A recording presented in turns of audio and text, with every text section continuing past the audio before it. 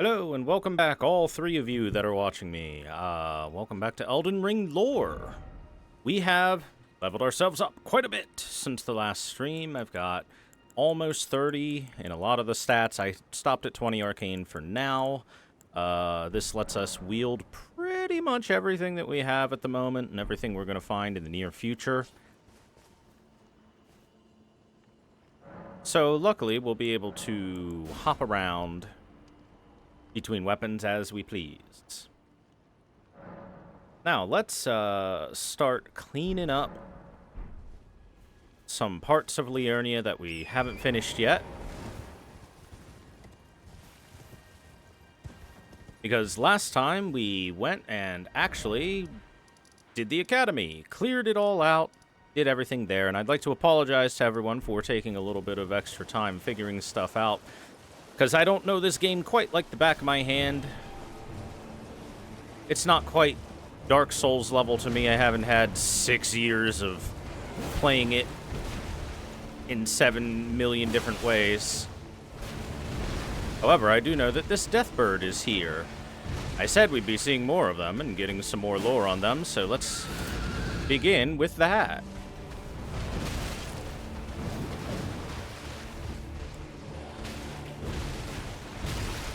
Ow. Rude.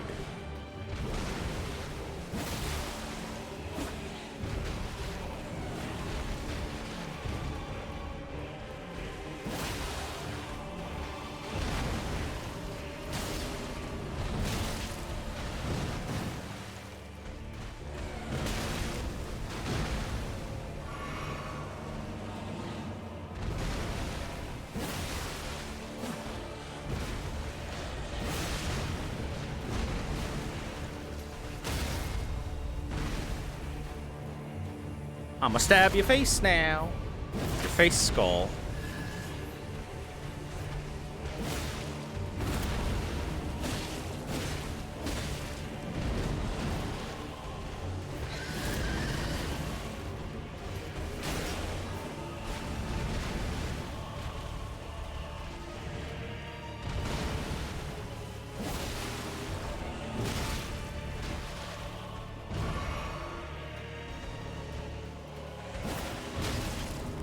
I'm so bad at timing thrusts and dodging them. Ah! Ow. Ow. Stop. Please.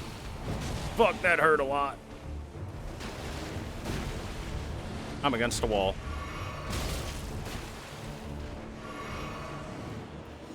Oh, the big boy grab. Yeah, hot tip for everyone playing Elden Ring: don't get grabbed by enemies. It really hurts. I don't think there's a grab in this game that doesn't hurt insanely badly. Got him. Deathbird number 2 defeated. And we get the red feathered branch sword talisman. Oh, I have a third talisman slot. Nice. A talisman adorned with red feathers, once used in ancient death rituals. Raises attack power when HP is low. The heart sings when one draws close to death, and a glorious end awaits those who cling so tenaciously to life. So this is, gameplay-wise, your red tearstone ring equivalent. When you are below, I think it's 30% life, you gain 20% damage, something like that. It's an okay damage boost, but the fact that you need to be so low on HP does make it not the best. Instead, we'll equip something else, like, I don't know, equip load? Sure.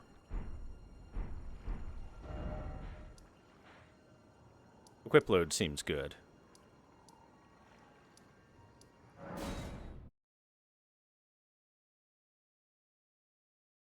What if they're friendly? No, don't let them grab you.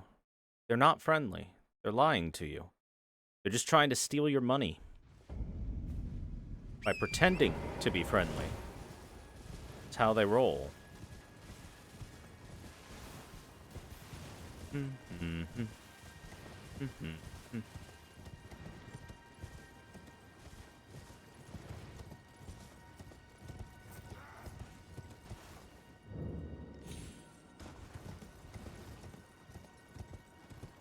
And then we're keeping it nighttime because there's another death bird for us to find. It should be in this set of ruins. Right to the east of that. Brace somewhere close by. Somewhere close by. Up there it is. This one is a little trickier. This is a death right bird. And as you can see, it's got flames of death that it shoots out, which is really cool. But more importantly, if you look at its wings, you can see a bunch of skeletons inside of the wings. It's just kind of hard for me to get a moment to look at it. Uh-oh. Uh-oh! Yep. I'm dead. Yep. Mm-hmm. It has a bunch of skeletal remains inside of its wings, holding death right equipment as well.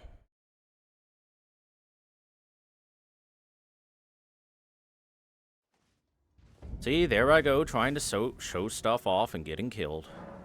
The things I do for you guys.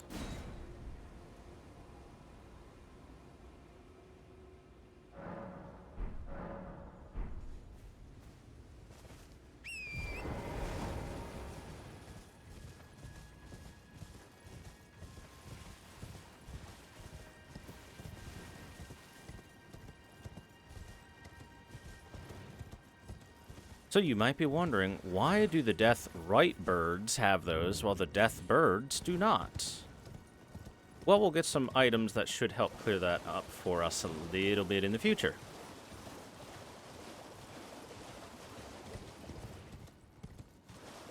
And by a little bit, I mean probably kind of far off. Don't worry, we'll consolidate all the information once we get it all. Show up again, big bird. Round 2, let's go.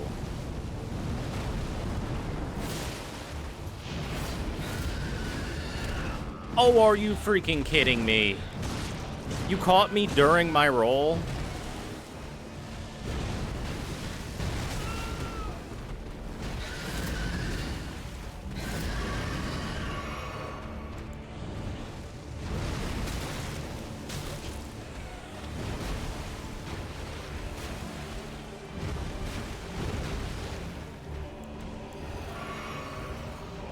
Ay-ya.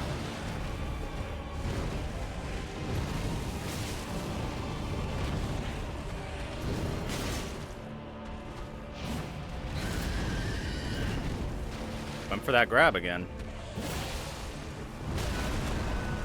Oof.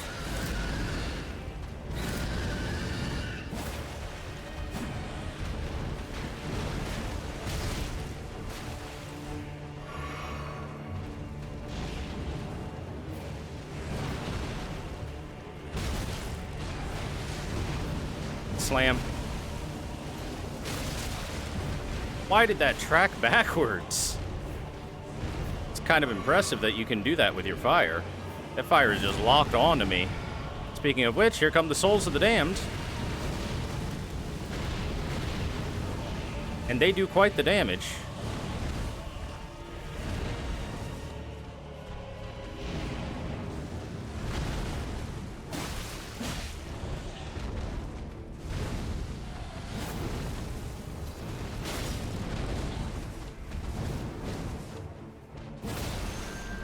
Uh-oh. Ah! Oh, God. That's so sick. Look, those are the weapons that all the dead things inside of its wings are wielding. Or holding, I should say. Not really wielding them at this point. They're kind of dead.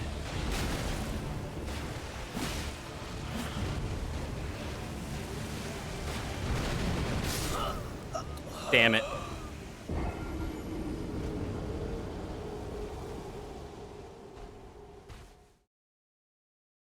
You know, this would be a slightly easier fight if he didn't have that homing-ass fire to follow us.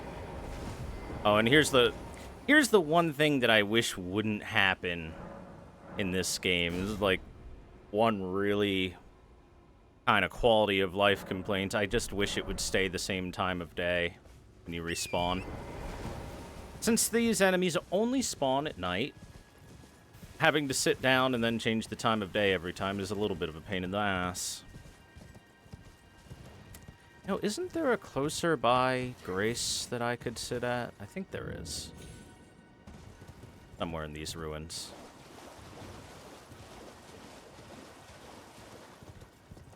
I mean, I'm not going to need it. We're going to kill it this time, no problem. Easy peasy, but, you know, just in case.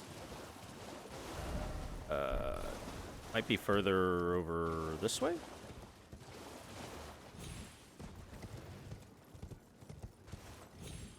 No? Hmm.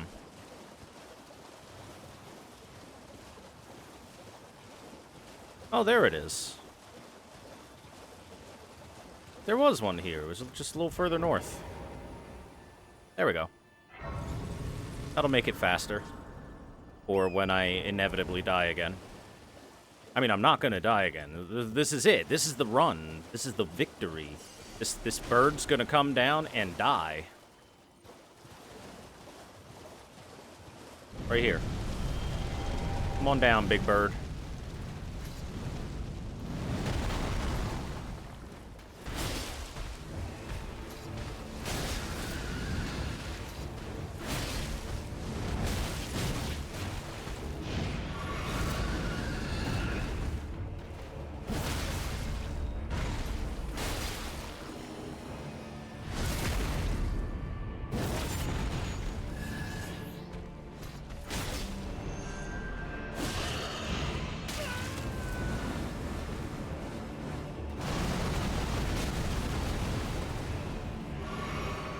Luckily, that doesn't do too much damage to us.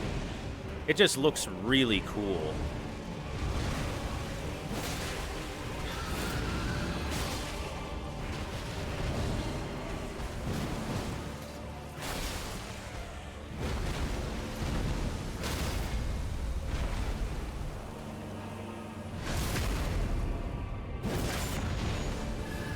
Finish him!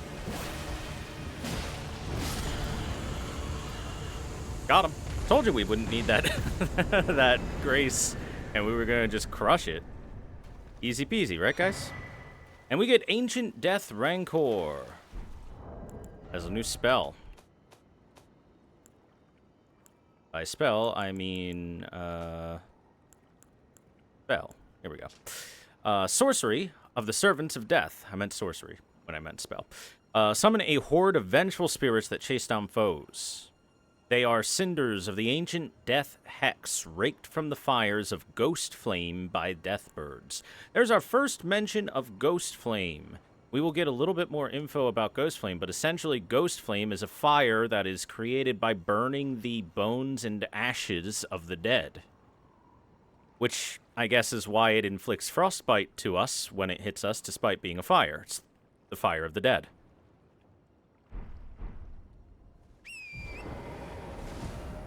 Okay. Got that done, which is something I wanted to do.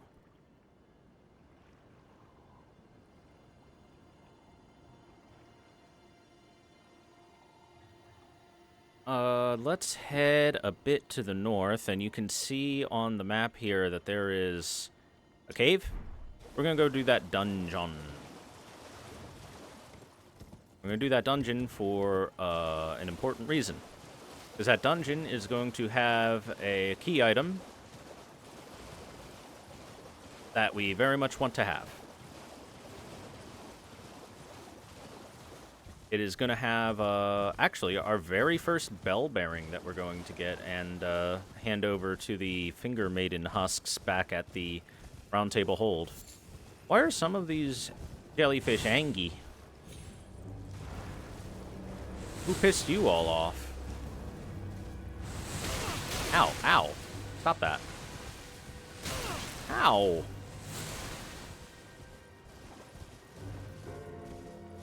Jeez. Look, another walking mausoleum. Bing bong. So big. Bong. Bong. And where there are walking mausoleums, there are the headless knights that protect them.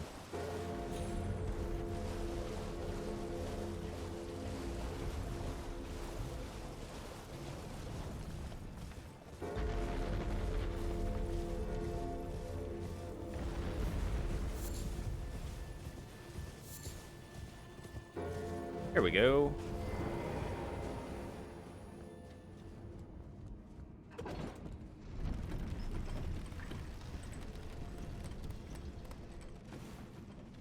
Just do that right away and grab some free materials.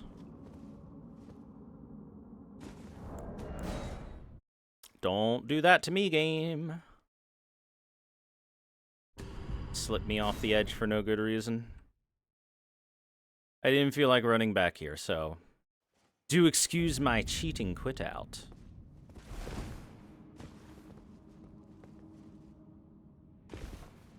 I don't know why some people call quitting out cheating. You know how fast you have to be to quit out consistently?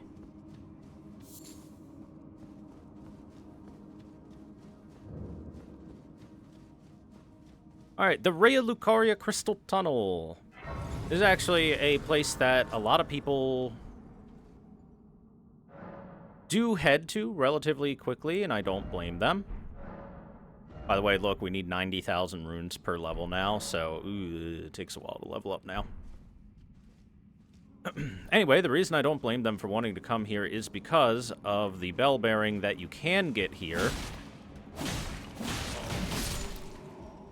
Being a bell bearing that lets you buy upgrade materials. Hey, you. Enough with that. Stop it. Find something else to do with your life, sir.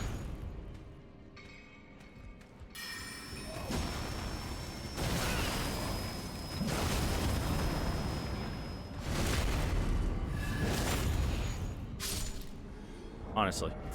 Okay, so we're going to want a bigger, heavier weapon in order to bash through these guys.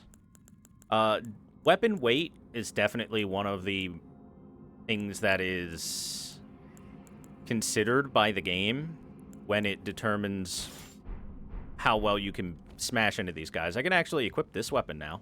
And I said this is a pretty good weapon, so we'll use it for a little bit. For funsies. Got a somber smithing stone, too, here.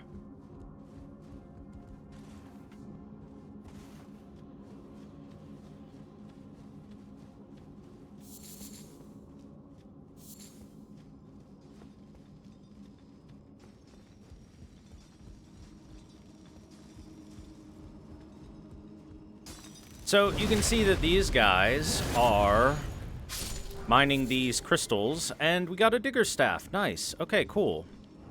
That's a nice drop, because that's going to help us out a little bit with the lore. Staff of sorcerer miners who extract glintstone from crystal tunnels. The staff itself is a tool used to mine, and the ferrule is also embedded with a glintstone. Boost the power of stone digger sorceries. So essentially what this is telling us is that these are wannabe sorcerers that did not cut it at the academy and instead were given the job of being miners. Diggy, diggy hole. Because the academy goers didn't want to deal with them anymore. And so they're mining mostly for glintstone, but you also find these upgrade materials and whatnot. Eventually, we'll be able to find the spell that they use, the little drill spell they're doing. Actually, forget the name of it, because I never used it in my playthrough. I used it once and said, oh, this is actually really weak and bad, and then never used it again.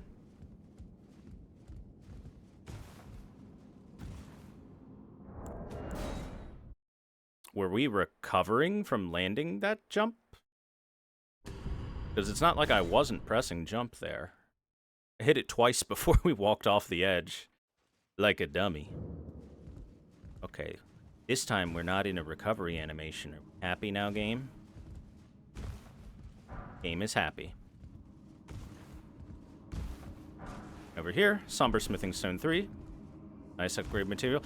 So, You can actually. So this entire tunnel is right down below us. That's the boss room right there. You can even see the boss standing there. If I take out my spyglass, we might be able to get a slightly better view of it. We can get the right angle.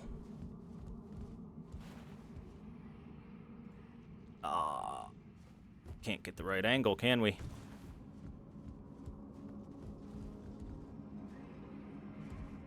But it's the shiny blue dot down there in the middle of the gold is the boss just kind of chilling. So we'll be descending down this cave. In fact, here's even the shortcut that we eventually unlock.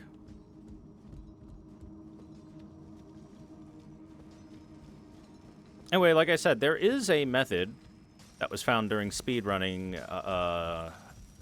that does let you make your way all the way down there instantly. It's not even super hard. All you have to do is get an enemy to do a riposte on you and have the riposte send you down during the animation of it.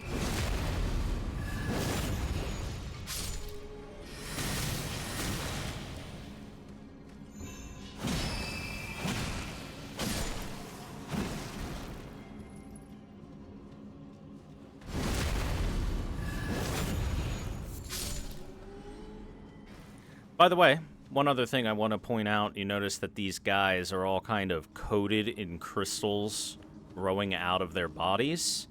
More evidence that glintstone is able to embed itself into organic material and grow within and throughout it. Which, again, makes me think that sorcerers are a little bit insane because they, on purpose, put glintstone onto their heads and possibly let it grow into their brains. Like, imagine if someone would do that in real life.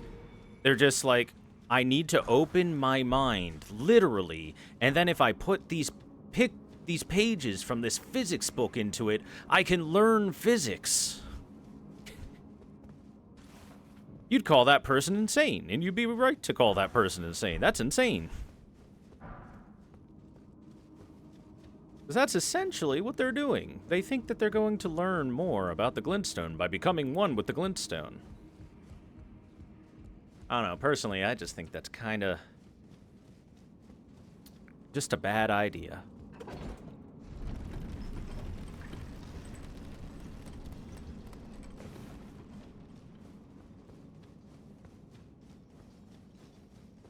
This one's an actual pathway that leads us places. And it leads us to a somber smithing stone. Technically, I think we can survive that drop. It might be just a little bit too far, though. We'll go the normal path. No reason not to.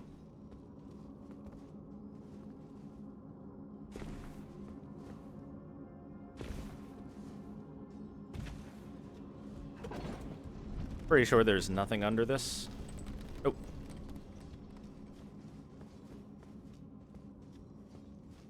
Yeah, I shoved some uranium into my skull. Now I'm going to know how to improve the efficacy of nuclear reactors.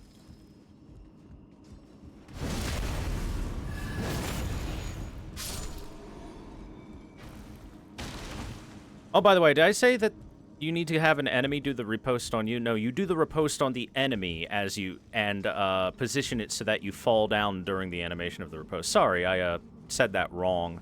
I said it backwards. Little tiny bit of dyslexia, I guess.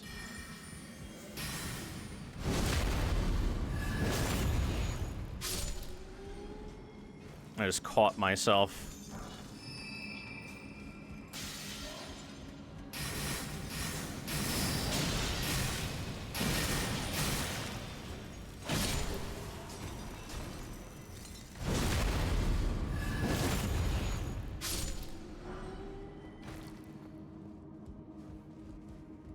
Is this the shortcut? I think this is the shortcut, but we'll just double check.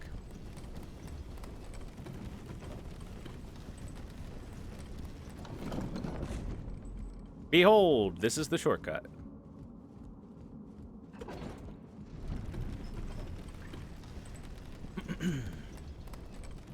Maybe I'll try and show it off once. Just because it is kind of fun to see. It's also used at, well, it was, back when I speedran, used in the Caelid tree to skip the entire Caelid tree. Because running through that is scary. And slow. Slower than just dropping. But the Caelid tree is a place we're not going to visit for a long, long time in this playthrough. Not till pretty darn close to the very end. Because it is in a location that you can't get to until you're pretty much... Oh my god!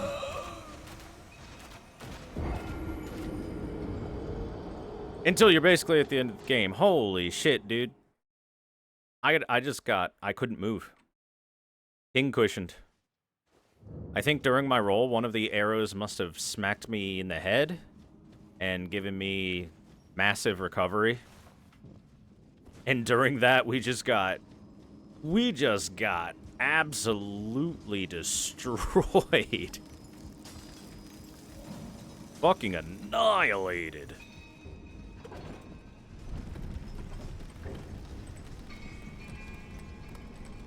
I think they shot something close to 50 arrows into me in 2 seconds.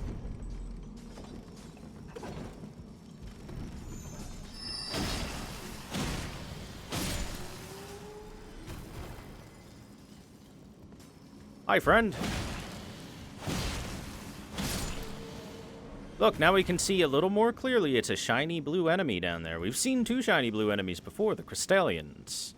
And as we are in Liurnia, can you guess what that shiny blue enemy's gonna be? It's Crystallian. Sorry to, spoil that for you guys.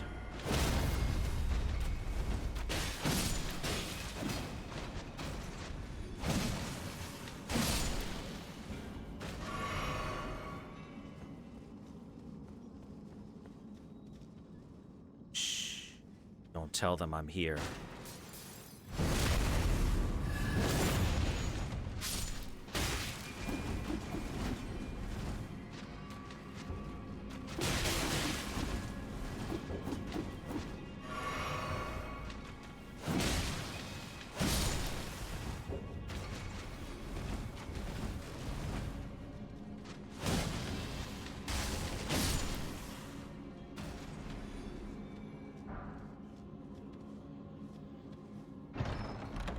Oh, they're more lame because they failed at being nerds. Because they want to be a nerd and then they failed at it. By the way, we found ourselves a crystal knife. Right here. A knife made by sharpening hard crystal. Signature weapon of glintstone miners. Used as a tool to extract glintstones from broken rock. And as such, a faint magic enwreaths the blade. So this is a dagger with some int scaling on it. It is still a little more dex scaling than int. It's not particularly good. It does a little bit of magic damage on top of its normal slashing damage. But like I said, it's not particularly good.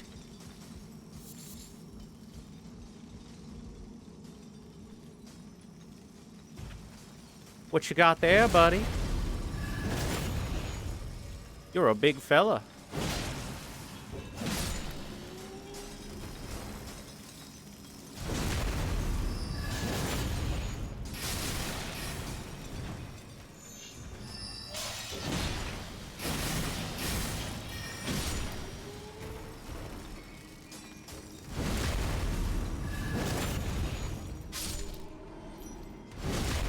No, that's my upgrade material. Don't take it.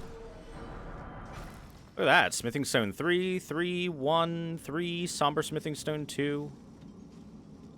They found themselves a nice little chunk.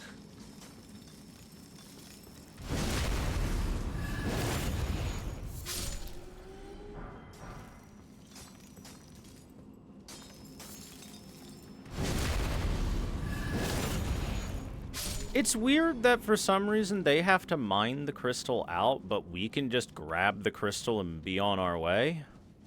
I guess we're just built different.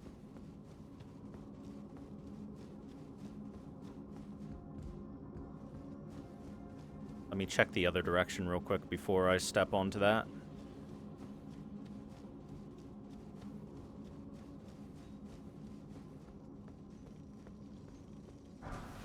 There we go. Shatter Earth.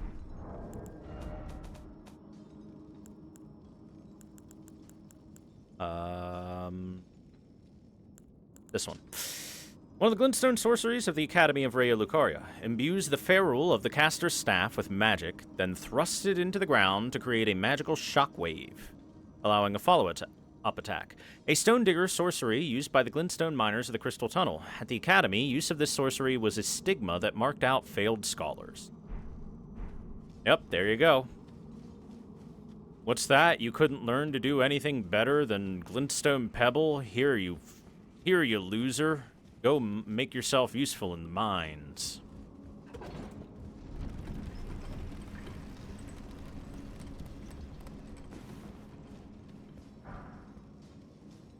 Again, I think that Miyazaki has something against schools in general, because he always makes the scholarly nerds into the biggest assholes that you can possibly make them into in his games. Maybe he had a bad experience in high school. Behold! A different kind of Crystallian, this one, Speen!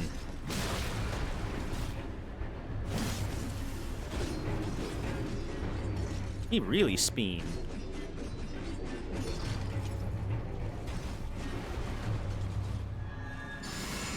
Alright, we'll do that and buff ourselves now.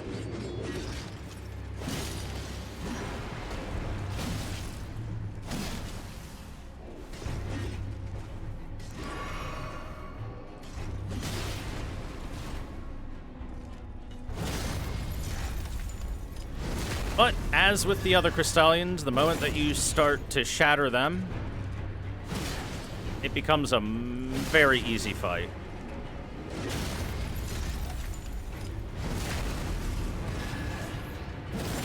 You just spam charged R2s and he falls to pieces. And there we get the main prize of this dungeon, the Smithing Stone Miner's Bell Bearing. As I said before, this allows us to buy upgrade materials.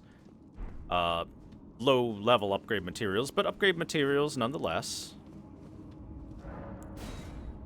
And so we can enhance weapons a little bit more freely.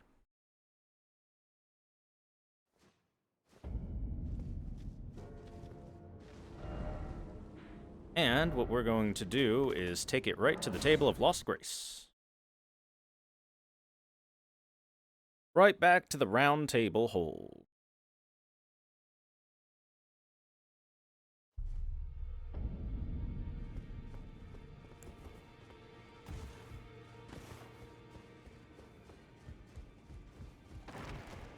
Howdy, you got anything to say yet? No? Okay.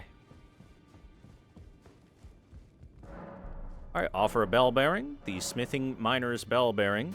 So, I've said it before, but it bears repeating. If you ever kill a merchant, they will drop a bell bearing. You can take it here to the Twin Maiden Husks, and then they will gain that merchant's shop items added to their own store. So, this is honestly a very, very good solution to the problem of I accidentally killed someone I didn't want to and didn't get their items. And I'm glad they put it into the game. So that unlocked the ability to buy Smithing Stone 1 and 2s. That's, you know, it's not much. It gets us to +6, which is helpful. It's more than nothing. You know, the difference between a +0 weapon and a +6 weapon is noticeable. It's nowhere near maximum, but it is nice to have.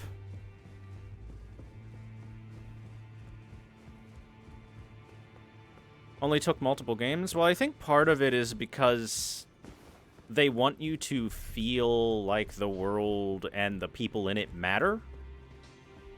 And being able to undo an oopsie does mean that the people in it matter just a little bit less in terms of gameplay terms. Well, I took you for no matter. Lay out your own. Anyway, the Golden Halberd takes Somber Smithing Stone. So we can't buy those yet. just regular smithing stones are all we've got available to us at the moment. But that doesn't mean we can't level up some stuff. Like, if I want to level up this Zweihander, for example, we can do that. What shall we level up? I mean, I can make my Uchi a little bit better while I'm sitting here. Make it a +10. There we go. That feels good. Let's get one big weapon up. I've been using the anchor. Because the anchor's fun. How about the Morning Star, too? Get that to a +6.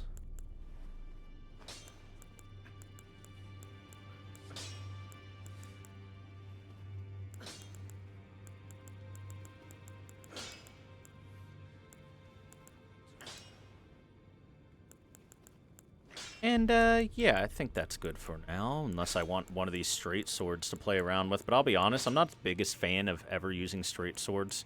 Not quite my cup of tea in terms of weaponry.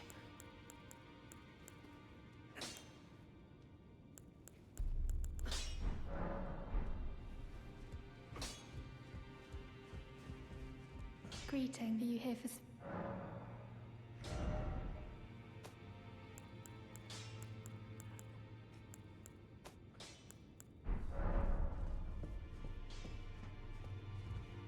It's unfortunate, but now I've got to carry around all these extra runes that may or may not die.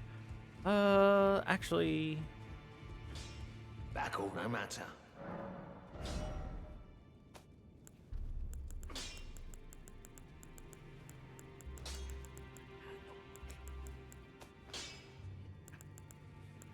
Any staves that I might want to boost up?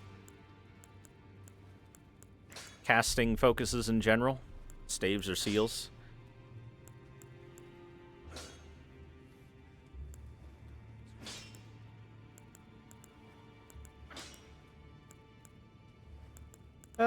Maybe the finger seal.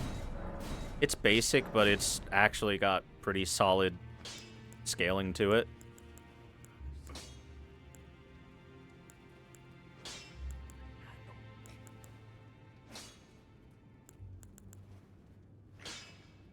Maybe one of the Academy Glintstone staves. Let me sell some of my dupe items, because I have got quite a few Glintstone staves from the Academy, for example. Whoops. Straight swords just don't swing the way I like Thor Wing. Oh, I'm sure of that, Chad. I'm sure of that.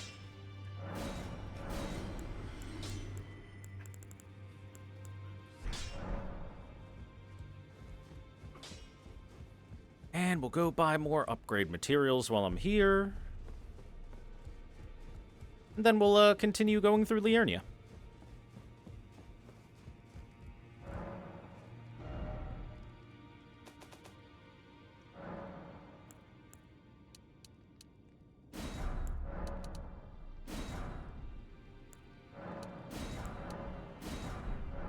There. We invested our money. Whoops.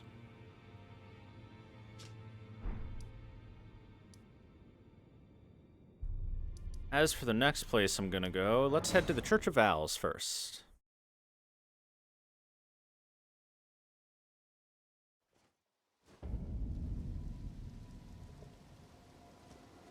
Let's talk with Turtle Pope. See if he's got anything new to talk about. Greetings. You know, it's said that Lord Radagon harbored a secret. A famed sculptor of the Erdtree capital was once summoned to render Lord Radagon's likeness in giant stature, when he glimpsed the skeleton in Radagon's closet.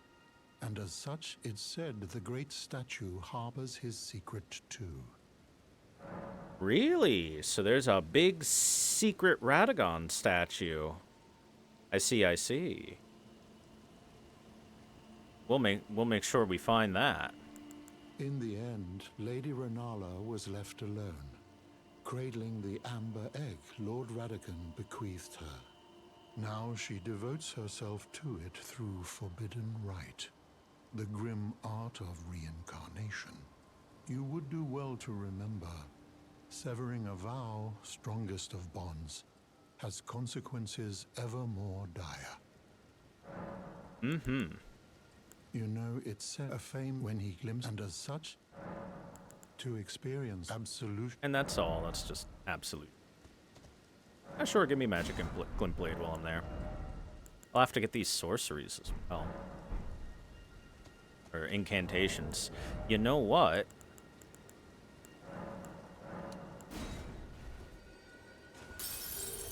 Let's do that. Is there some... Me lightning spear and electrify armament and hone bolt and blessing spoon. Thank you, sir. And in fact, now that we have the stats for it, we can actually use those.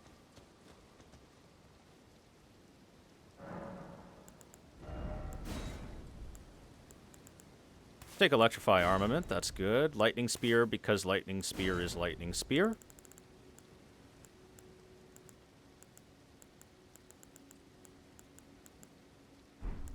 Any of these spells that I like? I mean, Scholar's Armament is fine enough. I can't cast Comet. Comet costs 52 int to be able to use. I'm not smart enough yet. I didn't bring myself to, you know, 70 int so I could cast literally every spell that I have right now, because I feel like that would make the game just a tiny bit too easy. Just a teeny tiny bit easier than I want it to be. No, Catch Flame's honestly fine.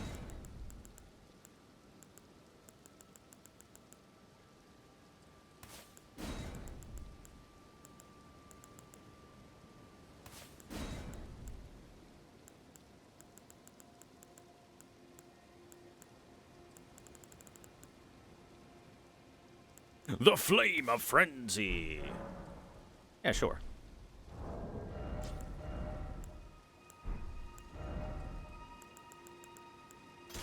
Equip the Finger Seal for now, as my secondary.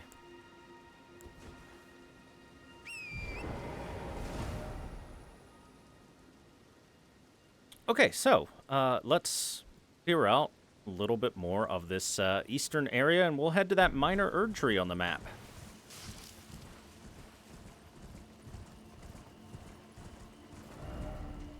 Yeah, we want to go this way east first, then follow the path.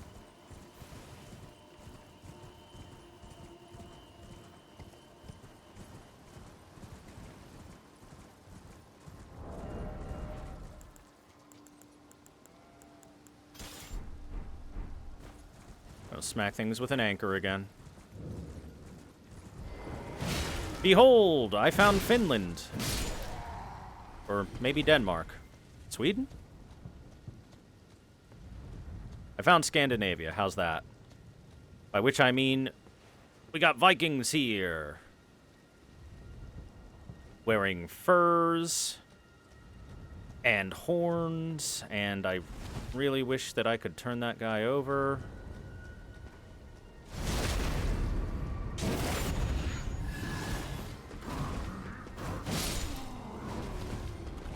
But we'll take a good look at this guy. You can see he clearly is inspired by Vikings.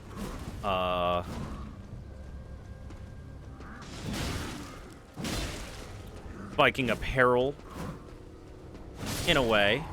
These are known as ancestors because they follow the ways of the old.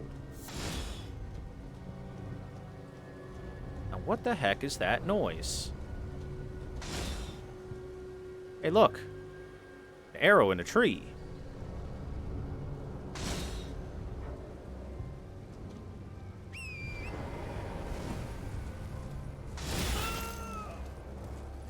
And that's what that noise was. That big man shooting big arrows at us.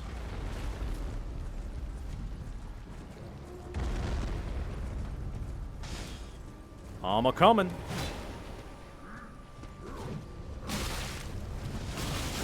Oh, sniped. Damn. That's rough. You notice one very common thing in Elden Ring is that enemies will swing their weapons or bodies or whatever at you a lot farther than you can roll away from.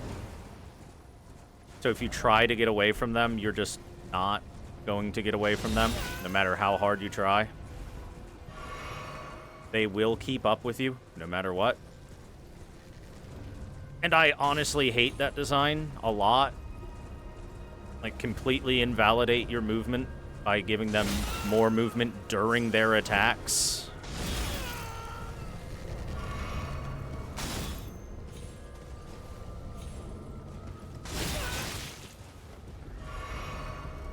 No, no.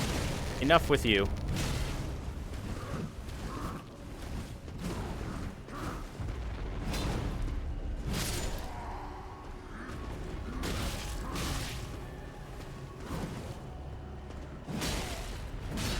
It's one thing to give that kind of excess chase down to a boss, but to give it to, like, every enemy in the game like Elden Ring does, it's really annoying in my opinion.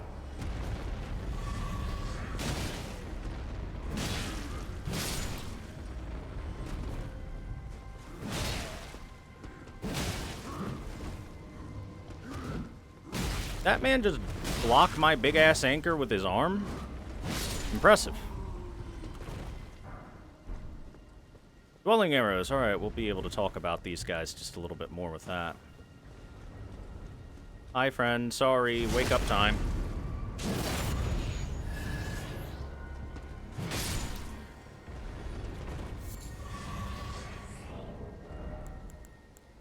Alright, dwelling arrows. Arrow in which the spirits of small animals are thought to dwell. Deals magic damage used by the master hunters of the ancestral followers. They are the ancestral followers, named as such because of their belief in the ancient ways, I would assume.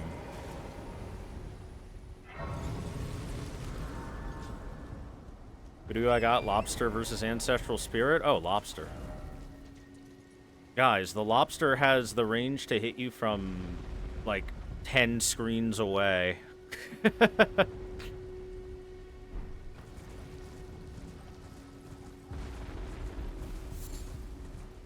Don't get me wrong, getting shot by those ancestors is a little bit annoying, but at least I have to be able to see them for them to shoot me, unlike a lobster.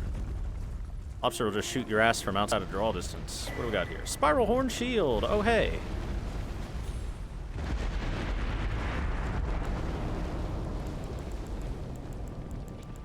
I'm going the wrong way. A small shield of antlers arranged in an eddy-like pattern. If used to attack a foe, the shield's antlers inflict blood loss. Once given to a tarnished warrior who cultivated close ties to the ancestral followers. Though the effect is only slight, it boosts immunity, robustness, and focus. Very poor physical damage reduction, but pretty solid physical damage power. You can use it as an offensive attack them shield if you really want to hit stuff with a shield.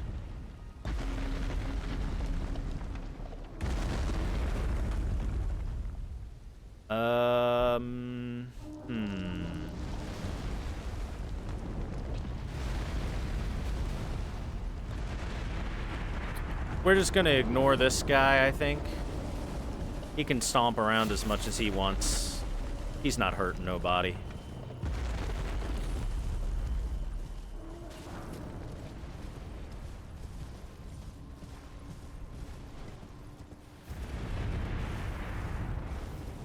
I know there's a talisman I can pick up in this area. I just don't know exactly where it is.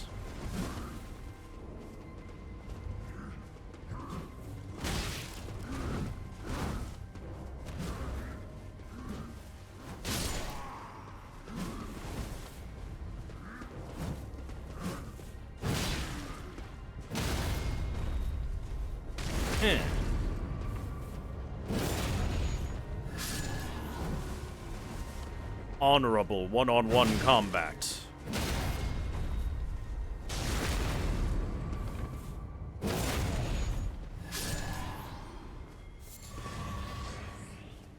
I think I'm done being the queen of Lucaria. Give me the Kikarian Knight armor again. Kikarian Knight armor just looks so good.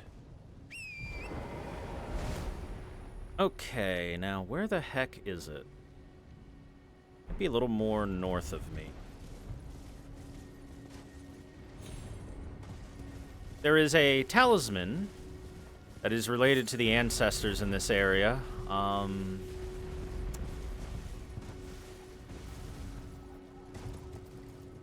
It's just the particulars of where it is that I kind of don't know off the top of my head. Those dudes have heads that are way too small for their bodies. Maybe. Maybe a little bit. Look, they're just big-boned guys. How you gonna just dunk on them like that for having big bodies?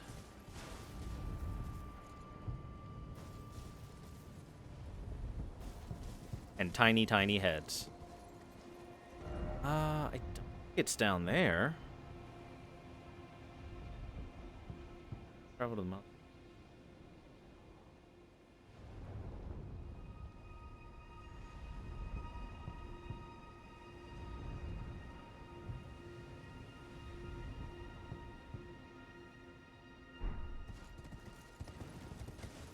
Okay, just double checked where it should be, so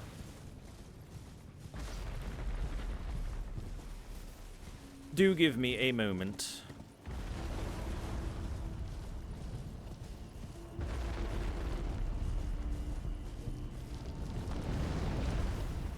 Hey, look, we've seen these before. We saw those in Raya Lucaria.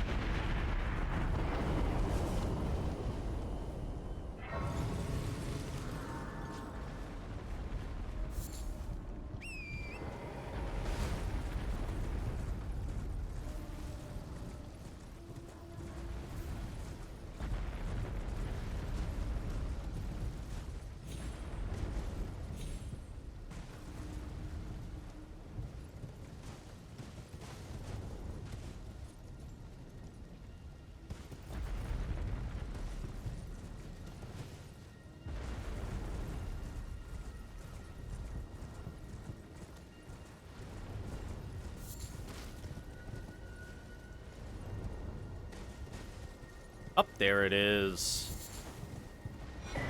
The Stalwart Horn Charm. An accoutrement worn by the ancestral followers. Raises robustness. Robustness governs resistances to blood loss and frost.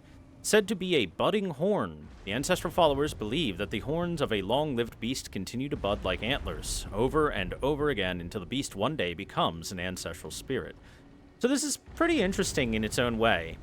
They have a worship of the spirits of animals, and specifically those with antlers, horns, and whatnot.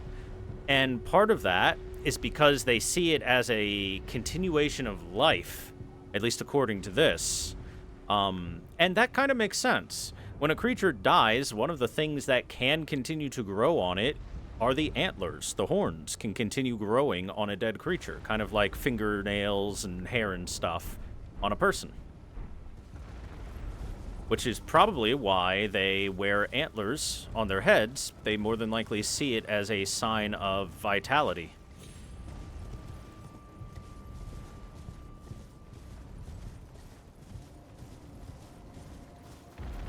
More mausoleums.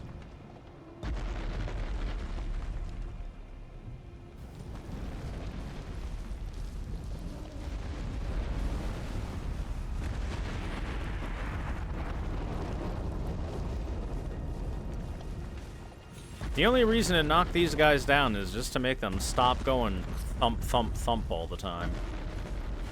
Let's see, we're heading towards, yes, this is toward the Minor Erd Tree.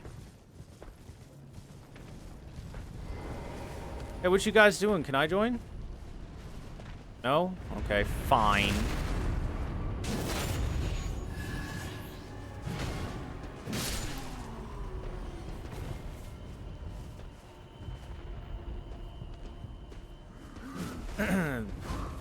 They wear face paint that almost looks like a skull as well.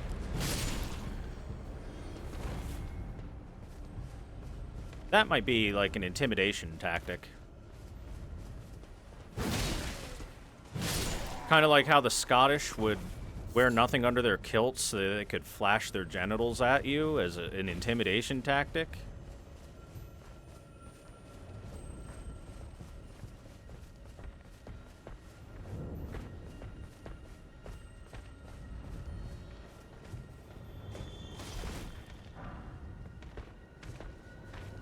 Same thing, but less sexy.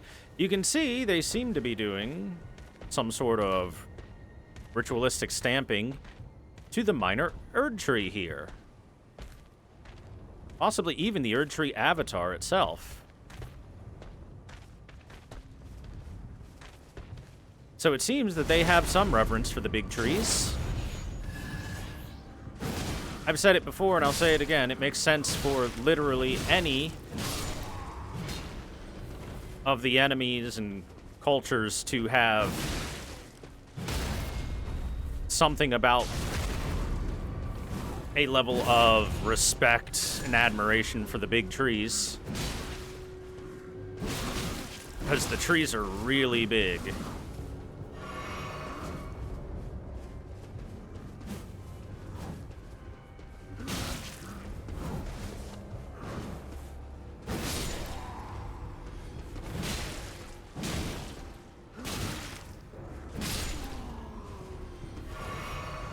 You know, you would think that just putting your arm up in front of a giant rusted anchor wouldn't help negate the damage all that much, but I'll be damned if it doesn't work. Great horn headband!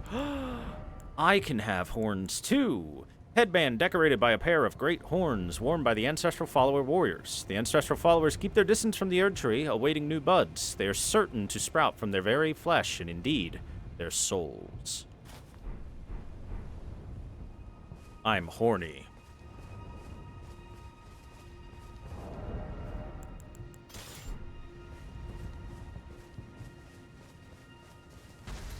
Erd Tree Avatar time.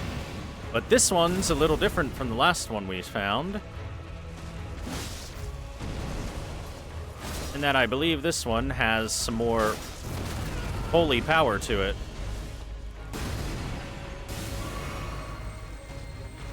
Pow, pow, pow, pow, pow, pow.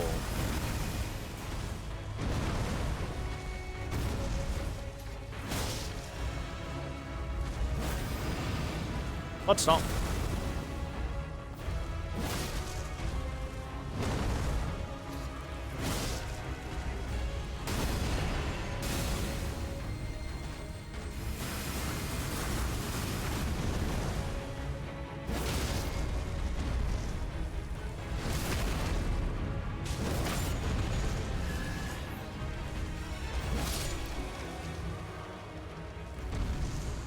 The avatar of the Erd Tree is no match for Nippon steel, folded over 20 trillion times. We got the Magic Shrouding Crack tier, the Lightning Shrouding Crack tier, and the Holy Shrouding Crack tier from that one.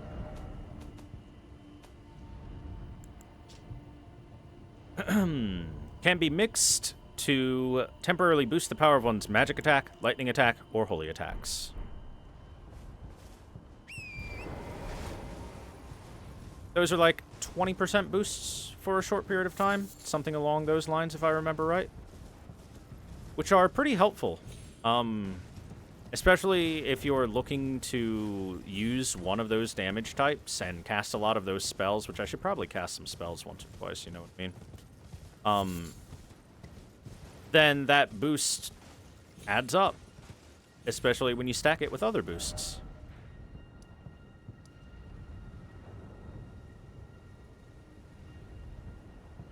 Okay, and that's the minor Erd Tree done. New weapon.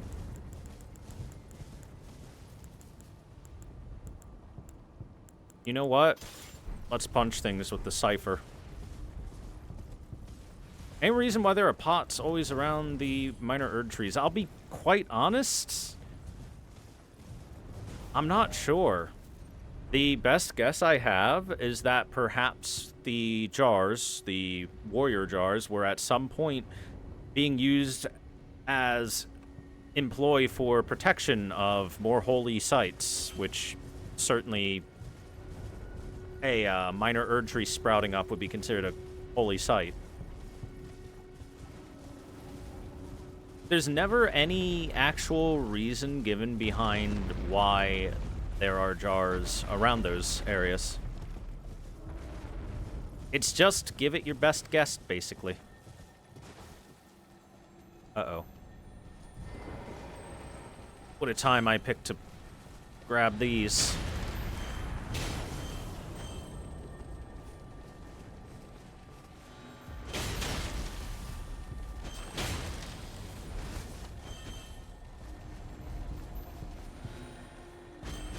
Oh my god, the tree!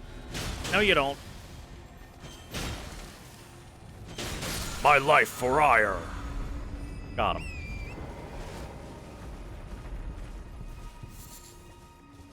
We've got the zealot fists ready.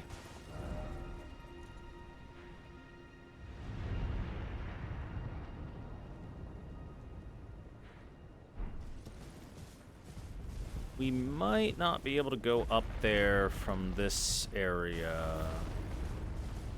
Is possible that I have to come from the other angle.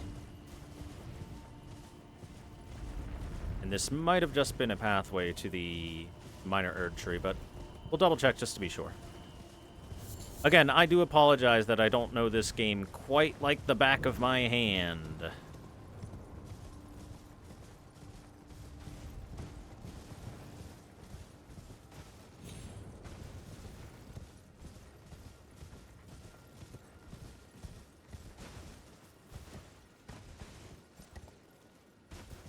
Darn, and there aren't even any cheeky rocks that I might be... Well, actually, I might be able to climb up those rocks.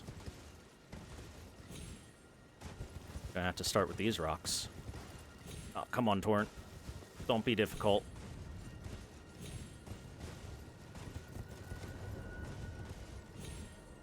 I swear, Torrent, you control like shit sometimes, bud. For wide open areas, Torrent controls fine, but the second you want to do any precise movement at all, Torrent controls like absolute trash.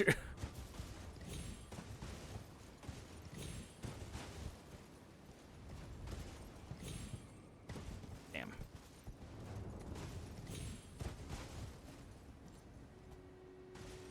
Even all the way up on this might not be enough.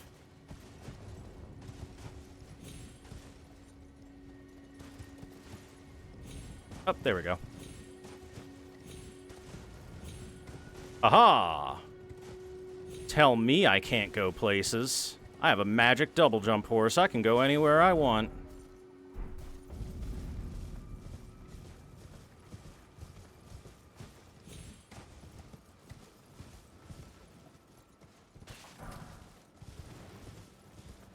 Welcome, chat, to another Village of Frenzy. The Frenzied Flame Village.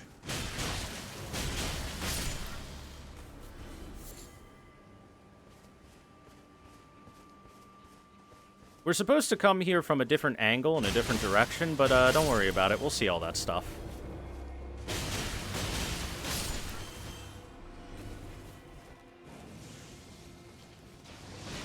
Yeah, you can tell these guys aren't all that tough, except for their ability to make their eyes explode.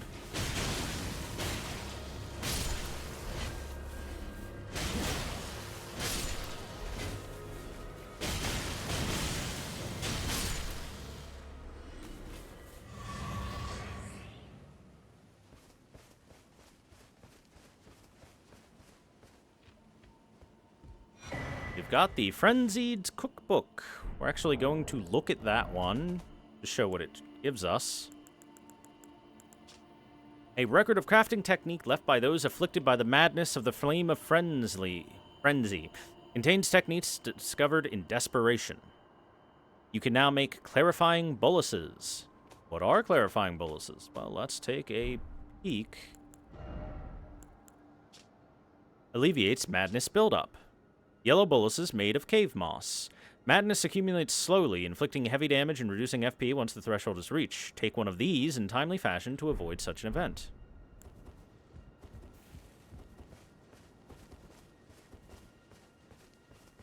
And hey,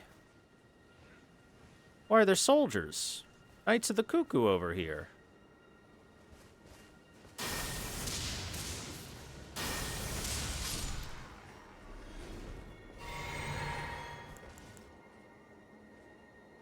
Oh, yeah? My eyeballs can glow too! God, that's a really good spell. So these guys are also inflicted with the Flame of Frenzy, as you can see.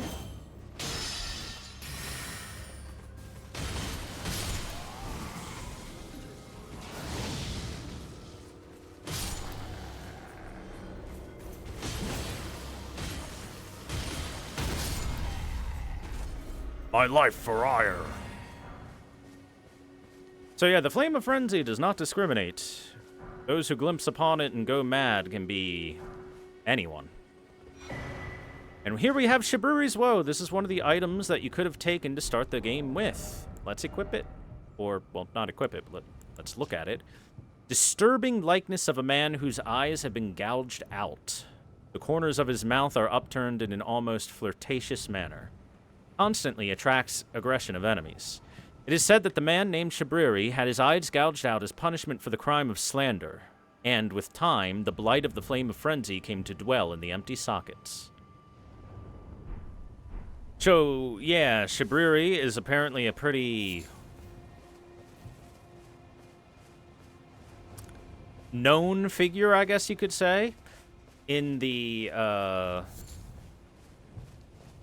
I was going to say, like, the Flame of Frenzy community, but it's less a community and more just a gathering of insane people.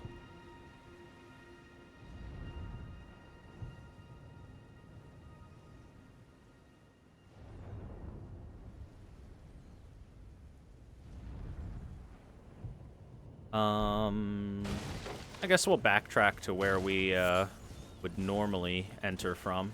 You can hear mice in the area, too. Is there anything on the rooftops in this village, or is it a different area that has rooftop goodies?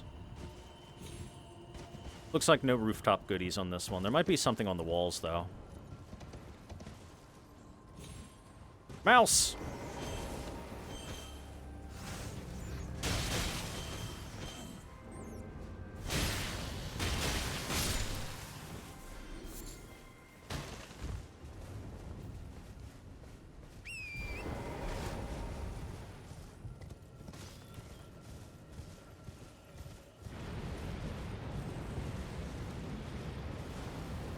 That's a lot of fire over there.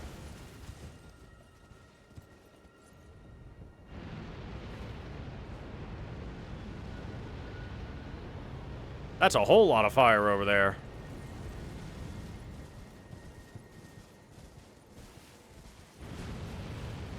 That seems to be just spawning out of nowhere.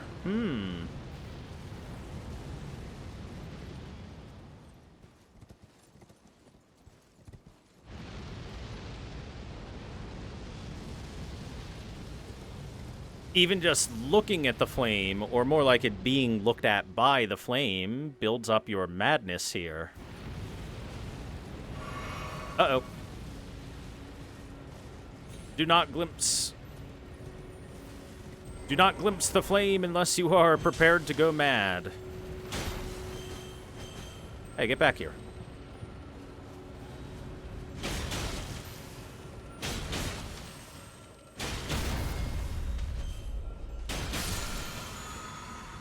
I needed to refill my thingy. So that is clearly inspired a little bit by the Eye of Sauron because it's a giant flaming eye atop of a tower. But it's so cool! Oh, there's an item.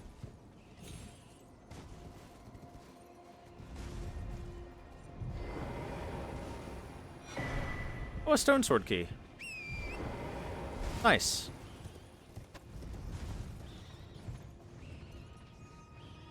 That's the big rat who make all the rules.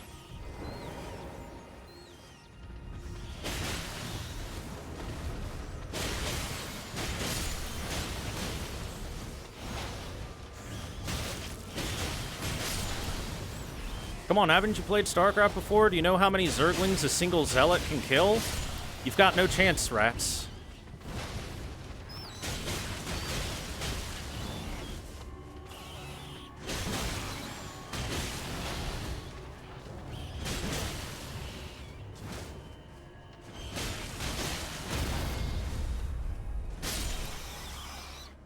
My life for ire. Oh, just an eye of yellow. An eye of yellow.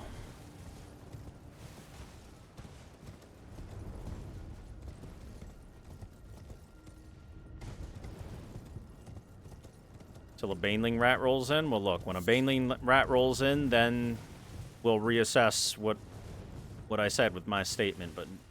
But for now, we're good. I think we're playing Brood War instead of StarCraft 2, so this Zealot can kill 1,000,000 rats. As long as you position it behind, like, some crystals so that the Zerglings have to walk in one by one in single file.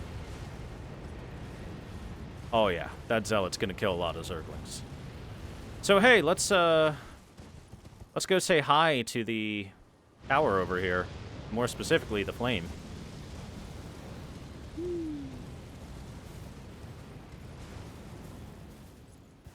Probably why the boluses are in the area. Or the recipe for the boluses is in the area. Because it's really easy to get your insanity meter to build up here.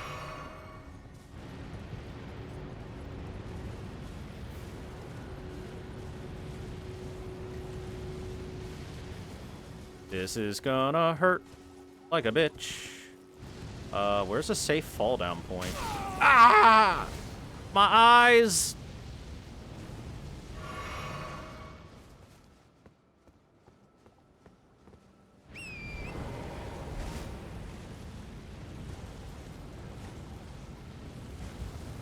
Damn, it's really getting me.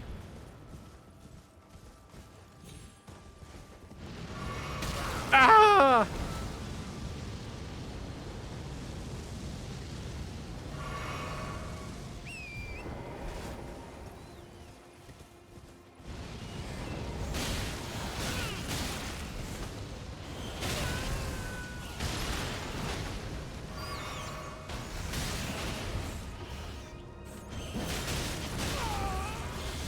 I can't move. Oh, God. Help. My eyes. My eyes burned out of my skull. That's what happens when you die to the Flame of Frenzy, by the way. Your eyes literally melt in your own skull. It's pretty metal.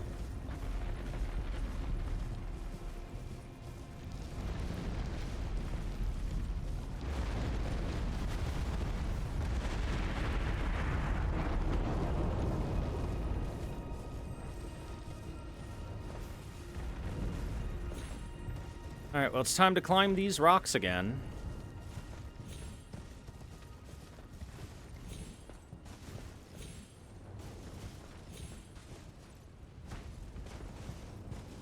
Torrent, what the hell was that, bro?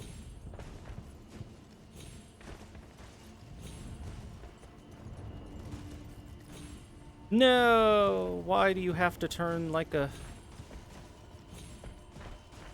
very poorly handling car?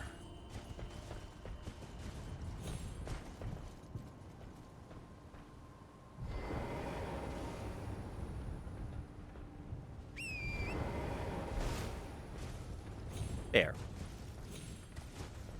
We'll just do it the smart way. Unsummon and resummon.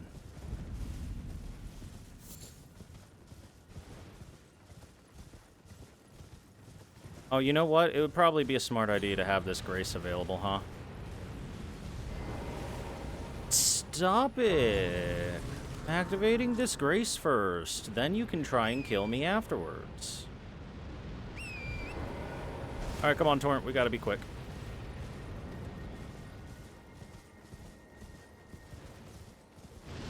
Notice there's guys just chilling at the top of the tower, basking in the presence of the flame.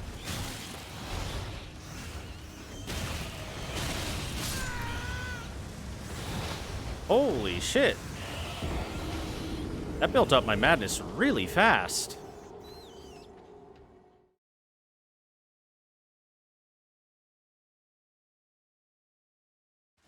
Okay, it's time to stop cosplaying a zealot and pull out an actual weapon.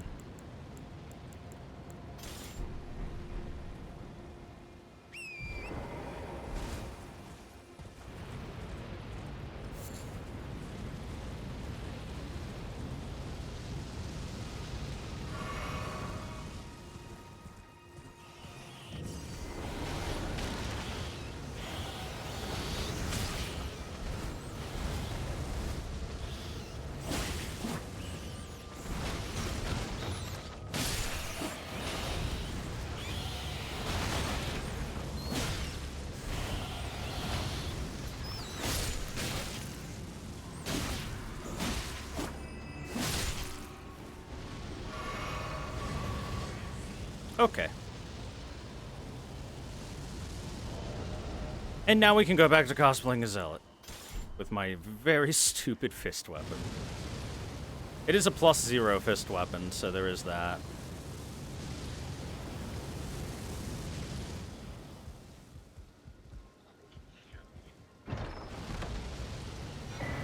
Howl of Shabriri.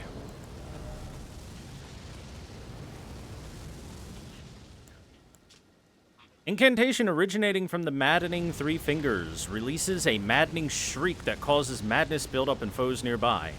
This incantation also causes madness buildup in the caster and makes enemies more likely to target them. It is said that the sickness of the flame of frenzy began with Shabriri, the most reviled man in all history. So hey, there we go. Shabriri is known as Patient Zero when it comes to the Flame of Frenzy and its infection of people.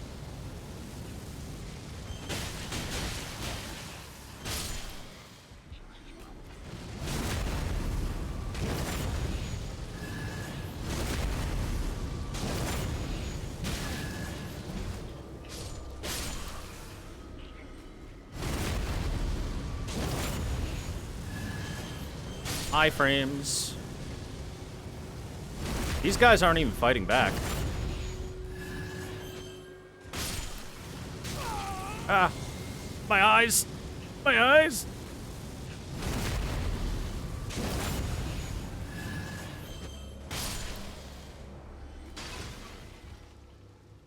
And thus, after finally killing all of them, the tower stops. So somehow this commune of people was creating or casting that visage of the Flame of Frenzy over here at the Frenzy Flaming Tower.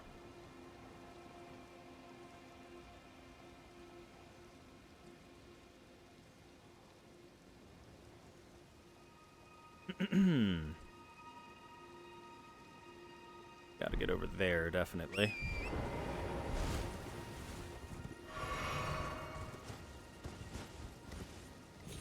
And you can tell why Shabriri would be known as the most reviled man in all of history, because this Flame of Frenzy stuff is kind of horrible. Ah, yes, look, if you accidentally look at this flame, or if it looks at you for too long, your eyes might melt out of your skull.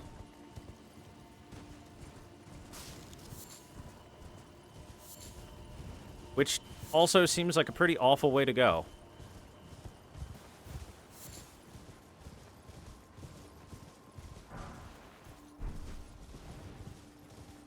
It's like the sun. It's like the sun if merely being in the presence of the sun melted your eyes. It's understandable you looking at the fire making it bad for you, but less so the fire looking at you, you know?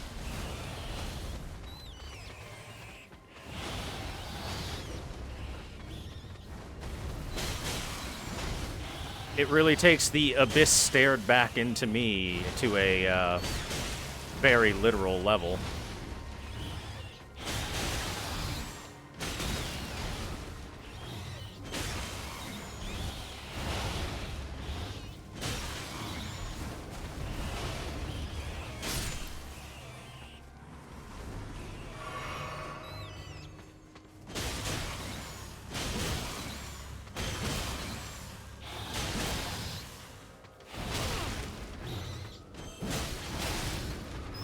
Ow.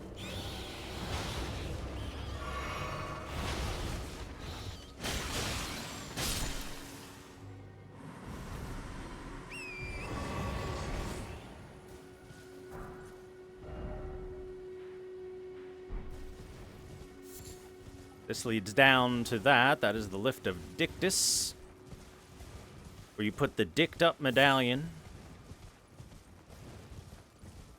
The eyes will grow back. This isn't Bloodborne. We aren't just going to sprout eyes.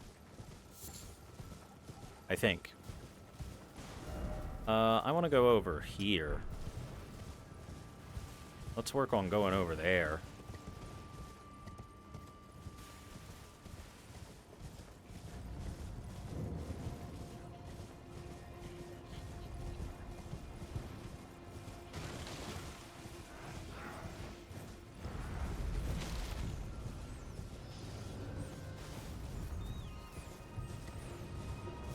Dicked up on a Friday night.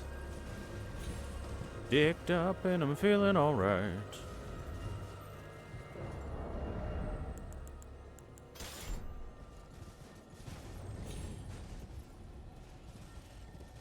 I hear you. Now I see you. You shall die. Don't care how surrounded by rats you are. Hiya!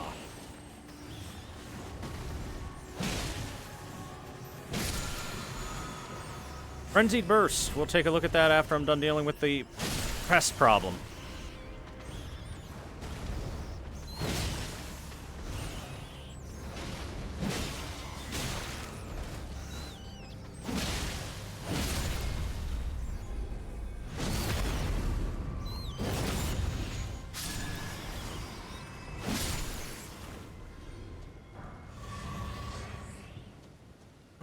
Can I think that this is where Shabriri was born? There is evidence to say that this village might be where Shabriri was born.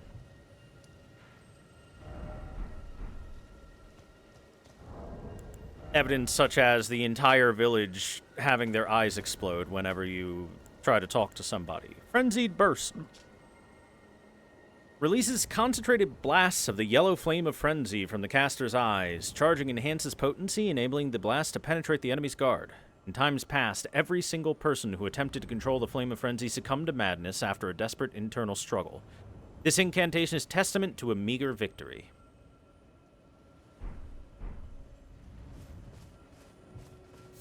Let me just say, they may have not made gravity magic all that cool, but boy is frenzied flame stuff wicked.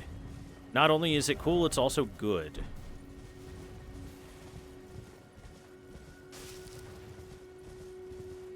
Let me just shoot lasers from my eyes.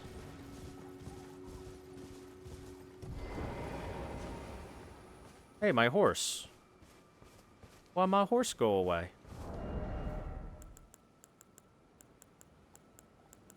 There he is. Festering fingerprint. Vic. Oh, there he is. Hi. Hi there. Hello, friend. Oops.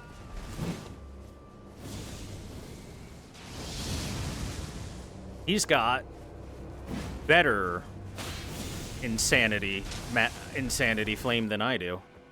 But I can still do this.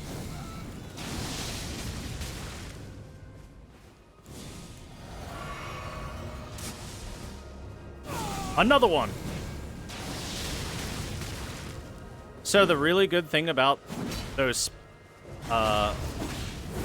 insanity incantations is that they do a lot of poise damage. And I mean a lot. Uh-oh.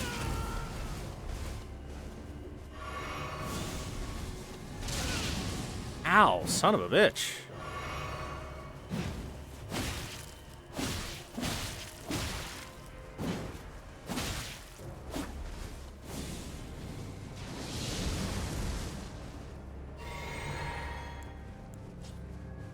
Okay, if you want this to be a fight of insane people and see who's more insane, I'll out-insane you, sir.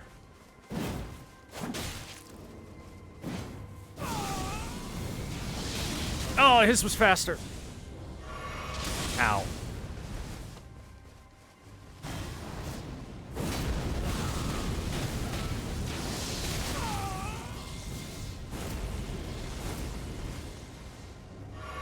Wow, how'd I live? I'm actually shocked I survived. Well, we got ourselves a fingerprint grape. And Vic's War Spear. More grapes. Eyeball of the Night, Vic, inflamed yellow, seared with a repulsive fingerprint burn akin to those that marred his entire body. If offered to the blind maiden, it will lead her to the source of the distant light, allowing her to become a finger maiden. So this is a Shibriri grape with a fingerprint on it, and extra burn marks. Spicy grape.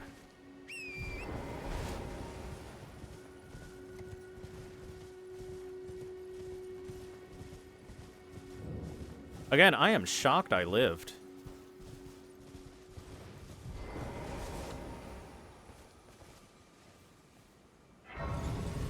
So this is another place where if you are doing Vare's quest and you need to soak Maiden's blood into the cloth he gives you, there's a dead Finger Maiden.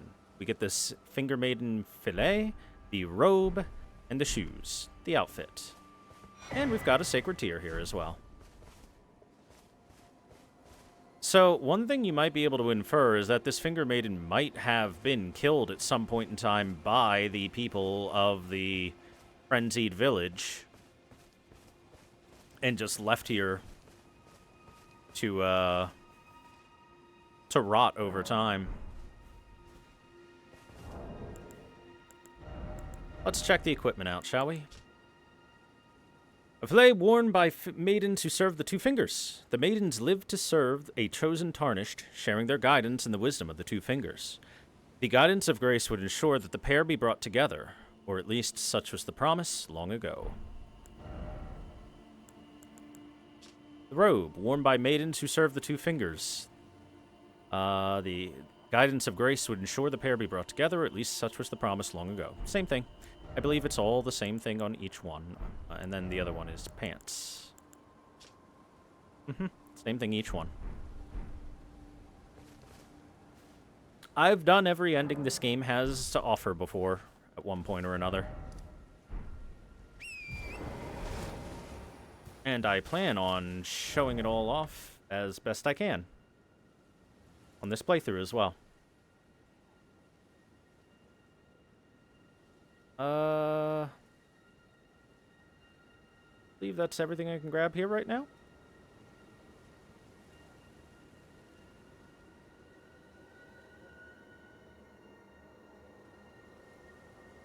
Guess I'll head on over to the other area.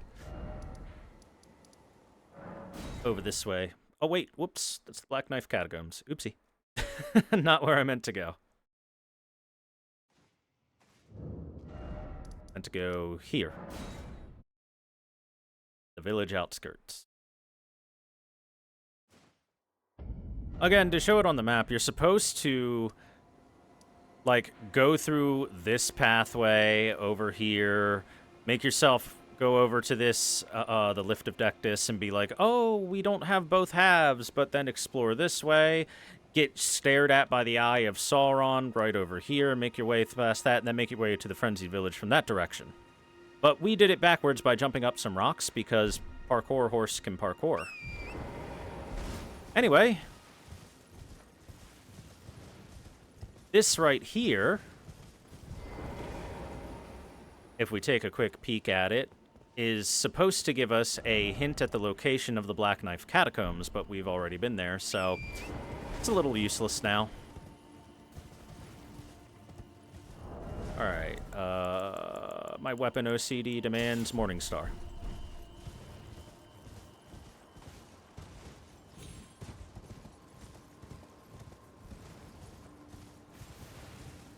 Akarian Troll Knight. Uh-oh.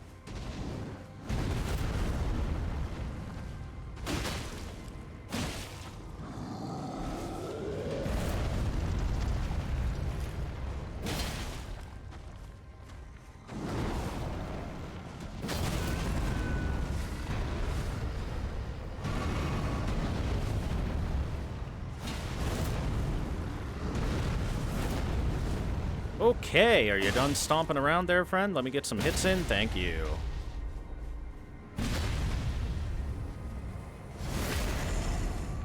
Doing exactly what a mace is supposed to do and smacking right through that armor to ring your bell. Ding dong. Uh-oh. Big swords. Come on, big spell swords. Go ahead and shoot off so that I can approach him without getting annihilated.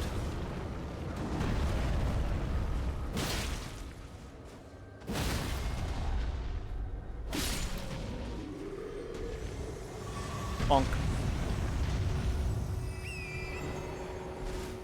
Got him. Now, why was a Carian Troll Knight, over here protecting this? Converted Fringe Tower. May erudition light the way. Must solve the puzzle to enter. So, may erudition light the way. Unfortunately, for the time being, we cannot do anything here. But we have put it onto our map for the future so that we know to come back.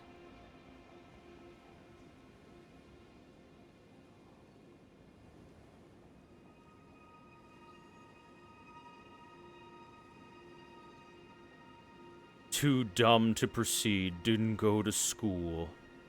Oh, man.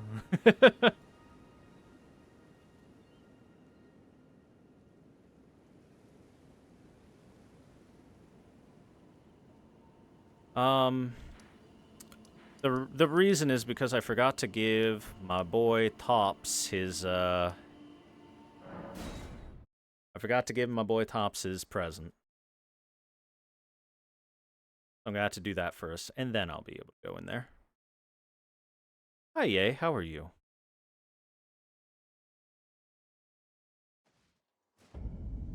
Is Bach still here? Hi, Bach. Bok the seamster, at your service, master. Ready to make adjustments to your garments.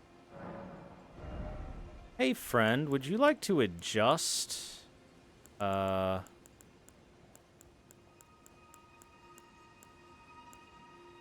am I not even able to attempt to adjust one of the ones you can't yet?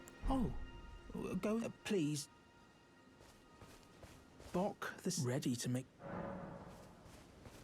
Let me double check my notes on when Bach continues his quest.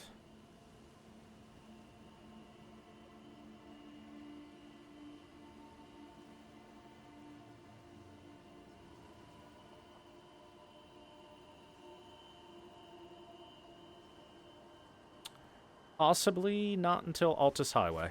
Okay. That's fine. Not until we're in Altus.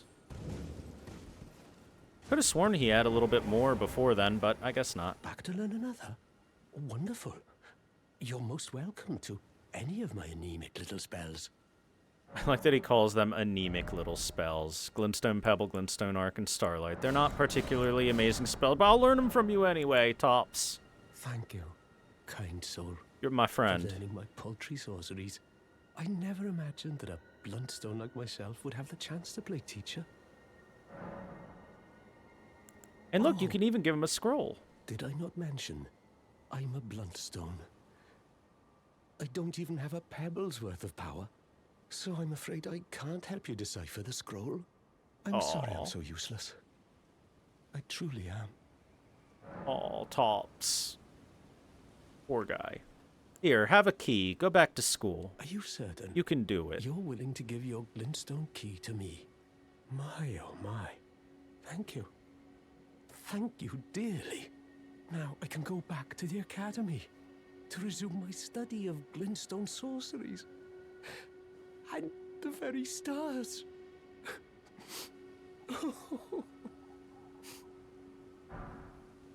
Erudition. Now, Tops, I'm gonna warn you, my friend.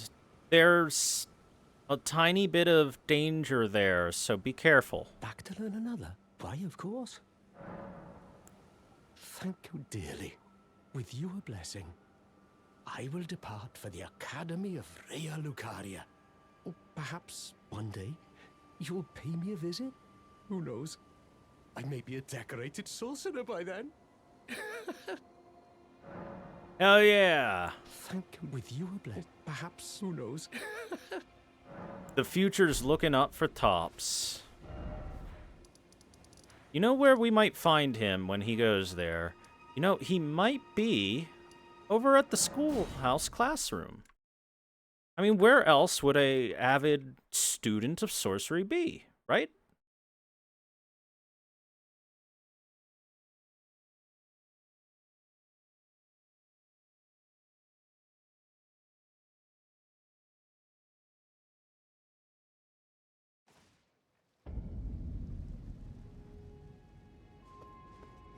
Tops. Friend, are you studying hard? I mean, I could have sworn he'd go to the schoolhouse if anywhere, right? Tops, there you are. Tops? Tops' bell bearing, an Academy Glintstone staff, and Tops' barrier. Tops! No! Hold on, where's Great Sadness?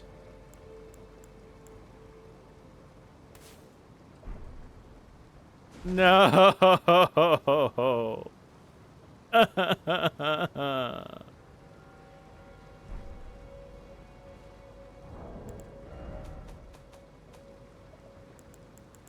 Tops' barrier. The lifelong pursuit of Tops the Bluntstone creates a magic force field that deflects sorceries and incantations, told to continuously create barriers. Future generations will learn. They will know the foolishness of the sneering sorcerers who ridiculed this theory, little realizing that it was in fact a discovery worthy of a new conspectus of the Academy. So yeah, Tops, despite not being able to learn traditionally from things, was able to study on his own to the point of creating a spell powerful enough it can reflect other spells back at the attacker. And it's not bad at all. Not just spells, but incantations too. So if someone casted Comet, like one of those elites casted Comet, Tops could send it right back at him. It's a solid spell. It's a pretty damn good thing that Tops was able to figure out. But the poor guy was never given the time of day by the Academy because he wasn't good at traditional studying. I'll miss you, Tops. Poor guy. That is the end of Tops' quest. Mostly. I do believe there might be something he left behind. I'll do a quick double check. He might not have. This is like a 50-50 thing.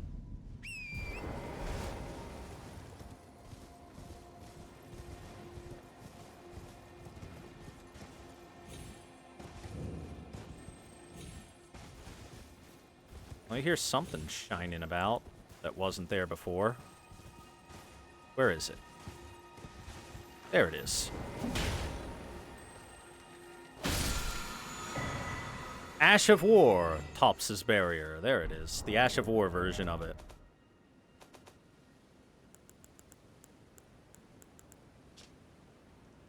Erect a magic force field while swinging the shield to deflect sorceries and incantations. Can also be used in the same way as a regular parry. So yeah, Tops basically created something that's better than Carian Retaliation. In certain situations. If a strong spell is cast, it's better than Carian Retaliation. If a weak spell is cast, it's weaker. But he created an incredibly powerful spell.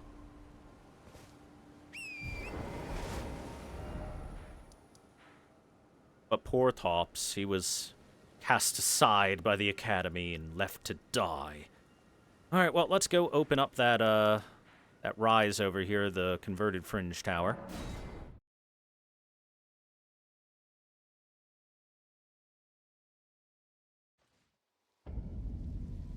Go see what lies within. He's a filthy blue deck user. Well, cast aside because he wasn't very good at learning. So, this is actually kind of a parallel of real-world stuff. Sometimes you get people that are terrible at schoolwork and applying stuff that already exists, but they're really good at researching completely new things that other people haven't even thought of. And Tops is supposed to be an example of exactly that. And how... Whoops. Raptor. I want erudition.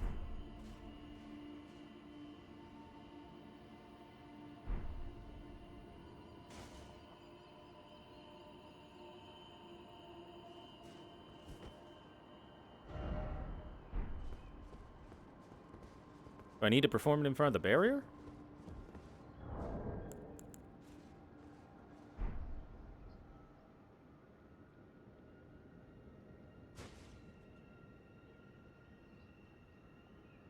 I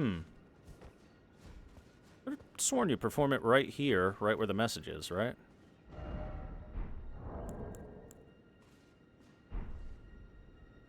Oh, right. I think I need to equip one of the Academy helmets first. You are correct, chat. Thank you.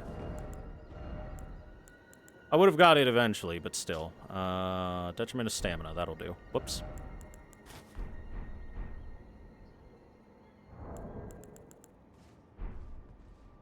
Alright, ready? Everybody do it.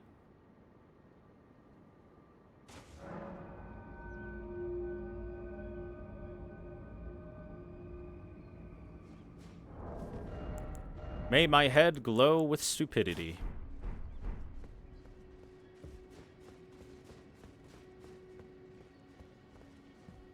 So this is another rise, abandoned, clearly.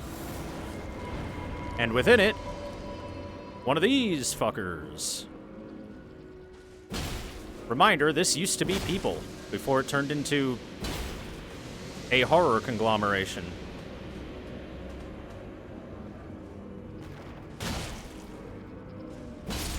Because the sorcerers, or at least one sorcerer who created it, thought that that might be a way to glimpse the stars and create their own star. And you saw it was spewing out some very cosmic-looking energy.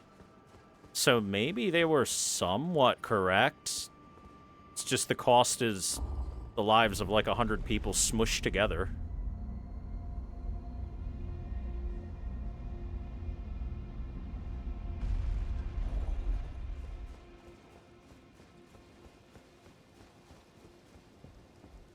At the top, our prize is the Cannon of Haima and the Gavel of Haima. New spells. Cannon of Haima, one of the glintstone sorceries. Lobs an explosive magic projectile that flies in an arc. Charging enhances the potency. Drawn from the Conspectus of Haima, the adjudicator of the Academy. This sorcery employs might as a means to quell conflict. And the Gavel of Haima. Once more, drawn from the scholarly Conspectus of Haima. So, more than likely,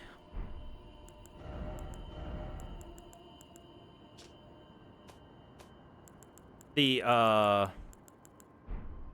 Haima spells, well, it even says the adjudicator, would only be taught to those who were meant to be the law enforcement of the Academy.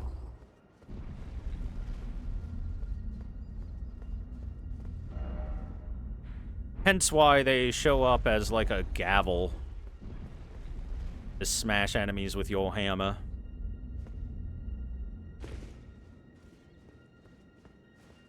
As for the cannon, it's just a big explosive shot that you lob. The fact that it's lobbed does make it kind of not the best spell in the world. The gavel's pretty good. It smashes enemies good. It's not bad at all.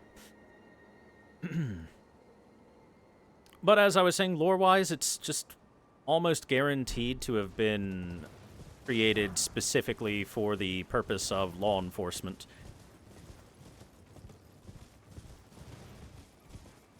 Hence why one of the spells manifests in the form of a gavel. It's supposed to be Judgment has been passed down upon you. Ye have been found guilty. And then the gavel comes down on your head. Figuratively and literally in this case.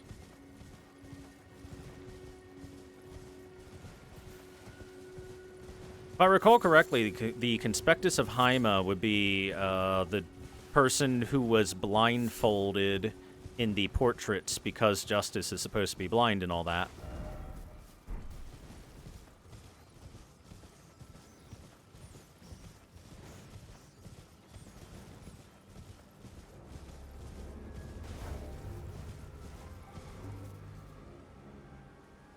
That rat still on me? No? Good. Might be above me, actually. The next layer.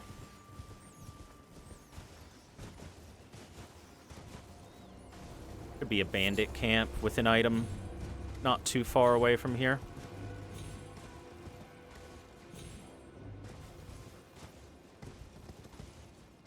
Up there it is, right down there. Right down there. Let's go crack some heads, eh?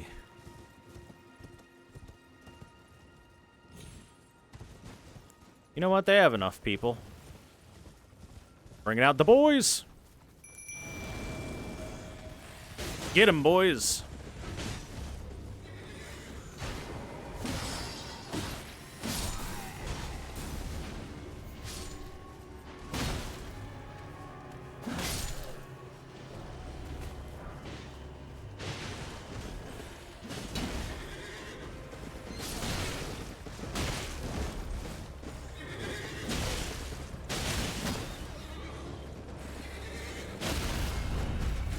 Well, well, look who's dead.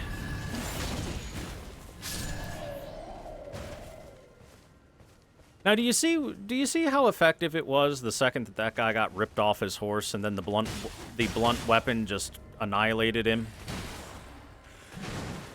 See, that's what will happen in real life with weapons like the Lucerne. Like I've said before, the beak of the Lucerne, even though it says here it's for cracking open armor, was not really used for that. Because if you crack the beak into the armor, you're going to have a hard time yanking it out. Instead, the beak is meant to catch people that are riding on a horse, catch it onto their clothing, their armor, anything like that, and then yank them off.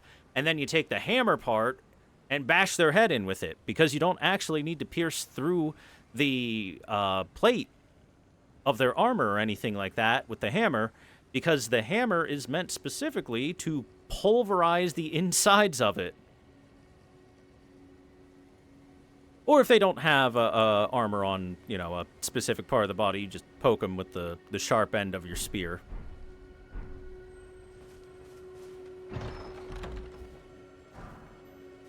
And within we have a great mace. A huge bludgeon with sharp protrusions, an enlarged version of its smaller cousin. Maintains all the advantages of the smaller bludgeons, boasting few deficiencies while being very capable at breaking enemy guards and stances. A shrewd choice for simple slugging matches. Big hammer. It's actually relatively quick to swing too, but I have an anchor instead.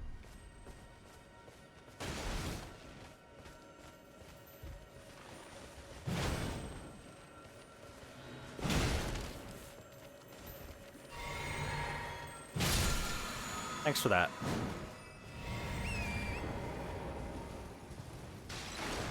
Hi, Troyes. Am I wearing the Battle Mage robe? I'm currently wearing the Carian Knight armor, and I have the Crimson Hood on. I like the Carian Knight armor. I've always really liked the appearance of it. Nice trebuchets.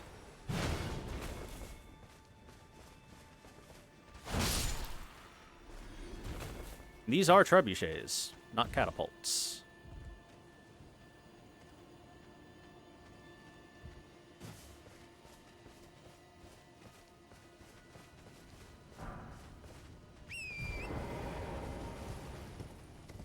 We are going backwards through these areas, but that's fine.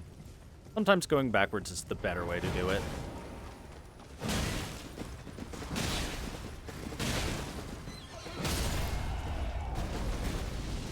Woo, toasty.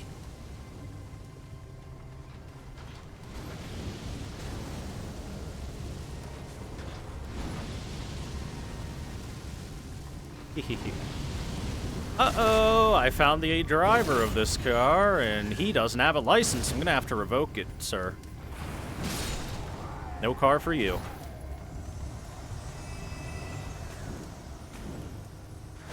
By the way, one thing I've always found cool about the design of those flamethrower vehicles is that they're shaped like a bellows, and they even push down when the fire is being spewed out of it. Oh, my skeleton. Oh no, what happened, guys? The earth has reclaimed their spirits. They've been trapped within the ground of the lands between. A fate worse than death. Well then.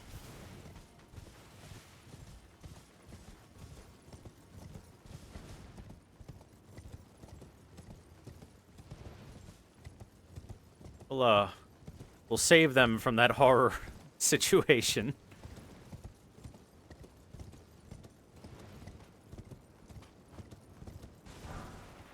That's like the thought of teleportation, but teleporting wrong and accidentally teleporting inside of something that already exists.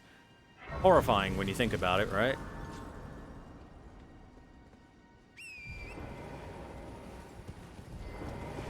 Hello, friend. It's there. Somewhere. Another path leading back to the foot of the Erd Tree. An ancient tunnel. Secret tunnel.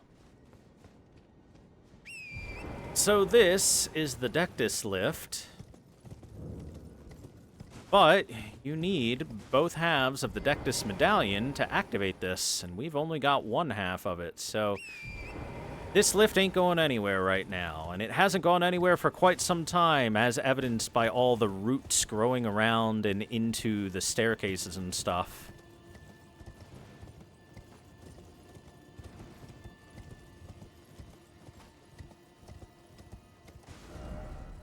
One thing's for sure, by the way, the cave that leads you up to the Altus Plateau, if you don't want the Dectus Medallion, is right here. Right here.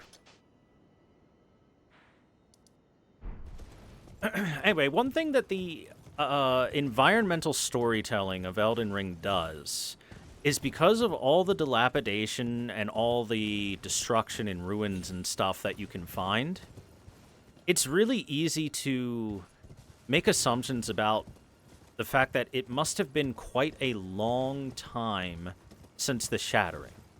How many years is questionable, but we know it's probably been at least a few decades. Uh-oh. Don't you trebuchet me. I missed one.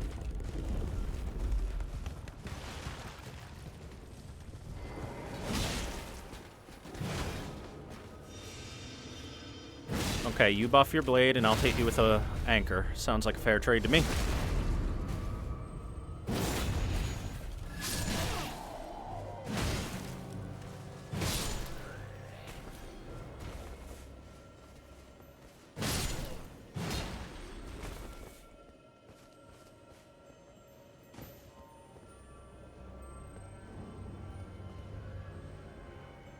Oh, you're just a heal restoration.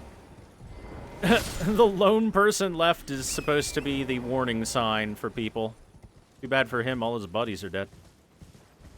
It's also easier than actually writing all these things out and actually being consistent. Well, one thing has been proven by these Soulsborne series games or anything like them, and that is the simple fact that mystery is engaging. Having an air of mystery and not knowing everything 100%, not having it all spelled out for you, people like trying to put the pieces together themselves and like to play detective. People like having a little bit of vagueness in the writing.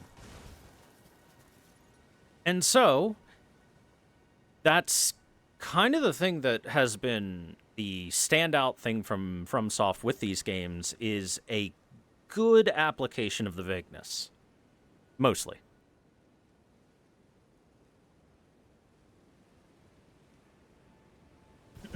Water. The First Liurnian War. Radagon's glory burns red as his hair. Now, is glory burning red supposed to be a good thing? Probably not. Because they didn't win that First Liurnian War. Or the second one. It was instead fought to a standstill on both sides.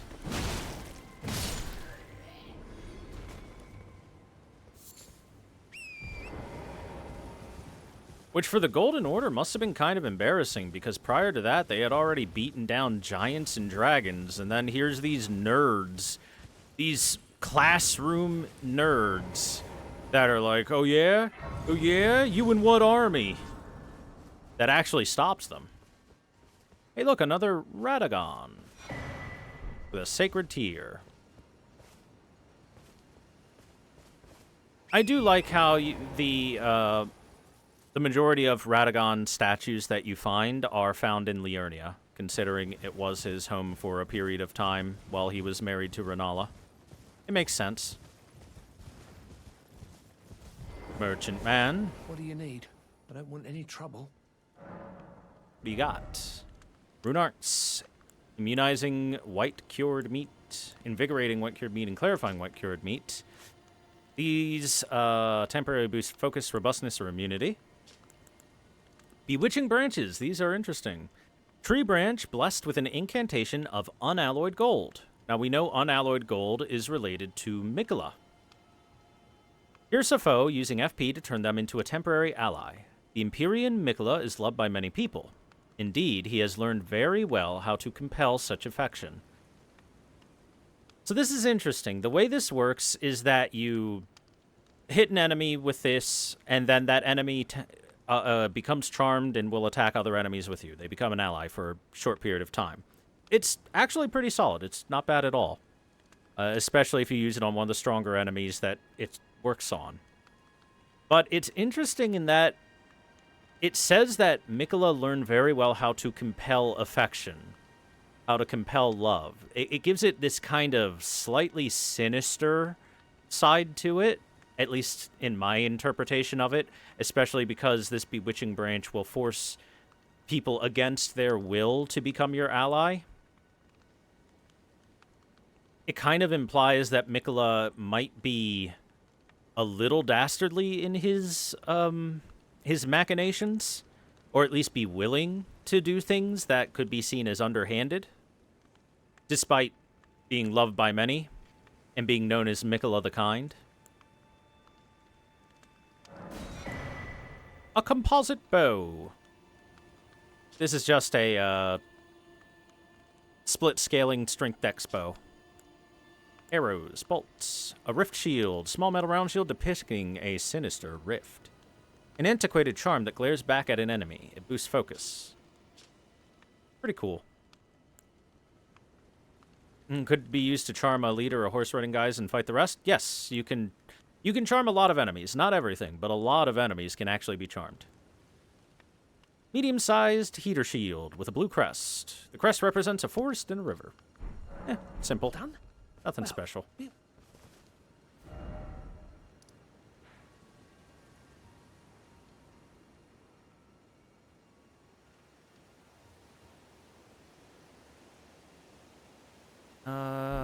Well, it's still nighttime. I gotta go find another fight. A night-only fight that is close by. Should be around here somewhere.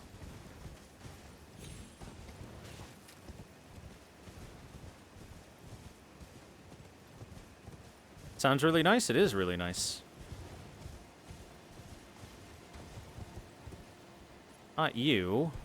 Looking for another horse-riding enemy.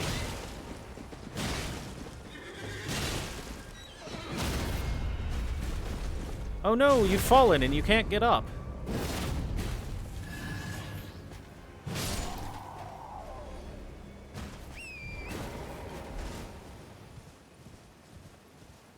May from Guilty sends her regards. Ow. You little mage son of a bitch. Don't you feel smart now? Oh, well, he did his job. He bought time for his captain to buff.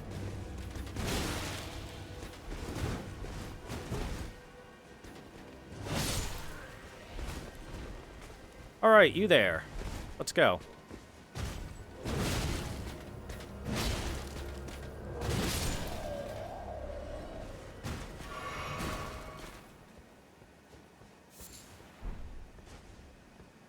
Up there he is. I see him off in the distance.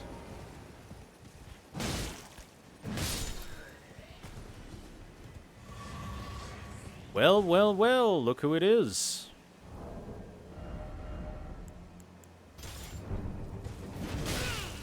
I'm gonna use the same weapon because I have to prove myself superior to you.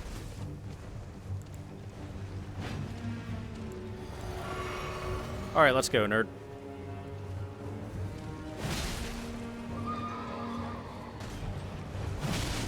My weapon's a +0, which is definitely a mistake.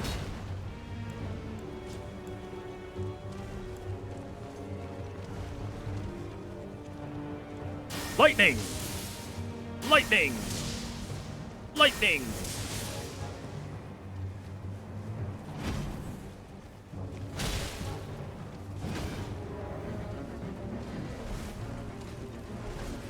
Lightning! Shit.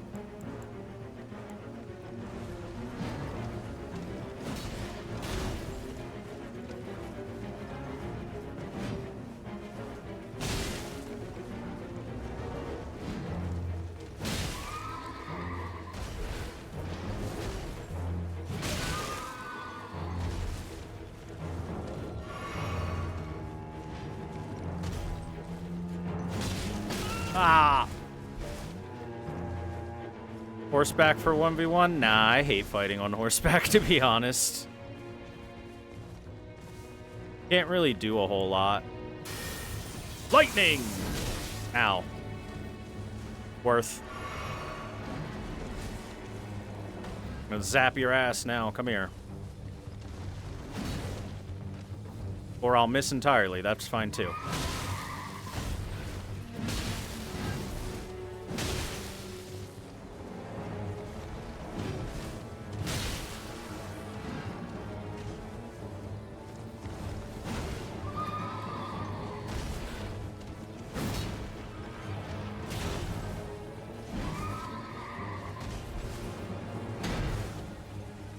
Hiya!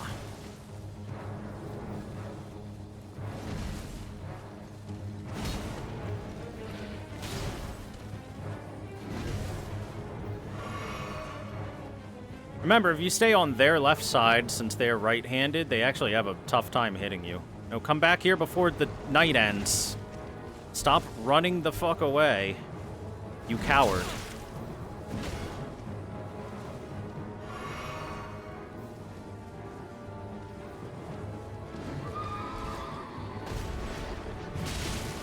Stop running away! Why does this one run away so much? The other ones didn't run like cowards so much.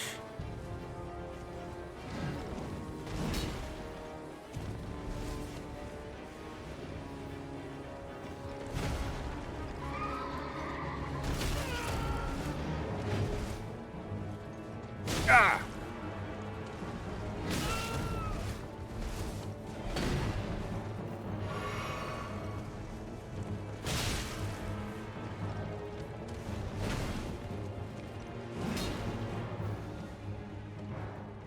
Yeah, come on. Get over here.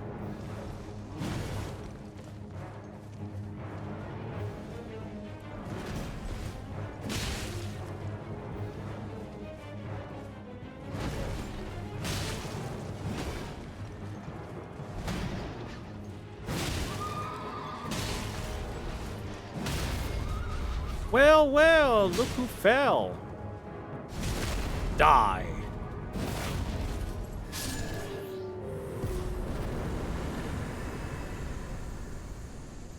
What's my prize? Ash of War, Giant Hunt, and the Knight Rider Glaive. Now I actually have his weapon. So, Giant Hunt. Gives you the quality affinity and gives you the giant hunt skill, developed for confronting gigantic foes. Step forward from a low stance, carrying the momentum into a sudden upward thrust. Usable on large and colossal weapons capable of thrusting, spears, and on twin blades. As for the weapon, should be close by. There it is. Knight Rider Glaive. A jet black glaive with a blade as weighty as a bludgeon. Weapon of the Knights Cavalry who ride funeral steeds. This glaive excels at weighty slash attacks that crash into foes, making it a powerful weapon even on horseback. It is a strength scaling weapon, as expected in the strength scaling weapon area. Mostly strength scaling at least.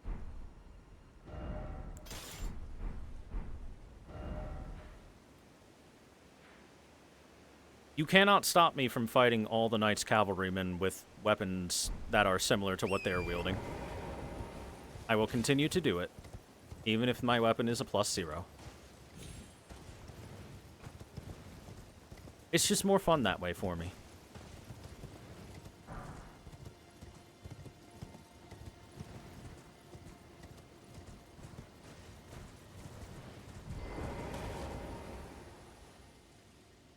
Unfortunately, that weapon didn't give us any more lore on the Knights Cavalrymen than what I've already said before. It just let us know big glaive is big. You're... Alright, touch my hands. What a pity it is to be without the right. All you can do is stand at a loss, without even the half-crescents that wish to behold. Before the unmoving, unfeeling grand lift ahead.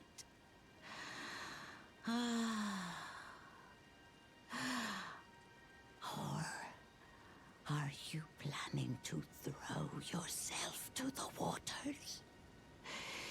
To find the coward's passage through the dim cavern? Did you just call it a coward's passage? Rude. Well, I can't take that passage now. She called it a coward's passage. There's Hyetta. Let's go talk to Hyetta. We've got a couple of presents for her.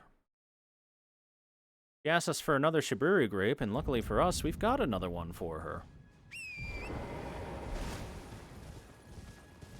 Hyetta! Hello? Would you donate any Shiburi grapes in your possession to me? Of I'm on a course. pilgrimage, in search of the distant light, and when I eat... Here you go. Oh, many thanks to you. Now I can feel the distant light once more. How's that grape That taste? aside, I wonder what Shiburi grapes really are. Delectably tender and sweet, yet searing. What a sight they must be to behold.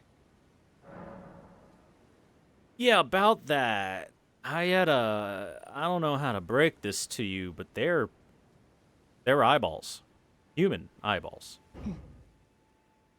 No. That's not possible. Not all of those people. Their own... So those noises I heard were...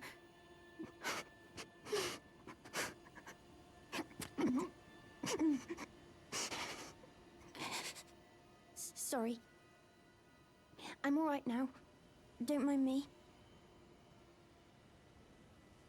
She seems to not be particularly on board with eating human eyeballs now that she knows they're human eyeballs. So yeah, when she would be offered Shiburi grapes from other people, aka insane people that were touched by the Flame of Frenzy and would literally rip their own eyeballs out and give them to her, the noises she heard made her think that she was hearing something kind of weird, and now she knows why it sounded weird. I apologize. You only did as I asked. I'll be fine. Think no more of it. Sure. I apologize. I'll be fine. That's it.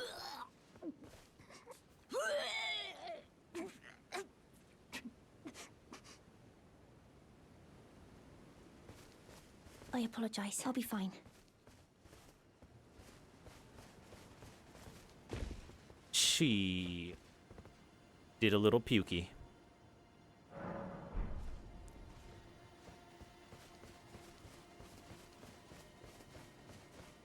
How you holding up? Is that you over there? I've gleaned something very important indeed, thanks to you. The reason why it was eyes I had to eat. The distant light is far and frail, so faint it can't be seen by the naked eye. But with everyone's eyes together, it appears. Finally, it all makes sense. I'm certain now. I will be a finger maiden. I think she might be going a little insane. She's justifying eating human eyeballs to herself now. I've gleaned something very important indeed, thanks to you. I'm certain now. I will be a finger maiden.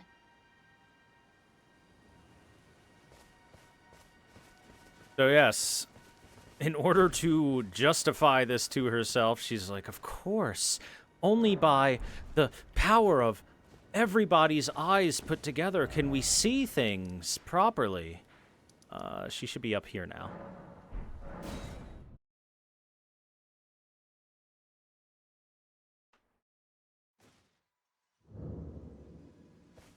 So here's what's actually going on with her.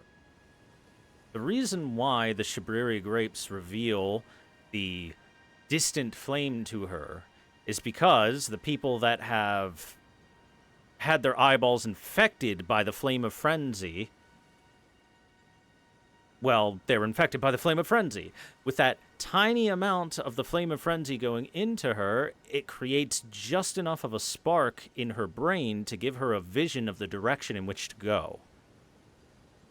It is the flame of frenzy itself calling out to her.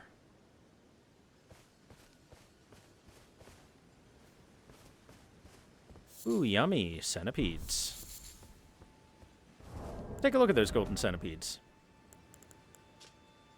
The golden desiccated remains of a centipede, kept as a fetish by Golden Order fundamentalists, especially the hunters of those who live in death.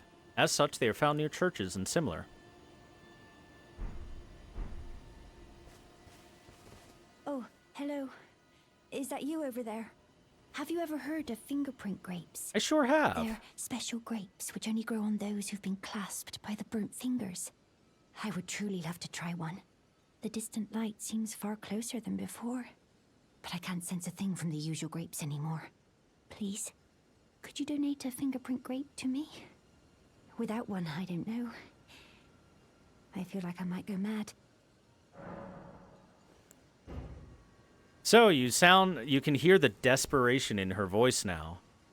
It's almost like she's on a drug and she's chasing that high.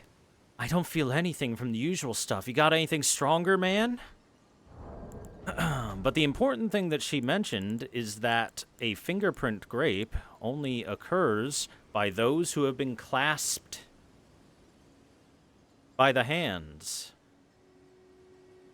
So, Knight Vic, his eyeball inflamed yellow, seared with a repulsive fingerprint burn akin to those that marred his entire body. This gives a hint that at one point in time, Vic's entire body was clasped by a large hand that seared the burn of the frenzied flame into his entire being.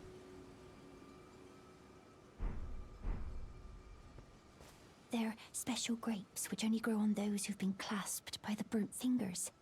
Please, could you donate a fingerprint grape to me?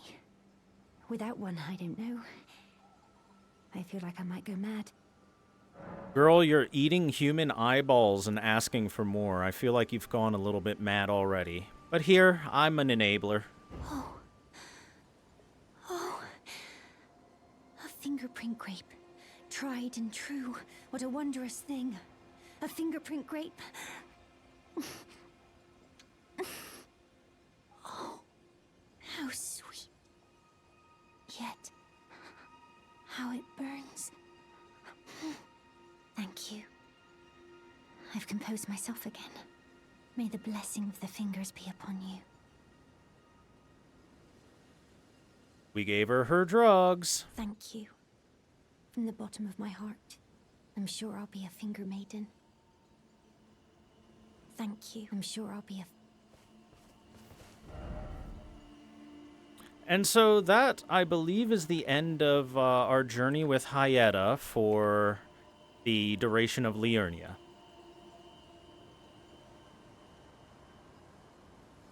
So, our journey with Hyetta, let's just recap with what happened. We found her at the beginning of Liurnia. Let's actually move ourselves down.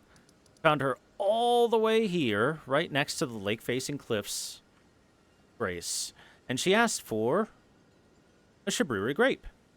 Now, considering Shabriri is known as the most reviled man in history, you think that might have clued her in on what it was related to, but I guess she never heard of the guy.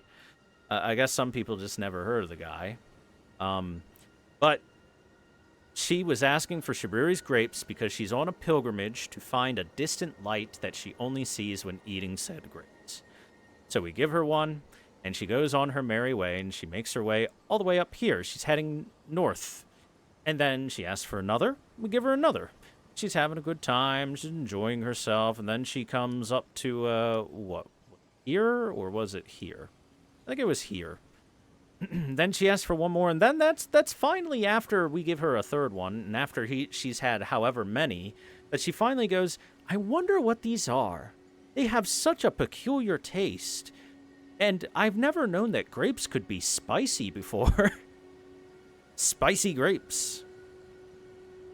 And then she gets to learn the truth that they are eyeballs. And then we find her here at the Bellum Church, and she's gotten over her initial disgust of, oh my god, I've been eating eyeballs, what the fuck? Because at this point, she's addicted, and she can't stop. Her body is craving the eyeballs, craving the grapes, craving the vision of the distant light, the desire to become a finger maiden. By this point, she's already clearly been infected by the madness. We can't tell because her eyes are clothed up, but her eyes themselves are probably already glowing yellow, you know what I mean? But now she needs something stronger. She needs an eyeball from someone that has been directly touched by a hand a large hand that is wielding the power of the flame of frenzy. So we had to find a guy who had been grabbed by one such hand, which I'm sure there's so many of those around. By so many, I mean that one guy. And now she has a good idea of where to go. When next we'll see her, she'll be further along. Notice she's been continuously going north. Her next stop clearly has to be somewhere up on the Altus Plateau, so maybe we should fix that Grand Lift of Dectus for the poor girl so that she has somewhere to go.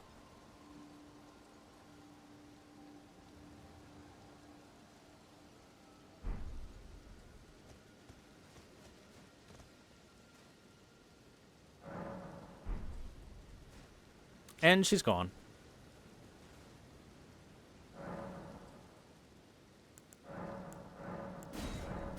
I do have a couple sacred tears.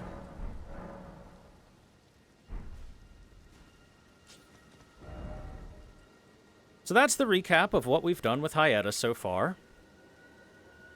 Hopefully she's going to not regret any of these decisions. I'm sure it'll be fine. Right?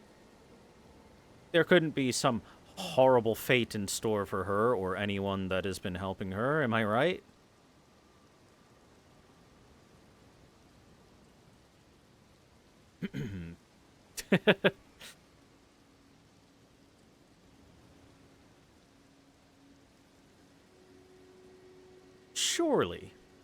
Surely there's no problems to add. I think the only things I haven't done in Liurnia now are things that either I literally cannot do yet, or alternatively down this strip here. I don't think I've gone down this way and checked everything, so I'll double check this way real quick.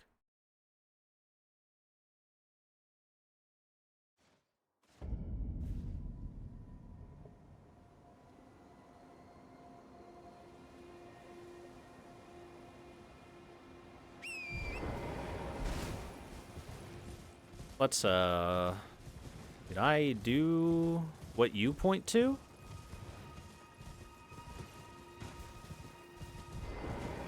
Oh, I have not.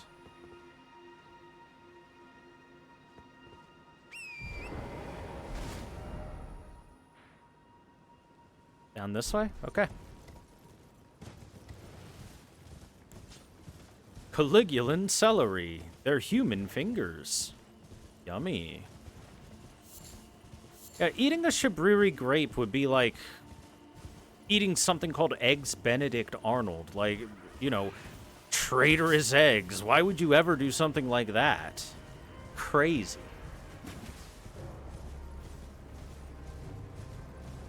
The joke is that that's an actual real thing that people eat, and it is an actual meal, chat.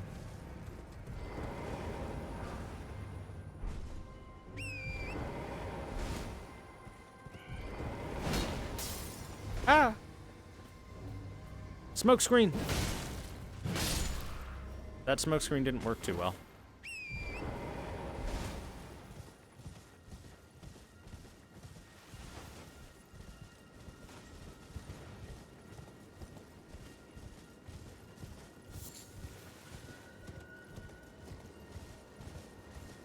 Here it is.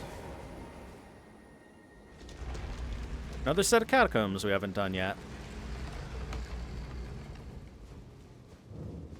Cliff Bottom Catacombs. Now, what kind of catacombs are these? Are these the skeleton kind or the golem kind?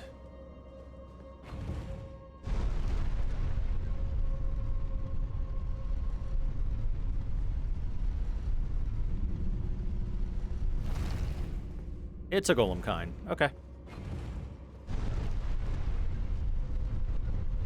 That was halfway up the cliff? Yes, but it goes down into the cliff. I know that trick. You do that trick too much, FromSoft.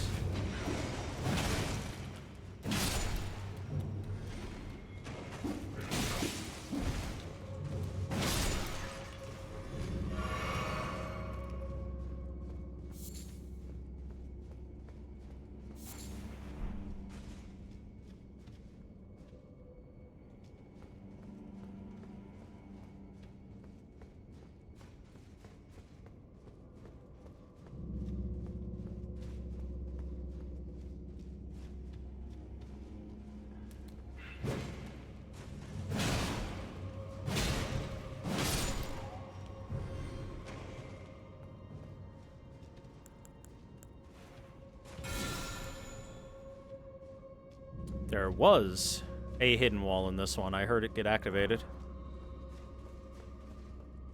Off in the distance. I don't know where, off in the distance. Oh, or it could have been one of those fire pillars as well.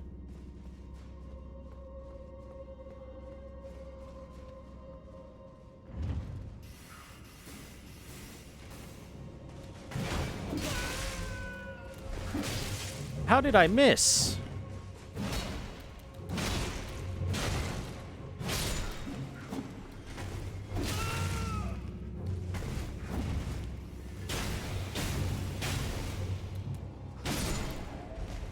God, I really do hate these little cop gremlins. I have never been a big fan of them.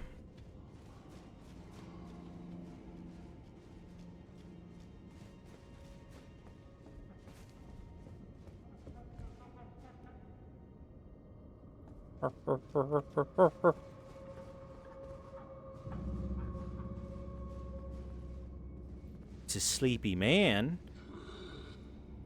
We get a good chance to look at it. Aw, he woke up. Come on. I was about to say this is an omen, which we've seen only once before. And you can see the bloody stumps of where its horns once were.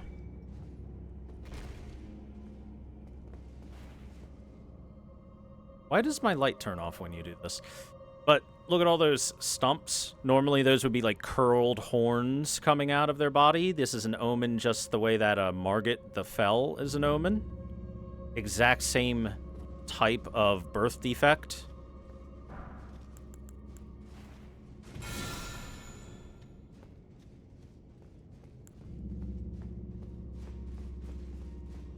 The only difference being that Margit had his horns not cut off, while these guys do have their horns removed.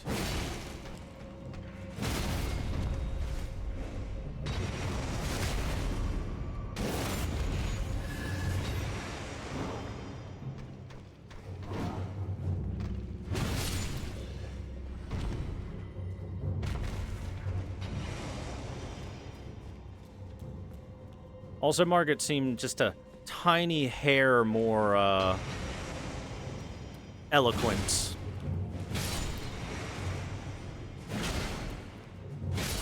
But that being said, he is the current de facto leader of Leyndell, the capital of the Golden Order, so it would make sense he's a tiny bit more eloquent. Stone Sword Key. Open for me. Here comes the attack.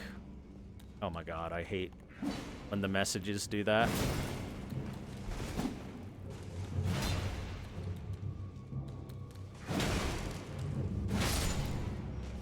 Anchors away. Nox Mirror Helm. Helm fashioned from a crystal-looking glass, one among the Eternal City's ritual implements, easily broken and weak against striking attacks. Worn by those committed to high treason, it wards off the intervention of the Greater Will and its vassal fingers. Interesting. So, apparently in this world, the Greater Will and the fingers have trouble influencing people who literally just put tinfoil on their head.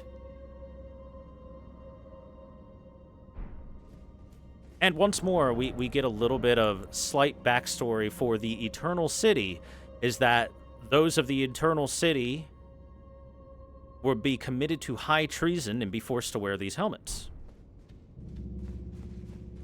Or alternatively, would wear those helmets of their own volition to make sure that there was no interference from the Golden Order's deities. I say deity despite the fact that Marika is a god, but the Greater Will is like a for realsies god, while Marika is like a sort of god.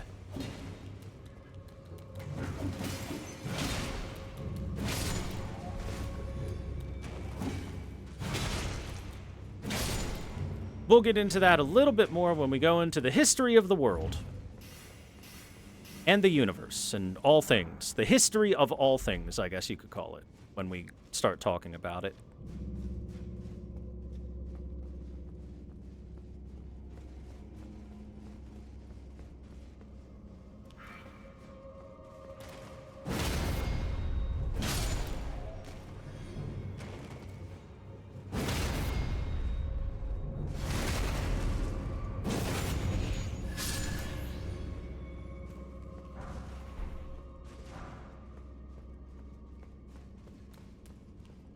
You gonna come around that corner?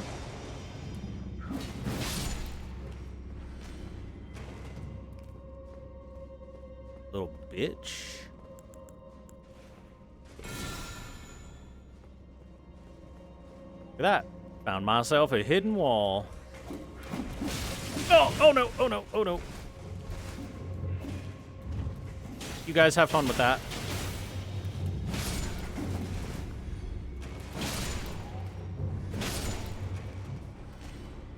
This is why I keep the shackle, by the way. Every so often using that, it's got a... So, I've explained it before, but I'll explain it again. The way it works is that it will do 1 point of damage to non-entities. That means walls or elevators or anything like that that can take damage in a pretty wide area, which means that if you're searching for hidden walls or anything like that, keeping a shackle like this and just popping it every so often will reveal them a lot easier than doing this to every single wall everywhere.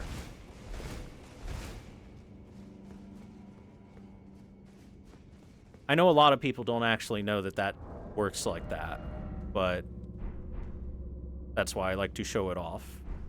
Elevators can take damage, like those fire pillar elevators, the ones that shoot flames out all around them.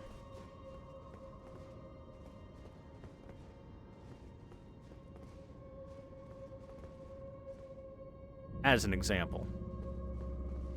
Okay, we picked up a scythe. There it is. A large scythe featuring a long, slender blade. Designed to reap, this weapon is capable of rapidly inflicting blood loss while also slipping through an enemy's guard. No, it's not. In the hands of a highly dexterous wielder, it is capable of striking fear into the heart of any foe. No, it's not. So, scythes were used traditionally in war, yes. However, they were war scythes, which is you take the blade, you point it forward, and now it is a spear. Simple. It's almost like spears are pretty popular weapons throughout history. Regular scythes that are used for, well, reaping farm harvests and stuff like that were not really used in war. Sure, farm hands and farmers might get their hands on them and use them, but that's more out of desperation and necessity as opposed to them being a good weapon. And, like I said before, what they would do is exactly what I described. Turn the, take off. Oh, God. Oh, no. Ah! Oh, I got choke slam. Anyway, take off the blade, turn it to face outwards, and just turn it into a spear.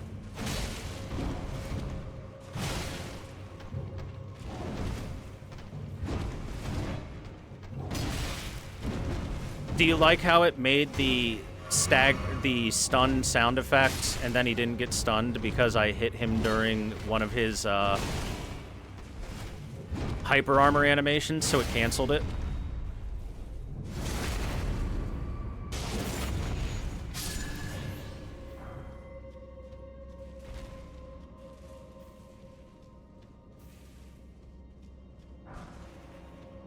Prattling Pate.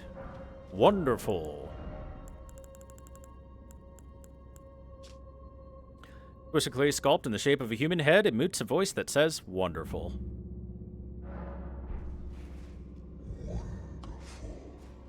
One.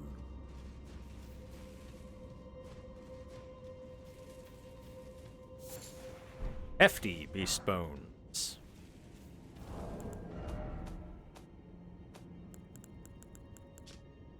Thick, solid beast bones, found by hunting particularly large beasts, commonly used to make disposable weapons. Hiccup. I believe those let you make bone ballista bolts and arrows.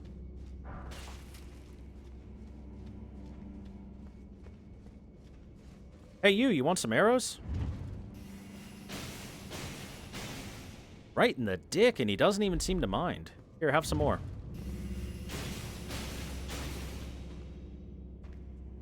Here, have some more. He finally cared about his dick getting blasted by arrows. Took him a while.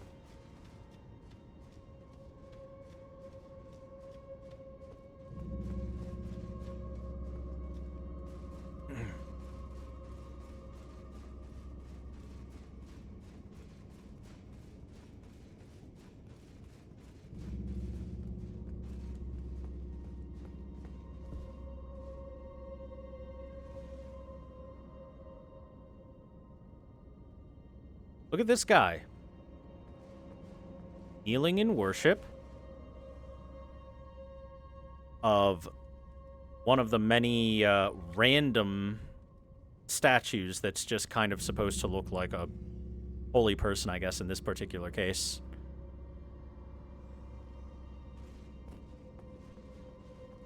Maybe he had some sort of connection to the dead that are entombed here. A family member or something.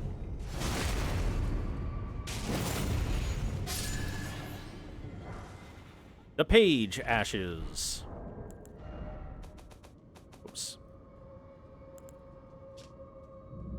Ashen remains, spirits of a page who traveled at the side of the noble he served. Uses a piercing sword and crossbow to defend his master. One becomes a page merely by accident of being born into obscurity. Nothing is asked of ability, talent, or volition. Well, that's a lie. Something is definitely being asked of ability and talent if you were meant to be traveling at the side of a noble and being their protectorate.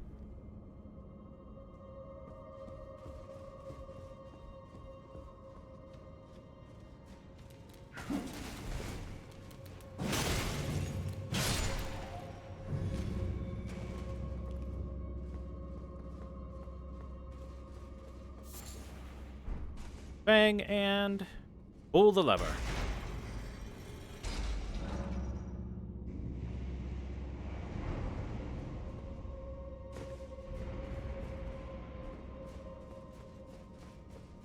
I think this is where the beginning of the dungeon was. This direction.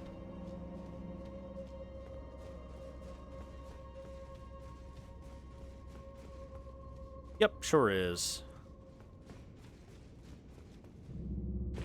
Who's our boss? Also, we've been using the skeleton militiamen for a bit. If we're gonna summon something for a future fight, let's make it the marionette soldiers. The marionette boys. Erdtree Burial Watchdog, another one of you.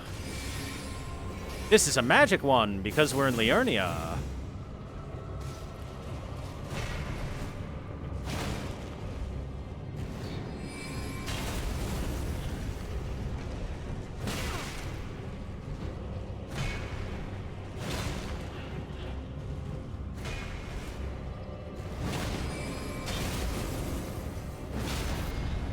Uh-oh.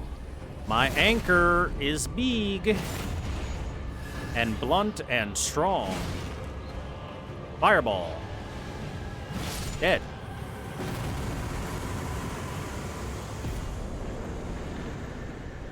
And we get the Caelid Sellsword Ashes.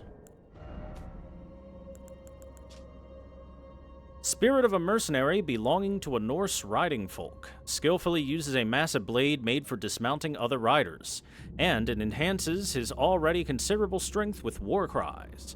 The sellswords of Caelid made their prowess known on countless battlefields.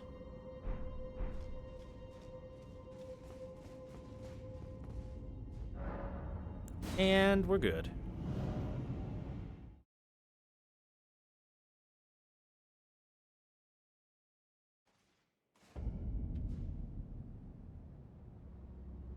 One.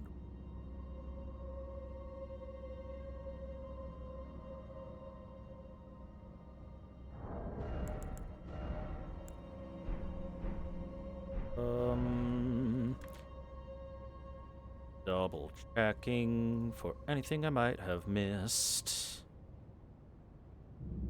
Oh, I haven't been to Stillwater Cave. Yup, I gotta go there.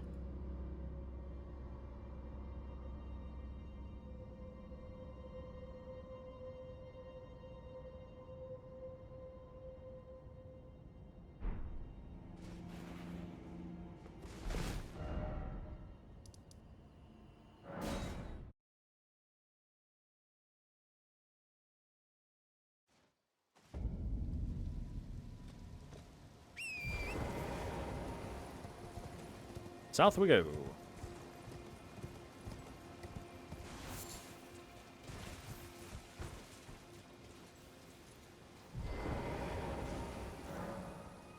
Oh yes, marks Millennia's southward march. And if she was going southward, that would be why Stillwater Cave is to our south. The Stillwater Cave, as the name implies, has a lot of poison and grossness in it.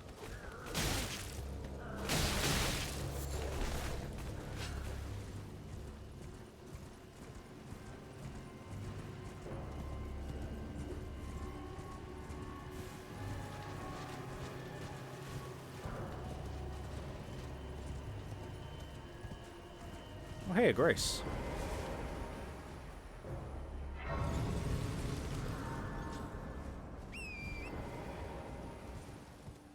Alright, we've been anchoring for a while. How about something else?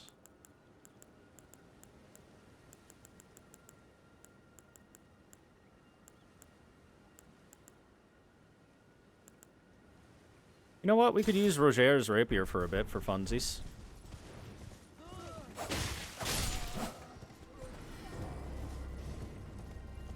That's right, chat. We're going to be going to a poison swamp soon, but first there's an item back here for me to grab.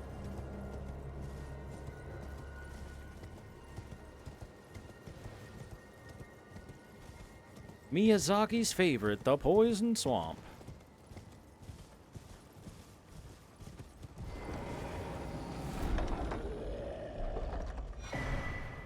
tree spear. Hi there, troll bro. Sir, please. I'm not the one that shoved a giant spike through your chest.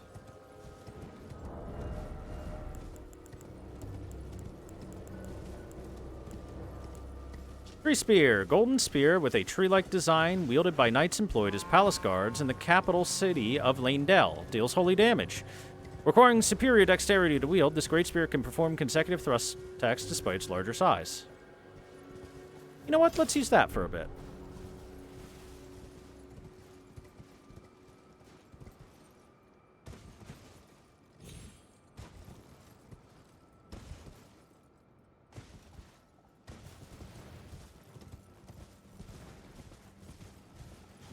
Bats.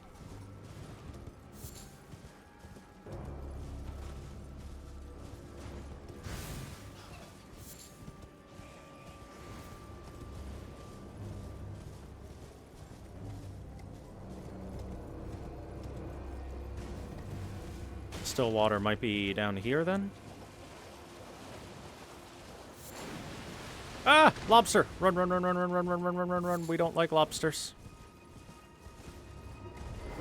Not as enemies, at least. As food, sure, but not as enemies. There we go. Stillwater Cave.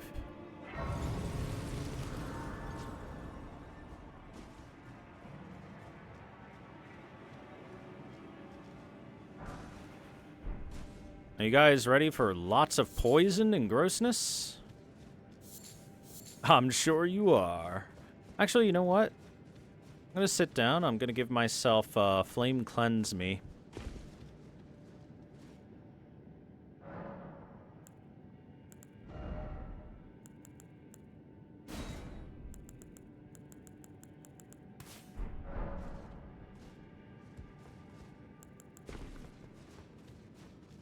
I'll have a way of getting rid of the poison when need be.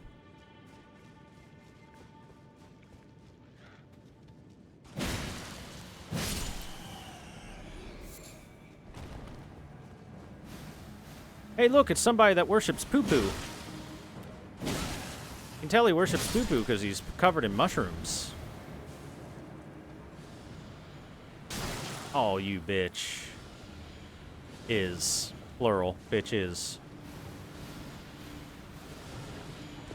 Didn't think I could jump that gap, did you? I got legs.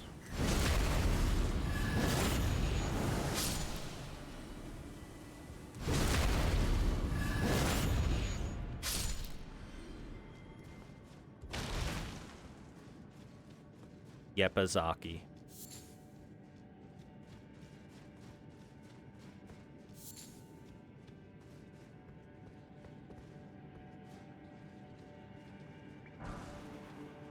Sage hood. Sage robe. Sage trousers. Uh-oh. Oh, God, it's one of her.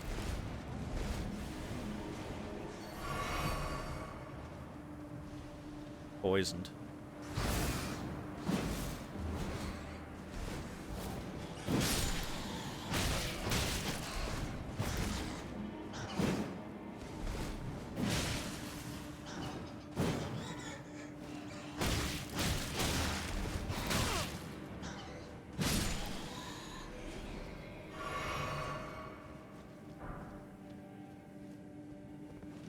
All right, you big bitch.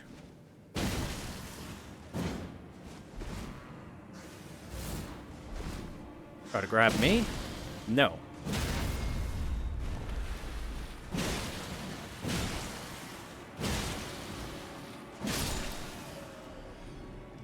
Guess what? I don't have to be scared of getting poisoned when I'm already poisoned.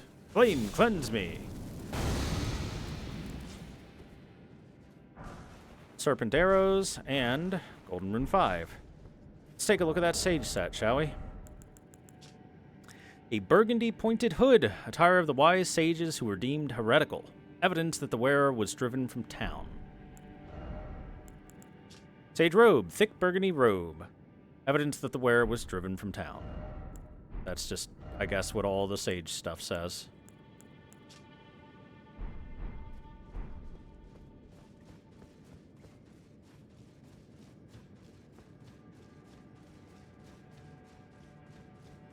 Look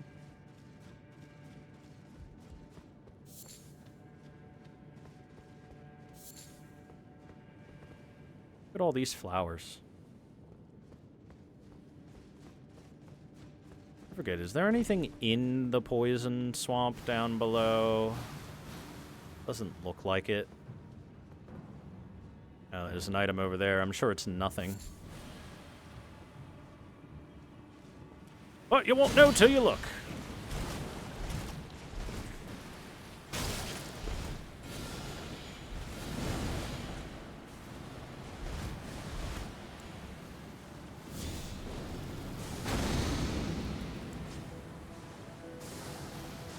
So much poison. It's everywhere.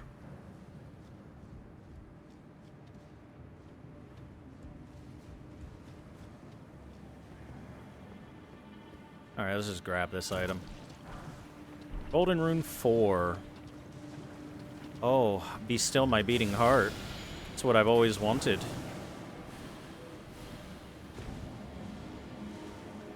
It'll be a lot more of a pain in the ass to try not to get poisoned, so let's just roll with it, shall we?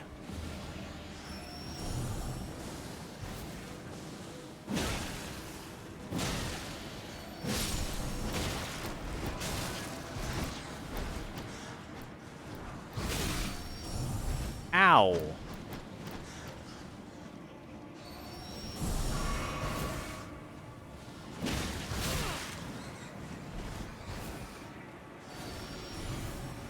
Ah, he fell.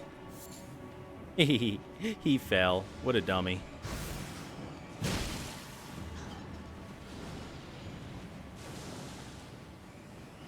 Anything else to pick up? Nope. I picked it all up. Bye, nerds. You there. Let me backstab you. I need health. Thankies. You there. Let me backstab you. I need health. Thankies.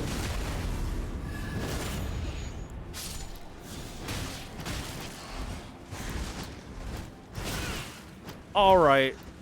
You die now.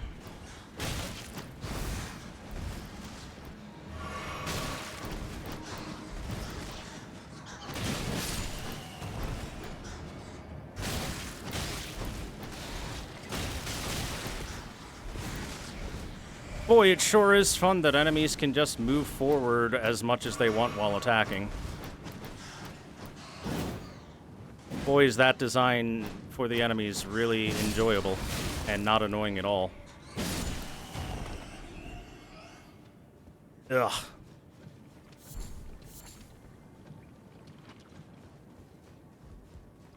What if every attack they had made them go forward a full roll of distance? Brilliant! Genius! Do it!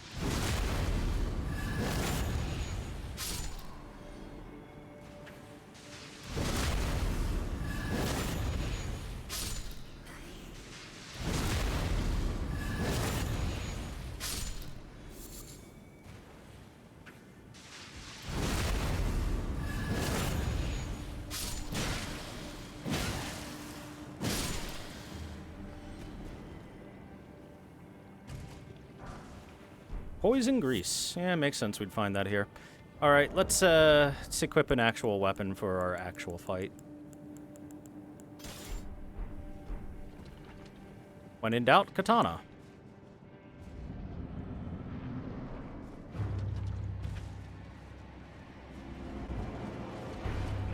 Excuse me, pardon me, let me just come over here for a sec. Okay, let's... Alright, let us begin.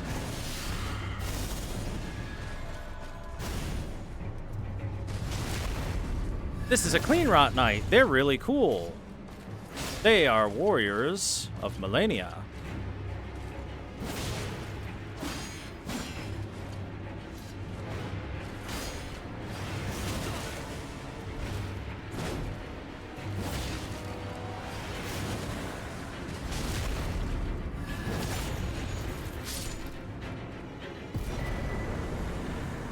Winged Sword insignia.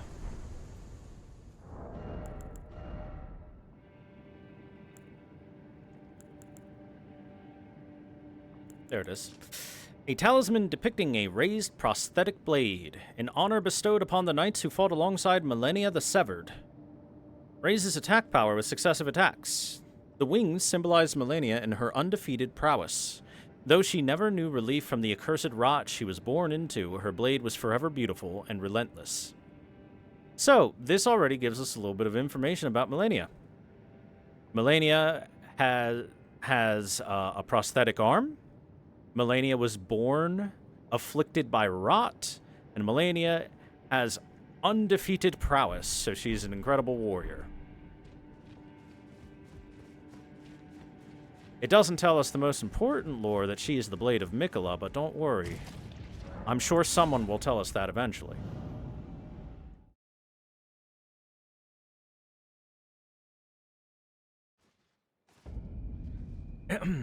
And as I said, you get that just because we met with one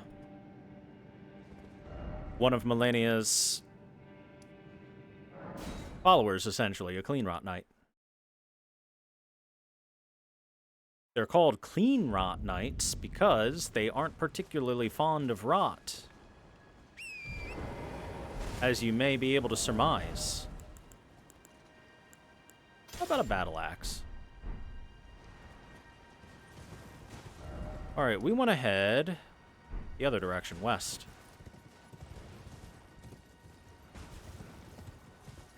There's just one more place in Liurnia that I can go that I have not gone to yet. And then we will work on continuing Ranni's questline, methinks.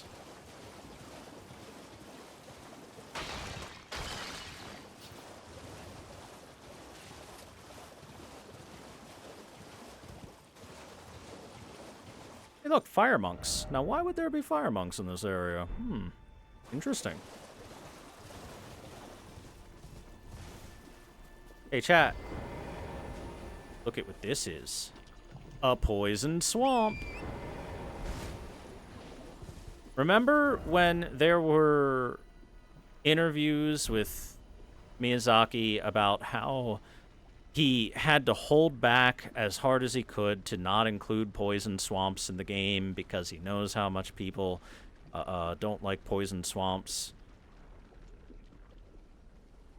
And then this exists.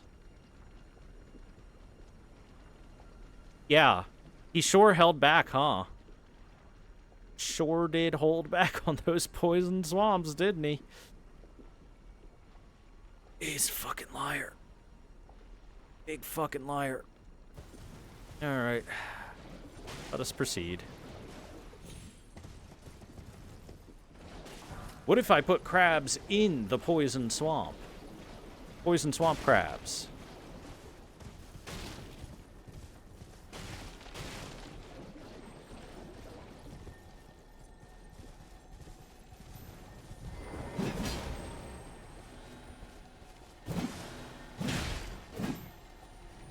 Does that mean he could have made it worse? Don't worry, he did make it worse. We'll get there.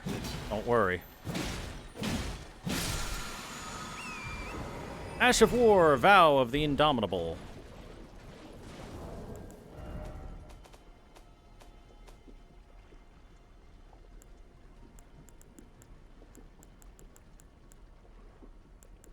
There it is. This grants your armament the Sacred Affinity. Skill of the ancient warriors of the Erd Tree. Hold your shield aloft to imbue yourself with golden power, granting momentary invincibility. That's neat that the Erd Tree gives so much power, it can give you temporary invincibility. What are the crabs even eating in the poison swamp? Are they eating the poison itself?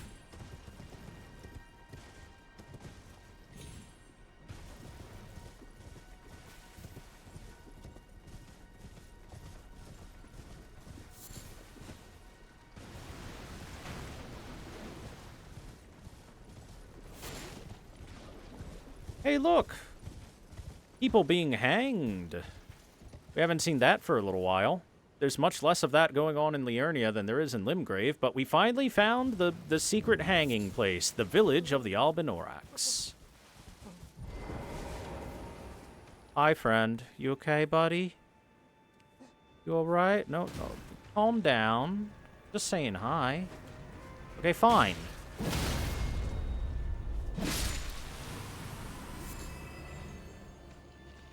Albinoric blood clot.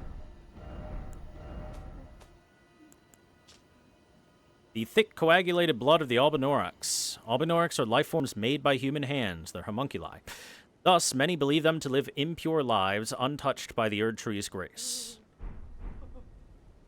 Once more, religion ruins the advancement of science, or in this case, magic.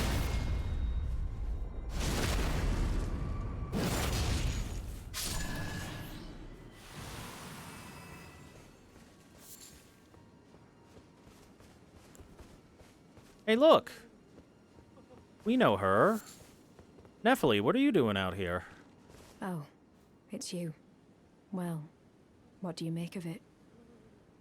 What's happened to this village? Looks kind of I horrible. witnessed a sight much the same in my infancy. The oppression of the weak. Murder and pillage unchecked. A waking nightmare made by men.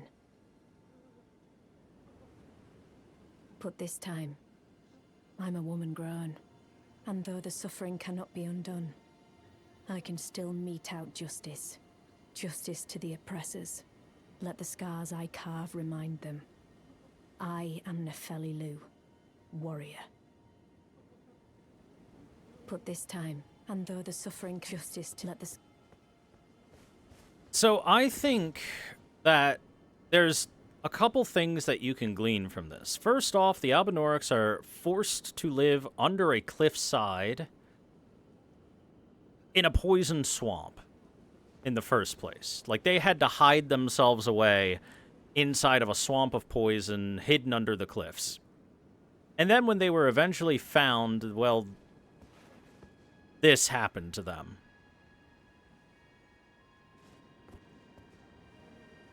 And why? Because the Golden Order believes them to be impure, believes them to be cut off from the grace of the Erd Tree and thus unworthy of life.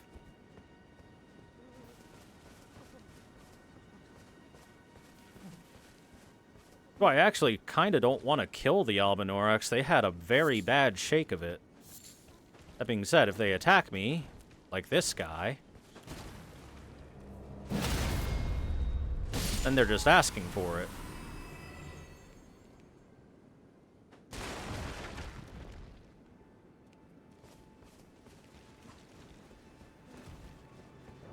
Back here we've got a larval tear. So this is the next thing I want to talk about. Leave me alone so I can talk about this larval tear. We're going to read it one more time.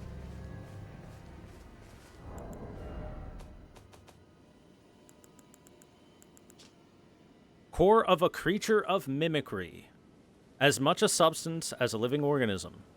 Material required by the amber egg cradled by Renala to birth people anew. But most importantly, core of a creature of mimicry known as the silver tear. The Albinorics are mimicking people, meaning that this larval tear and the material meant for it is probably what the Albinorics are made of. I already said it before, but it's much supposed to be like mercury in real life, where mercury itself is a very silvery substance that can be both a liquid and act as both a liquid and a solid. And you can see the problem with the Albinorics is the fact that they are woefully poorly made. They've got these elongated, spindly bodies. Their legs don't work too well, so they have to crawl most places. They've got these horrible looks on their faces and stuff like that, although that might be because of, well, what happened in the village here. So it's not particularly hard for people to persecute them in the first place, just due to that as well. The village is done for. Please, even if it's just you, old Albus, hide well and still your breath.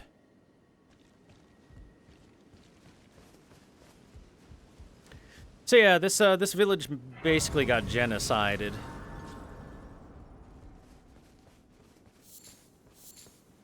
What a happy game Elden Ring is.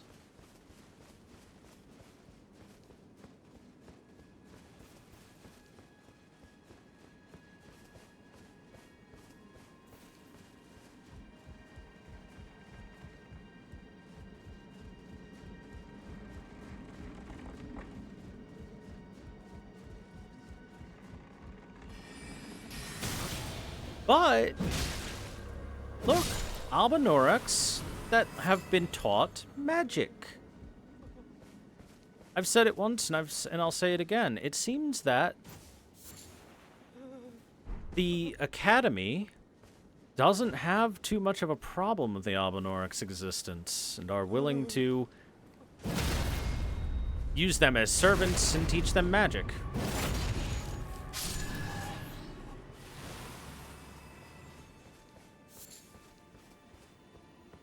Give them a chance at life. I'm not going to give these guys much of a chance at life, considering they're trying to set up a ambush for me. That's their own fault.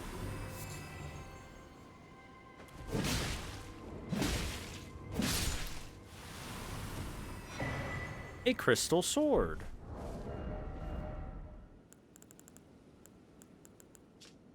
Sword fashioned from pure crystal, a deed impossible for a human. Enwreathed with powerful magic, its attack scales with intelligence. The inscrutable Crystallians have but one clear purpose, to safeguard their crystals unto the end.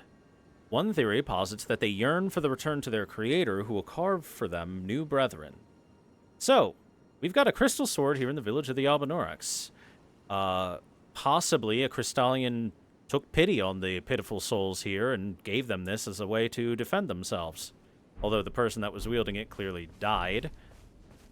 Or this person invaded here, wielding such a weapon, and was killed by the Albanorex eventually, after probably killing a bunch of them.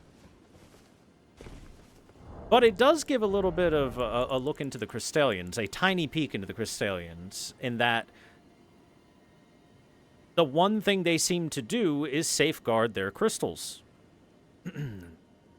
And some people think they yearn to return to their creator, who will carve for them new brethren. So people believe that there is some higher power above the Crystallians that originally created them, considering they're made of crystal in the first place, as opposed to being a more organic life form. They should not have made the crystal sword a somber weapon. No, they shouldn't have.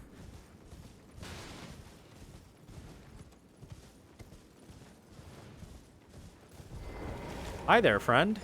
This is a perfumer.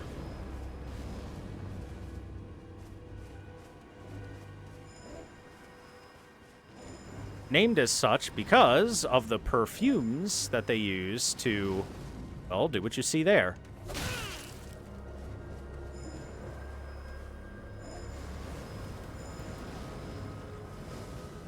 As you can see, they're kind of hard to get close to in the first place, without eating a bunch of damage.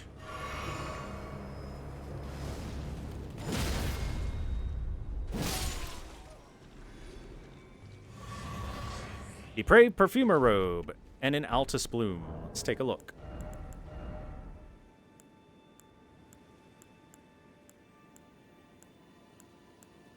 There we go.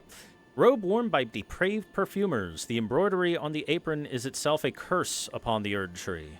These heresy-inclined perfumers imbibe their own spices to alter body and mind. Their slow descent into self-destruction is what earned them their name. Or the depraved part. It's actually a pretty nice outfit. I'm going to put it on. Hold on. Let's really complete the look. There we go.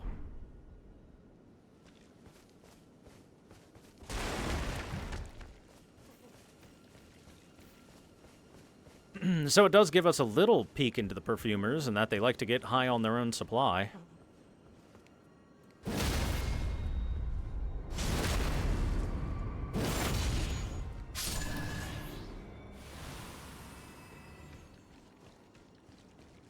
I wanna get high all the time.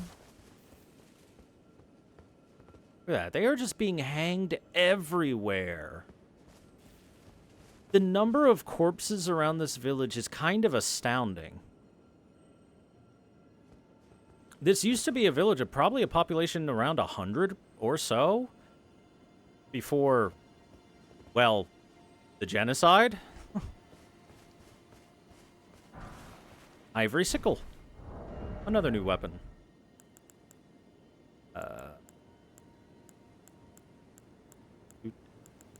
Dagger. A sickle fashioned from ivory. Weapon carried by aged Albinorics. These weapons are evidence of their dedication to the Caelid tree, despite never having entered its presence. Aha! We get a little bit of info on the Caelid tree, in that the outcasts dedicate themselves to it. The Caelid tree being the tree that was grown by Miquella. We'll get more info on it eventually. It's called Miquella's Caelid tree for a reason. Please, no. Dear me. I haven't a clue. No secrets lie with me, not a one. Oh, please leave me be. Wait then. You're not one of them? Well, what a relief. Oh, goodness me. I am Albus, an Albinoric, as you can see. Dumbledore. The whole village is finished. The cursemongers have destroyed everything. No one that remains has their wits about them. I beg you. Would you look after this medallion? You must keep it out of the cursemongers' hands. Caelid tree, secret medallion, right. And if you should meet the young Albinoric Latenna, then please give it to her. A chosen land awaits us Albinorics. The medallion is the key that leads to the city. It's only a quaint treasure for we who cannot make the journey.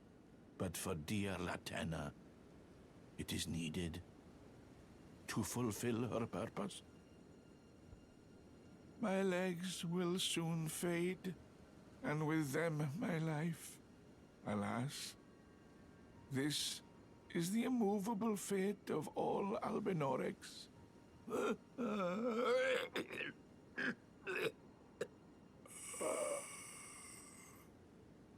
Poor guy. Well, he lived long enough to give us a key item. Caelid tree, secret medallion. The right half of a split medallion depicting the Caelid tree. Brandishing the medallion with both halves conjoined will activate the Grand Lift of Rold, granting access to a hidden path. In other words, this secret medallion will guide the bearer to the land of Miquella's Caelid tree. So we just gotta find the other half of that medallion. Should be easy. I mean, we've got a left half of a different medallion. Maybe if we put the two together, it'll function as both medallions at the same time. Right?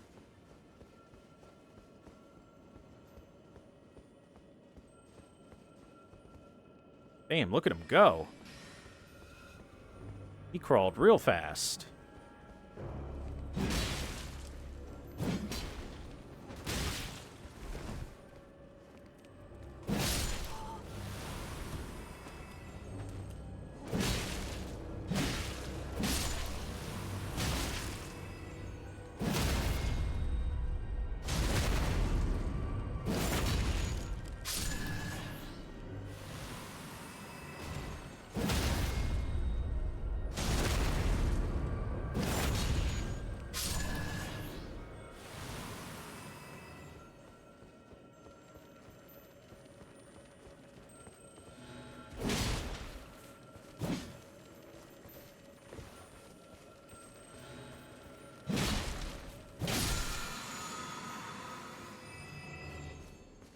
Didn't need to kill that, but it was in my way.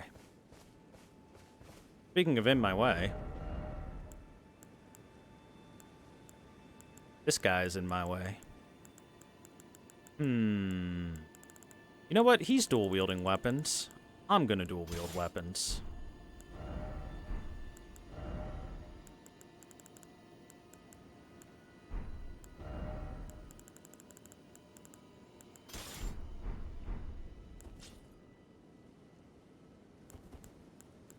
Let's fucking go, nerd. This is one of the people that propagated this massacre, the Omen Killer. And his doggos. Well, fine, if you get to have friends, I get to have friends, too.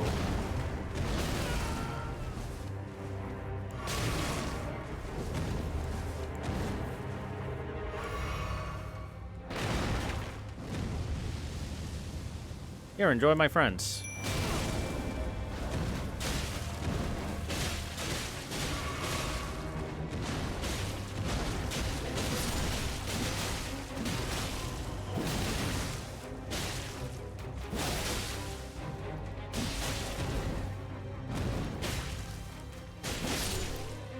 My friends were more effective than your friends. You had like 30 arrows in you, my dude.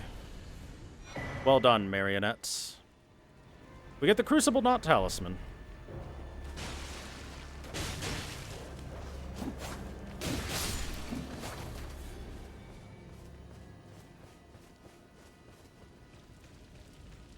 Yeah, look at the amount of corpses that are being burned here. How many Albinorics were killed? 1,000? Jesus. Alright, Crucible Knot Talisman. Where is it? There it is. A talisman fashioned from the bony knot that embodies the aspects of various creatures, said to have grown on the human body long ago. Reduces damage and impact of headshots taken. A vestige of the crucible of primordial life, born partially of devolution. It was considered a signifier of the divine in ancient times, but is now increasingly disdained as an impurity as civilization has advanced. So there you go. There's your information from what I've been saying before, that in times long past, these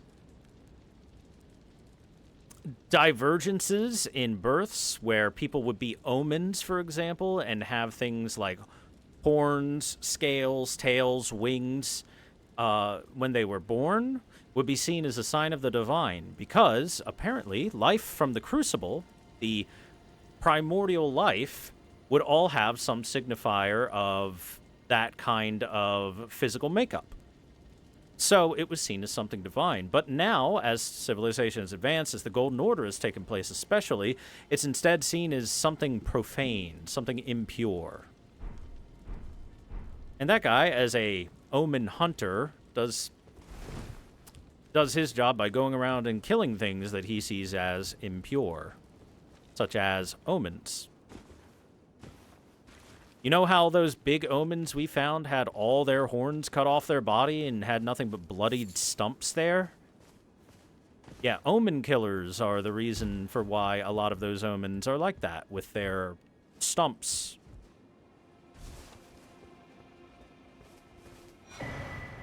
Runark. And that is because of the fact that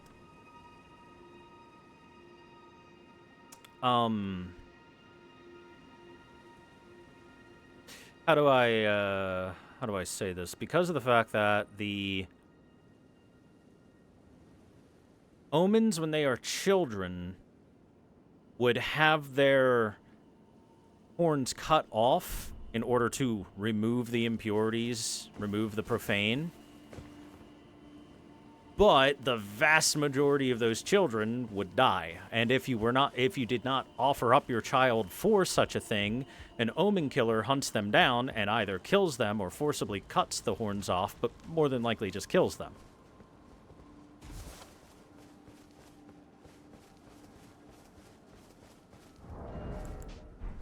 I wonder if that's a commentary on something. Nah, couldn't be.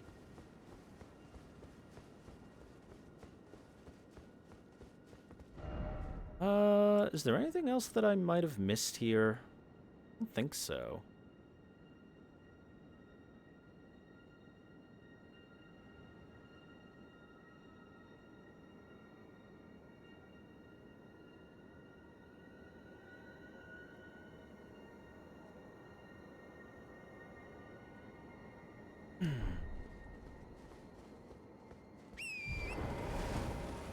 Let's go chat with Nephili.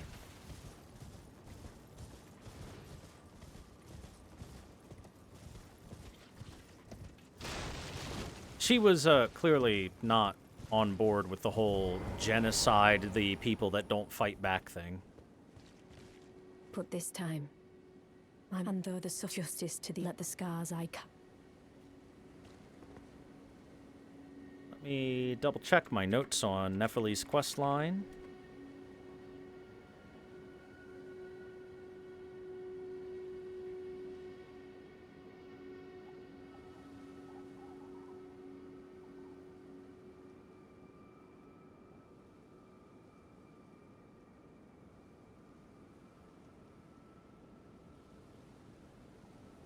Okay, I do not believe that we've got anything we need to do with her at the time being.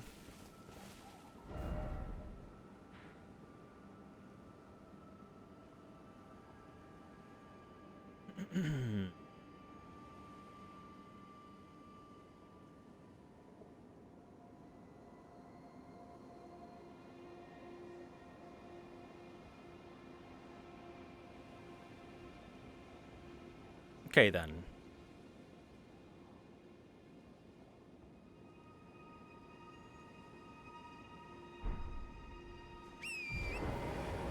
Let's ride. That was the village of the Albinorix. As you can see, it is a pretty unhappy place.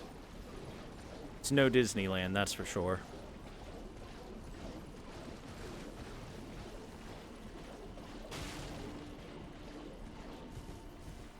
Remember, I do still have that potion I could give to Nefeli.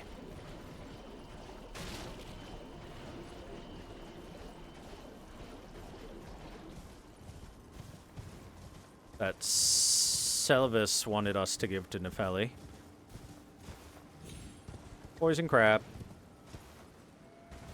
And surely it couldn't be anything bad, right? Selvis isn't a bad person, is he?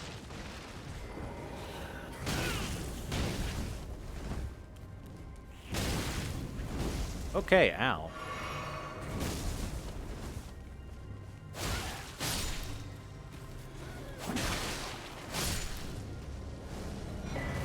Our Monk's Prayer Book, we'll have to look at that after I finish him off.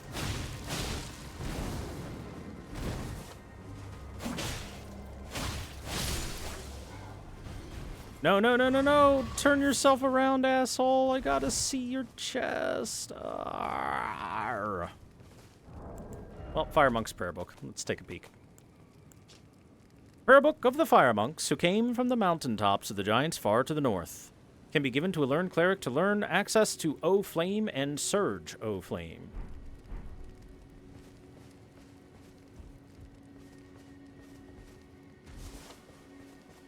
You farm those guys for their armor. I don't know, to be honest.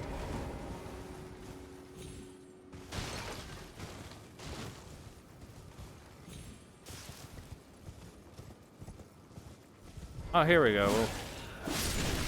We'll look at this guy before killing him eventually.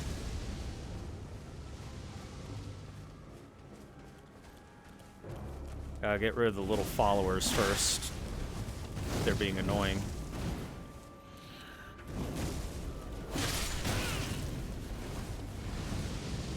Their little flame branches. Alright, there we go. Let's take a good look at his chest and notice that his armor has a giant one-eyed cycloptic face on it. You can see the eye, the nose, and then the mouth that is the bearded mouth below it. He also has a beard and red hair.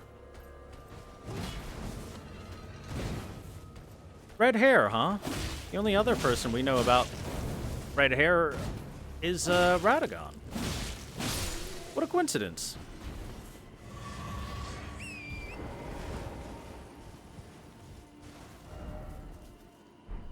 Going this way.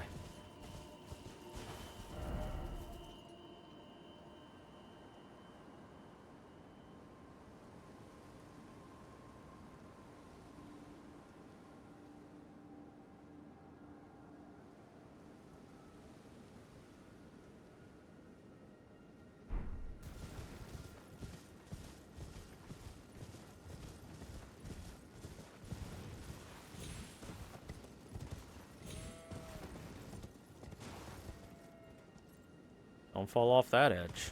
It's a long way down.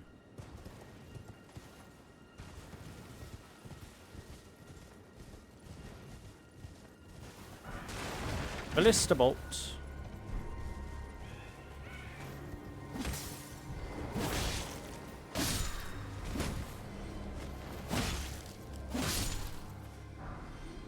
Vulgar Militia Saw. Cool, we got their weapon.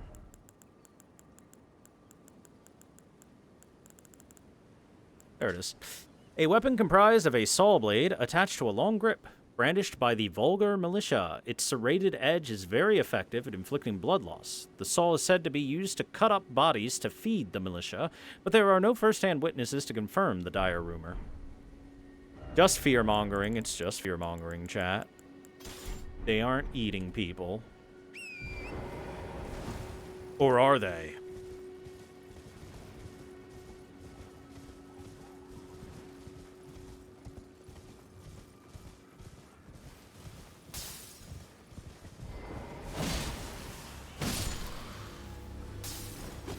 I can't see you? Your little smoke screen is effective?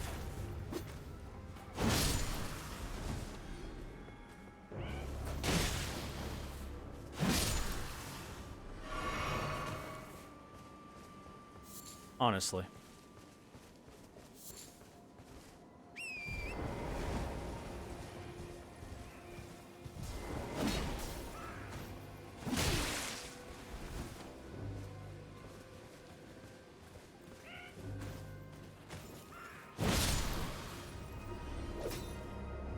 Ah, he tinked.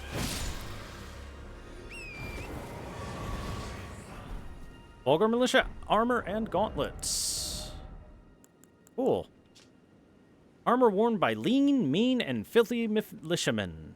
Freshly singed battlegrounds effusing with the stench of blood. And the dead. Forbidden lands that will be excised from the memory of history. This is where the Vulgar Militia serve as untiring, unsung watchkeepers.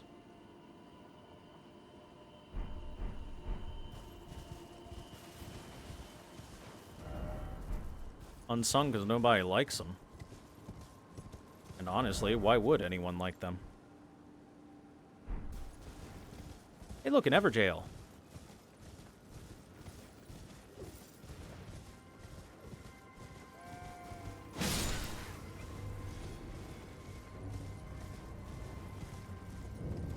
I wonder who's in here. The Malefactor's Everjail. Man, I am coated in blood. Oh, well, they cleaned it.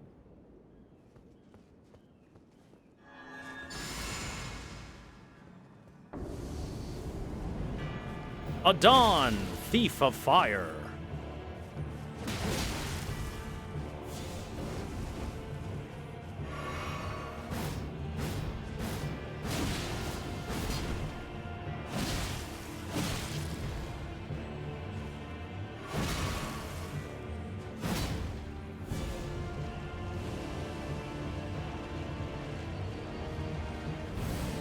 That's a big fireball.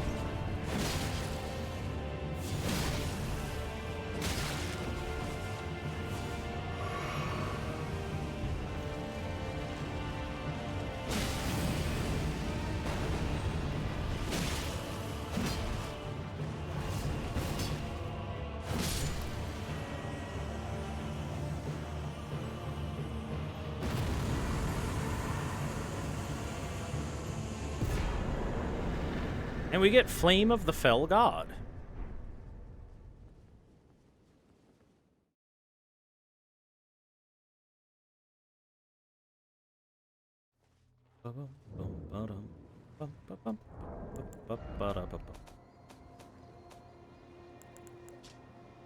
This legendary incantation is one of several that draws directly from the power of the fire giants.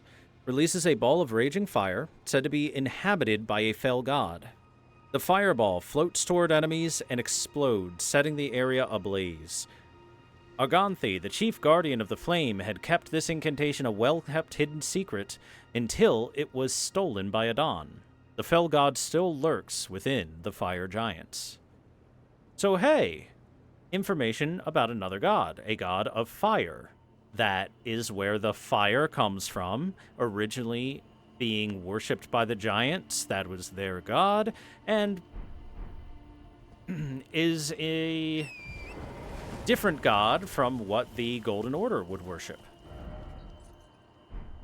I want to go that way. There's still stuff I can get over here. Man, all this cleanup of Liurnia is taking longer than I thought it would, if I'm being honest with you. Okay, fine. Every time I think I'm done, they pull me back in.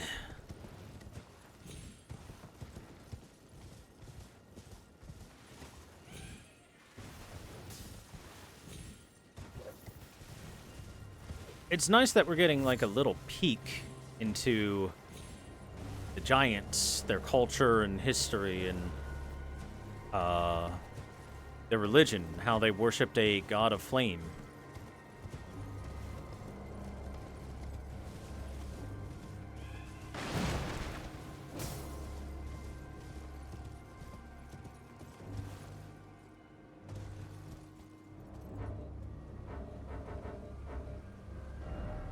There we go. I think they're done chasing me around.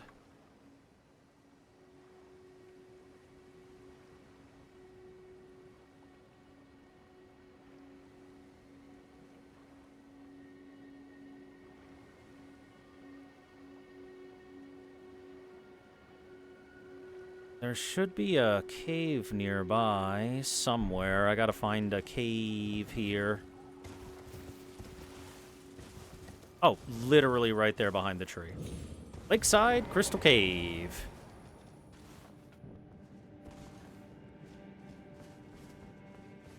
Like every disagreement between people with incompatible religions, I'm sure that they interacted calmly and peacefully. Yes, the Golden Order calmly and peacefully genocided the giants and killed all of them.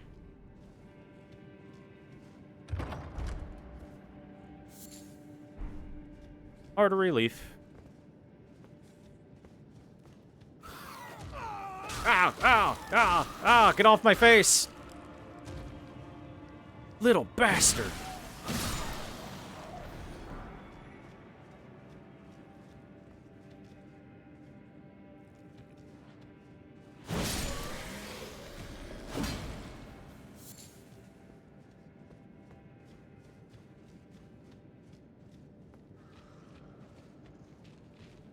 Yeah, the reason you don't see many giants around except for the trolls, which are like offshoots of the giants. Smaller, not as powerful, less influential. And the only time we've seen them is in chains or as slaves or in service to others of the Golden Order, with the exception of a couple in Caria that seem to be treated decently, you know, like E.G.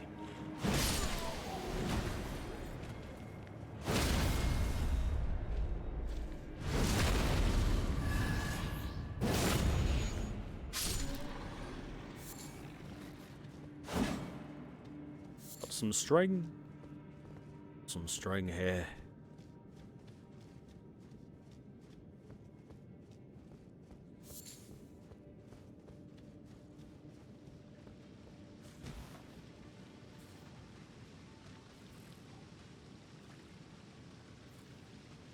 Lock-on has betrayed you, my friend.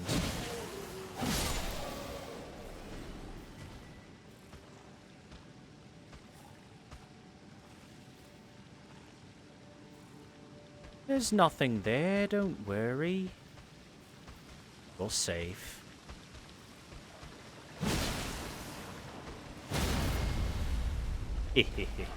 Dead.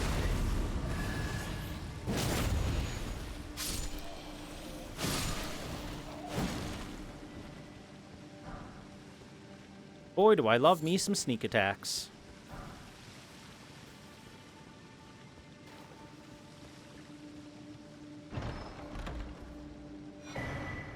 The Spear Talisman. Whoops. There we go. Talisman depicting a spear to soldier enhances counterattacks that are unique to thrusting weapons. Spears are standard weapons for soldiers in the lands between. They made it possible to respond to a ferocious foe with an equally ferocious counterattack. You say spears are standard weapons for the soldiers of the lands between, but I've seen very few spearmen. Mostly swordsmen are what we've been finding, you know what I mean?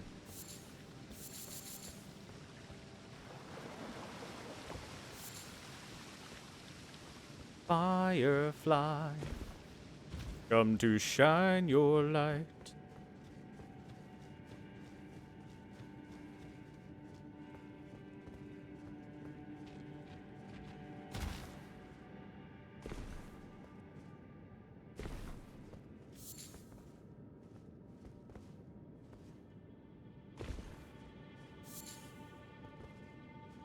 You can see down there, there's more items. That's eventually where we're headed, clearly. We're just going to keep dropping down until we make it. Whee! Well, no more drop downs here. Guess we go through the cave.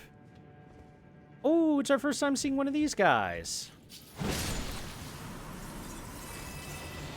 Look at them, they shoot crystals. Isn't that cute?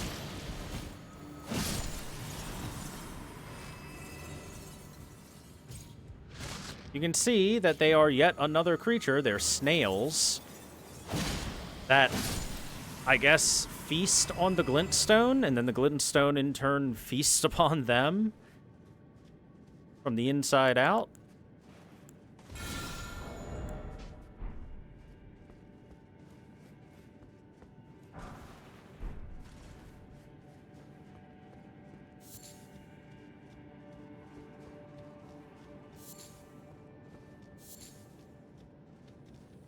Oh boy, that's a lot of them.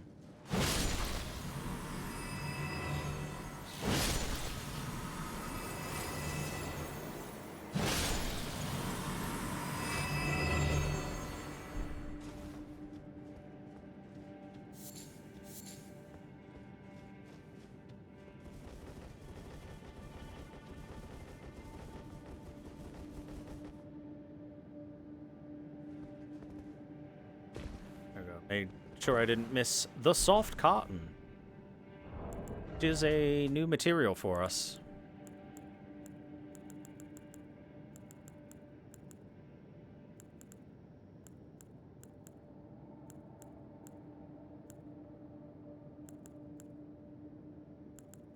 I'm missing it. I can't see it. Okay, it's... Is it not a material?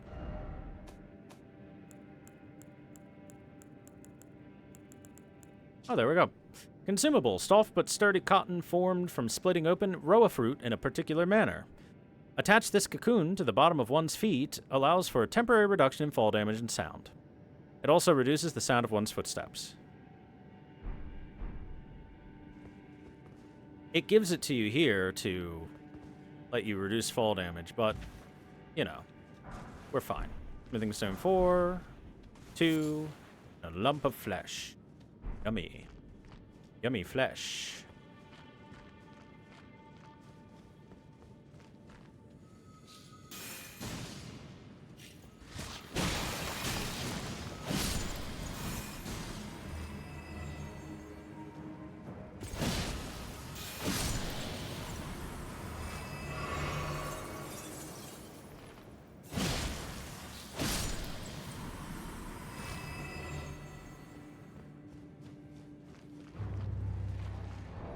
Bloodhound Knight? Hold on. Let me pull out my Bloodhound Fang and we'll have ourselves a nice Bloodhound duel.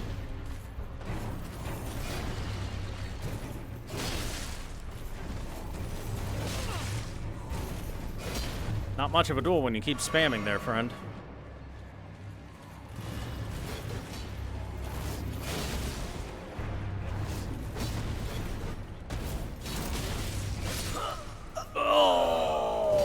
How did that not even hit him? It's like it didn't even aim at him.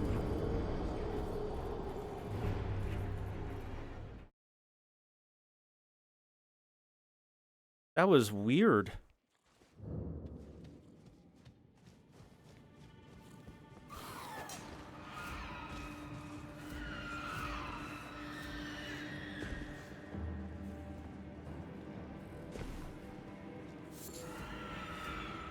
Nothing can reduce the damage sustained from falling in love. But now I'm only falling apart. A total eclipse of the heart.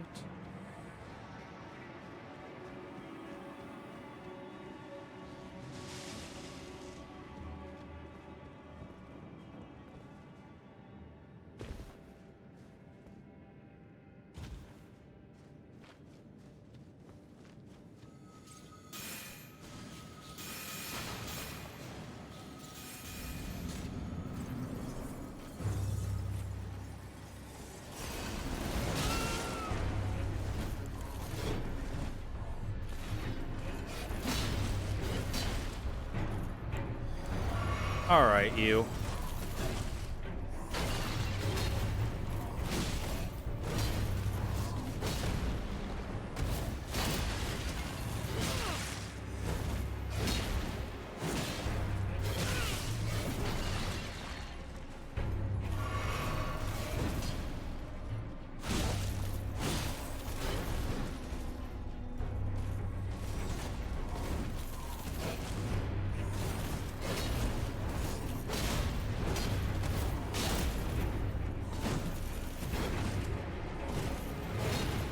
Told you, we'll have a proper bloodhound fight.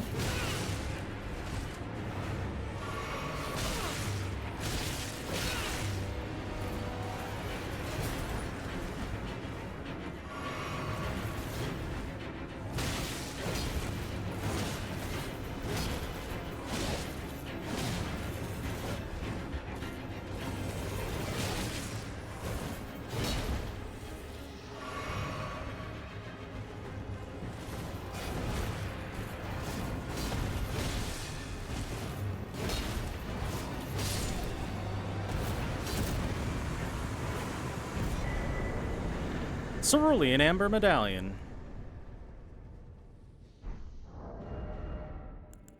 That was fun. Bloodhound Fang is a really incredibly strong weapon. Kind of fun to use, too.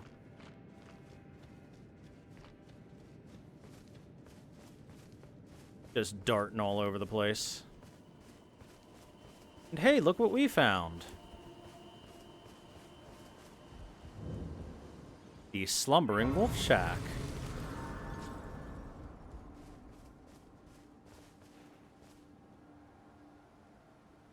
We've got a young lady in well-embroidered chainmail with a cuirass, a quiver, so she's clearly an archer, sitting next to a large wolf.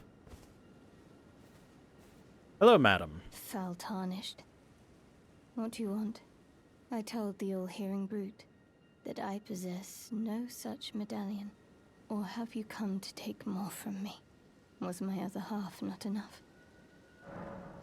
Her other half being probably this wolf, who doesn't seem to be breathing. Oh. Do you speak true? I have this medallion. So old Albus entrusted his medallion to you.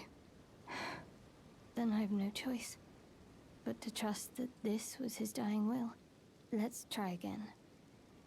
I'm Liurnia, an Albinoric, the same as old Albus. My apologies for my coarse words earlier. I presume the worst.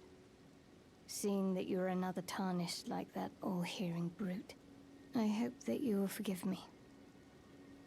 All-hearing brute. Interesting. I also want to point out that despite being an Albinoric, she doesn't look too bad compared to the other Albinorics we've been seeing. The other Albinorics we've been seeing are either old men that look like they're about to fall over dead, and then shortly after fall over dead, or frog people. She actually looks pretty darn human. Probably because it makes her a better waifu like that. If she looked all gross, then people might not want to waifu her more. Now, she says, all-hearing brute. It's hard to say what an all-hearing brute would be. We found a bloodhound out here that had been sent to this cave. She likely fled the Albinoric village. My thoughts are that it's possible Sir Gideon Ofnir, the all-knowing, was the one who sent people to descend upon the Albinoric village and cause all the deaths. And he might have been trying to find the medallions to the Caelid tree in order to get himself access to said Caelid tree, which is, as far as we know from what we read in that medallion half, hidden away and hard to find. A secret. So Sir Gideon Ofnir doesn't know something, and he got all upset about not knowing something. He wanted to know it, enough to genocide the village. At least that's my thoughts on it. I believe it's probably Gideon being the the catalyst behind all that. The medallion's better off in your hands anyway. Would you consider doing me a great service? I must go back. There is something I must do, even if I must say farewell to my wolf, Lobo. Will you show me the way? To the land of Miquella's Caelid tree. If you accept, I would gladly apprise you of the whereabouts of the medallion's other half. Sure. Thank you kindly. They say the other half of the medallion is beyond the Forbidden Lands, north of the Erd Tree, in Castle Sol, on the mountaintops of the Giants, accessible by the Grand Lift of Rold. I see. So we have to find our way to the mountaintops, even further north than the lands of the capital Lindell, in order to find our way to the Caelid tree. That's quite the task. Then I suppose it's time. Farewell, Lobo. My faithful wolf. My better half. I will go with the Tarnished, so that our journey will not have been in vain. Forgive me, Lobo.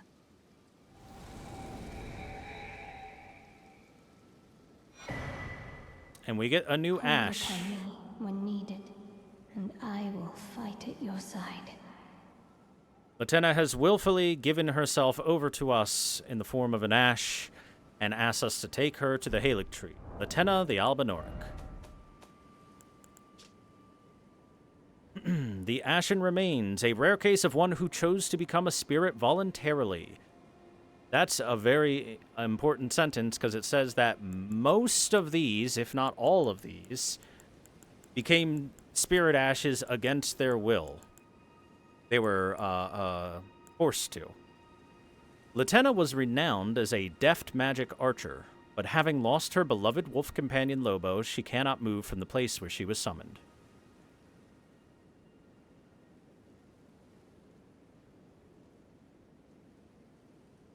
What happens if you leave before that last line of dialogue? Then she just kind of chills here.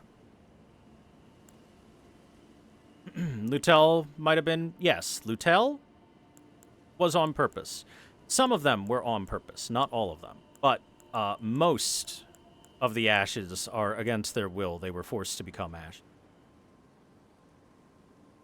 Anyway, the way Latenna works as a summoned ash is she sits in one spot and fires arrows, but if there are any wolves nearby, she will ride the wolf, and the wolf will carry her around as a form of mobility for her. She's a wolf whisperer.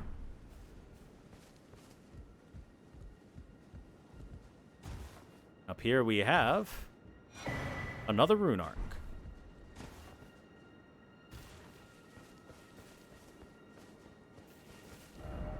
And I think that's everything that I can get.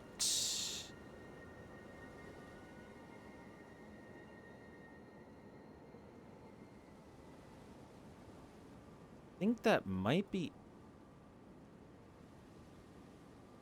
almost everything, possibly everything that I can do here in Liurnia. Let me just double check real quick.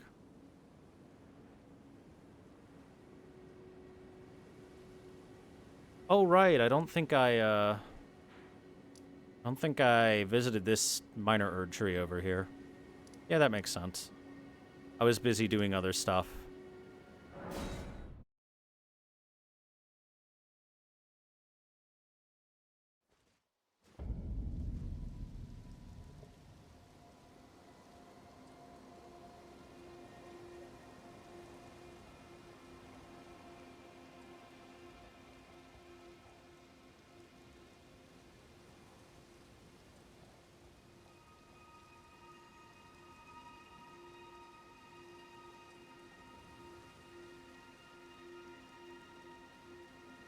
Oh no, there's more catacombs for me to do too. There's still... I killed Mad Dad. Yep, I sure did. Jesus. Every time I'm like, I think I'm almost done, I then see, oh right, there's another catacombs, or there's this that I didn't do yet. Mopping up what's left of Liurnia is taking a little bit of time. Taking longer than I expected it to. Like, be perfectly honest with you. Oh well, it is what it is.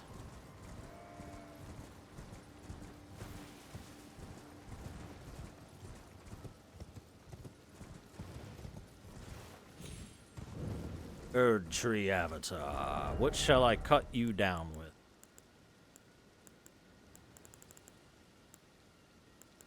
You know what? An axe, obviously.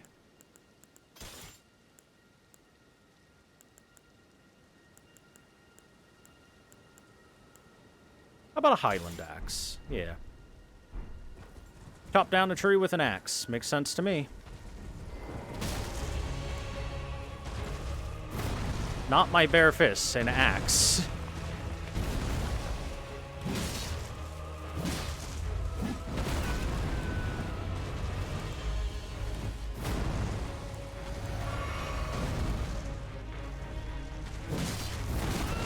Oh my god, that recovery time.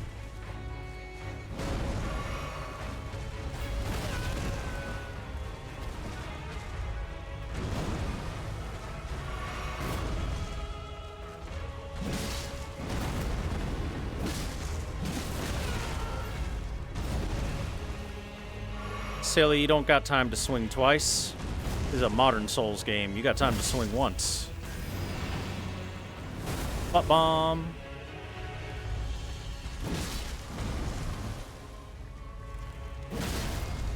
Chop that tree.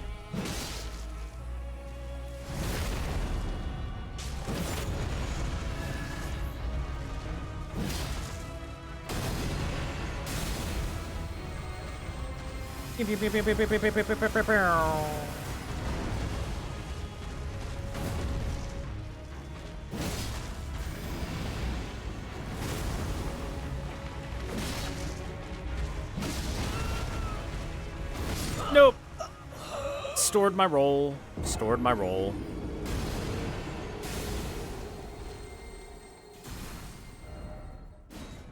Our jump attack recovery is extra long. Sort of depends on the weapon.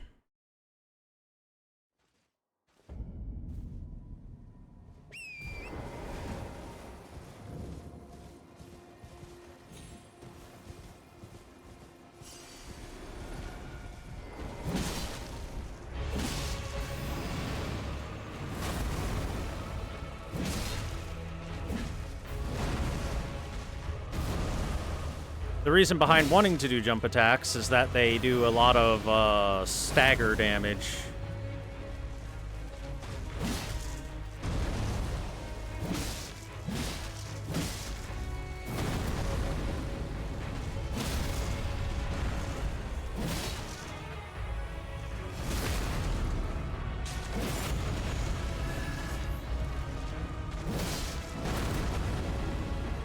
To allow the riposts. Besides, jump attacks are cool and they feel good.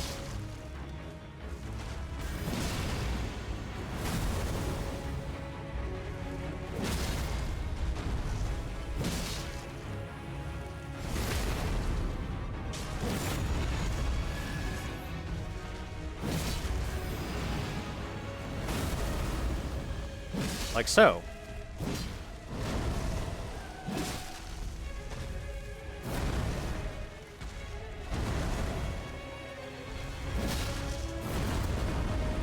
Hiya! Tree felled.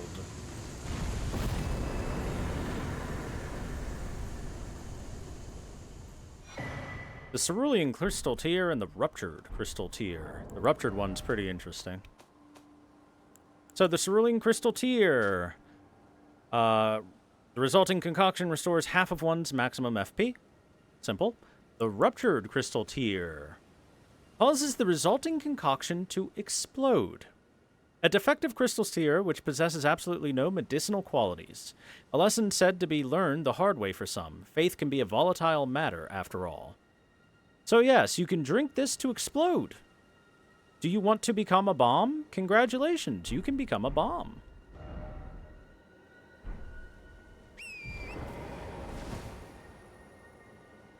Kaboom!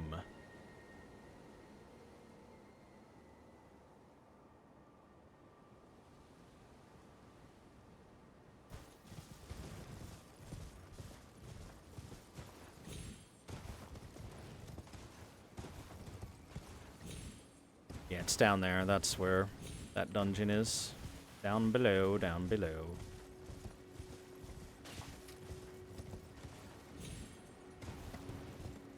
Well, before that, I don't believe I've been over here yet.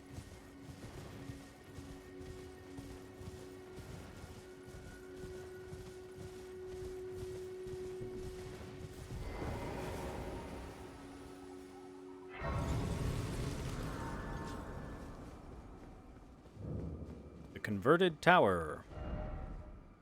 Erudition guide thee.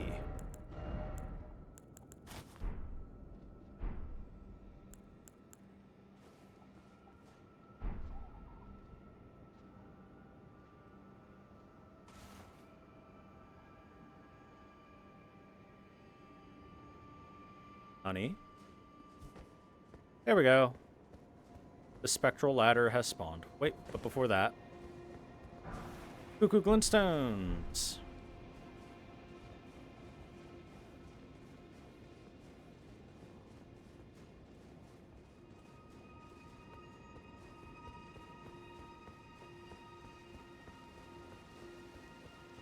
And we get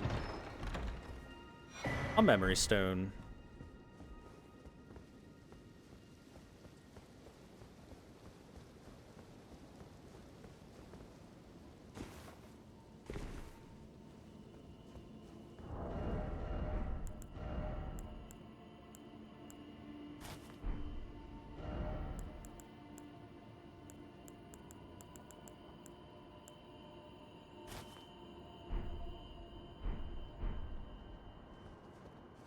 Hey, now this is some fashion.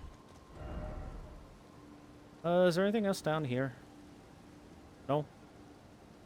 I just gotta find my way to the, Actually, it'll be faster if I just teleport to the vendor shack.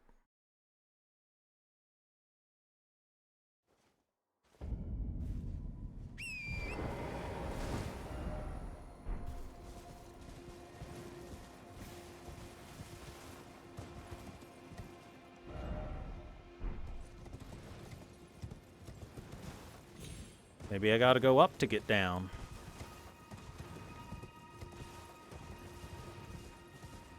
Yep, there's the statue that would point us in this direction.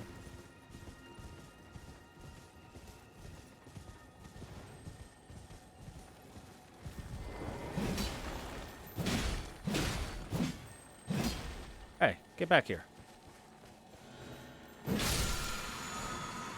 Ash of War Sword Dance.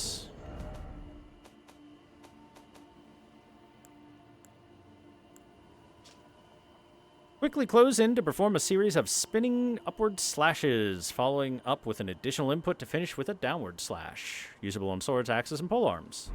Capable of slashing.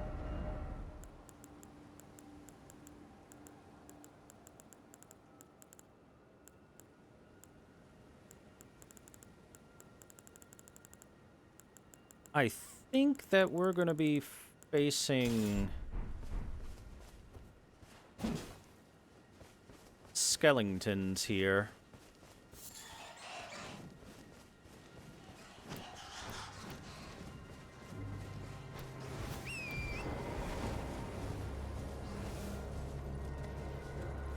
Clearly, we need to reap them with a scythe.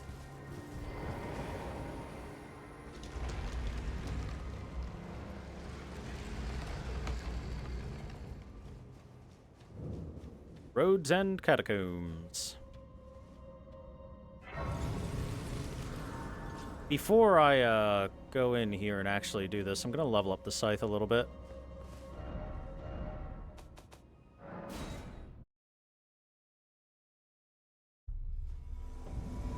Uh-oh. This is happening. Katana time. Ensha of the Royal Remains doesn't like us. But why, Ensha? Why? Dummy. Why would you do that? Why would you do that to yourself?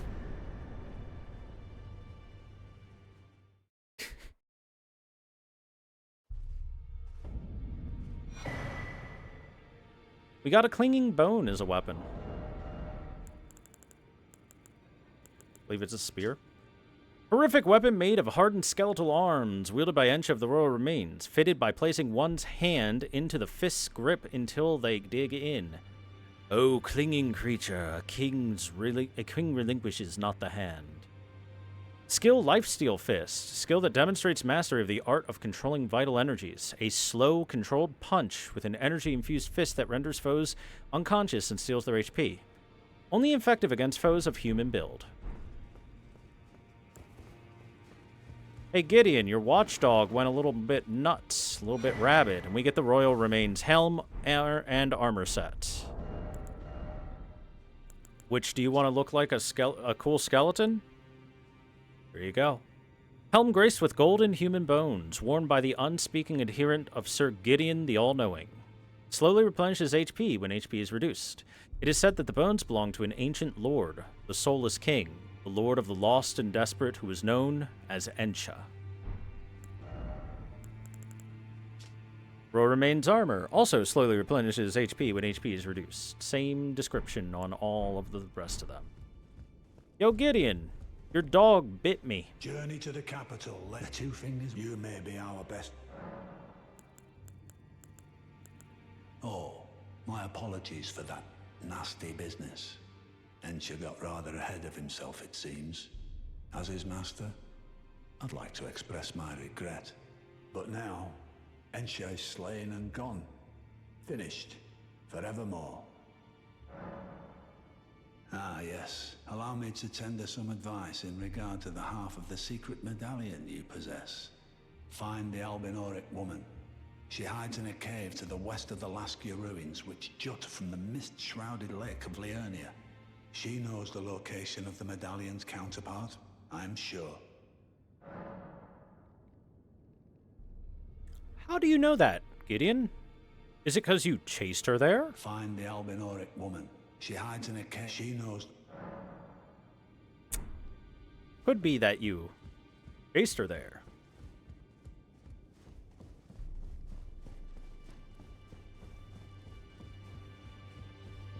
Well, hey, let's put this set on for now.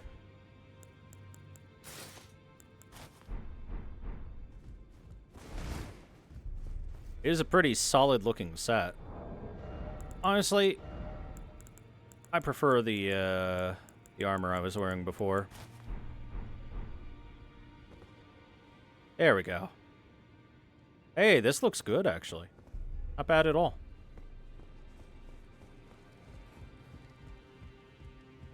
Yeah, he knows I have the secret medallion. He knows where Latenna is, even though she's hidden away. Well, I took you for no matter. He knows all kinds of things, doesn't he? Things that he ought not to know. Alright, you, make this scythe better.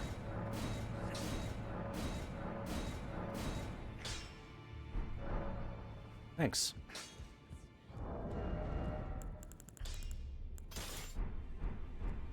He's all-knowing. Well, yeah, but how do you think he learns this stuff?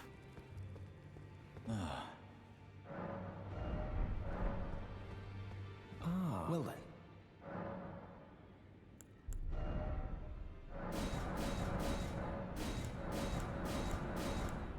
Let me just clean you out there, buddy. May the golden... I can happily... May the golden order...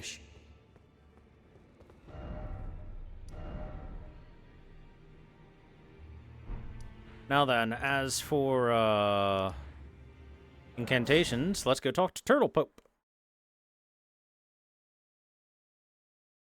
By asking nicely for people to ask other people not nicely. Yes, that is, I believe, how Gideon gets a lot of his information. Greetings. Fire Monk's Prayer Book. What have we here? Very well, let us both learn together. Heresy is not native to the world. It is but a contrivance. I love you, Turtle Pope. All things can be conjoined. Use that word conjoined a lot. What do you mean by that? Oh, flame! Momentarily sparks a roaring flame from the caster's hand, charging and enhances potency. The giant's flame still smolders upon the distant northern mountaintop, and the fire monks are its guardian. And Surge, O Flame. Superior incantation of the fire monks. Creates a stream of fire to burn the area before the caster. This incantation can be cast while in motion. The giant's flame is the flame of ruin, capable of burning the Erd Tree, and so, following the war against the giants, its ruinous blaze was sealed, and guardians were appointed to watch over it. So there you go. That's that finally gives us a reason why the Golden Order decided to genocide the giants, because they were afraid they could burn down the Erd Tree, which I think was a relatively unfounded fear, because who would want to burn down a giant world tree, you know what I mean?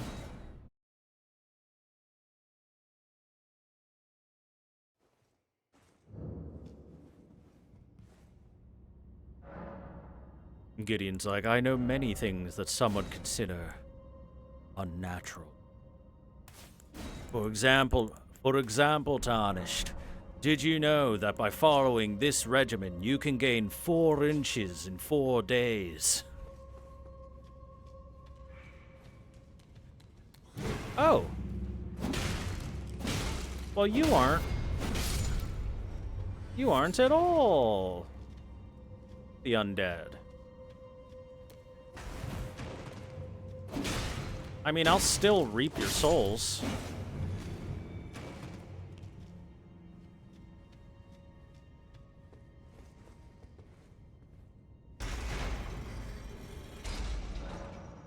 Somewhere, a heavy door has opened.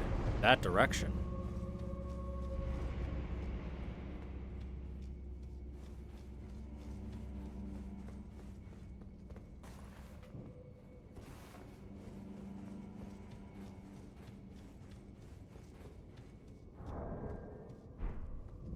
Oh, also, we'll have Loretta, or, I'm sorry, Latenna on our summon.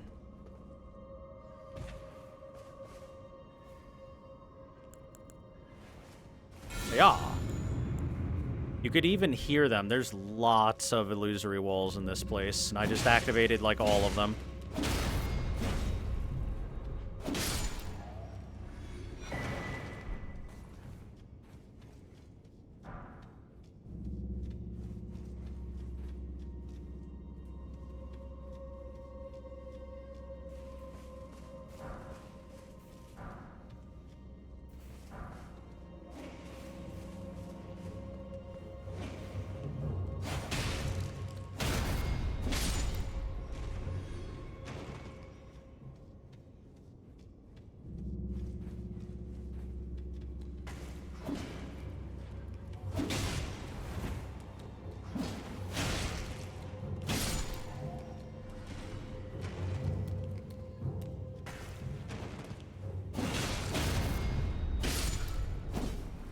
Listen, Tarnished, have you ever felt wanting?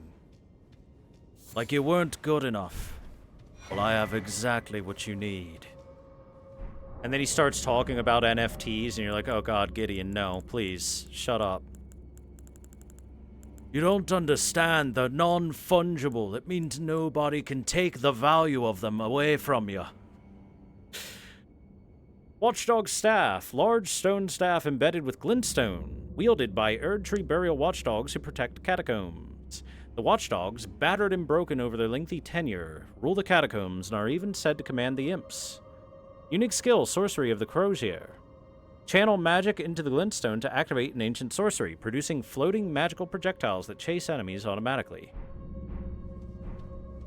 So, because watchdog staves use glintstone embedded within them, it can be surmised that they are homunculi, or something close to it, golems at the very least, that were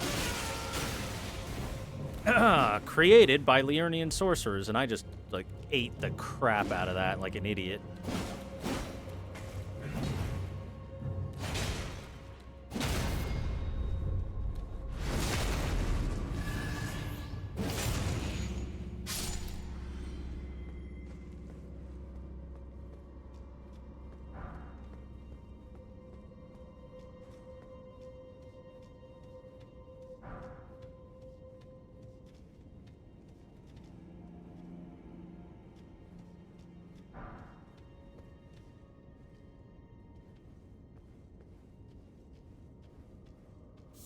This one's staring at me because those ones are waiting for me to just walk on in.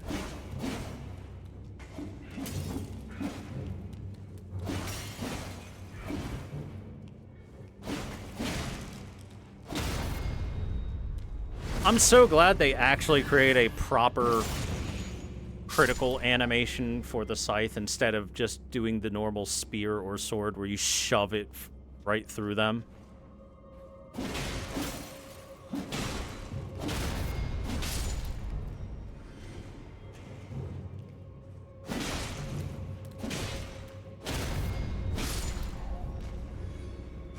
It looks way better, too.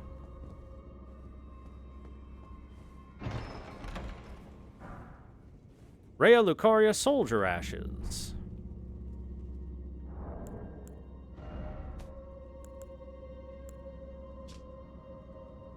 A trio of spirits consisting of 2 disposable foot soldiers and their superior. The soldiers of Rhea Lucaria were also known as the Cuckoos. They were given free rein by the Academy to wage war as they pleased, and they were infamous for their rapacious ways. Yes, proving that the Academy is full of a bunch of assholes. The Cuckoo Knights that acted as their army were actually a bunch of mercenaries that Rhea Lucaria hired, because they had no formal standing armory of their own, but saw that it was important they had some way of fighting back against invaders. And they just let them do whatever the hell they want. Famous for their rapacious ways, after all.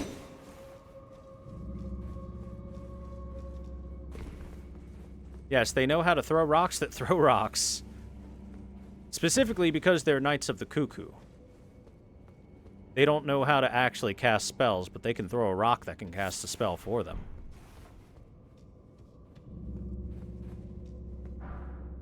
And look, here's the hidden boss room.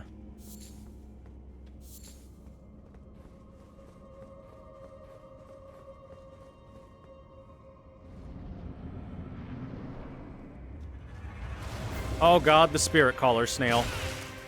And it's Crucible Knight.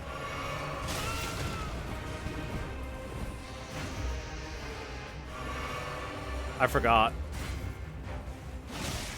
There's the snail. It is constantly hiding invisible. God, this freaking thing is so fast. You can only tell where it is by the color. It has a light around it.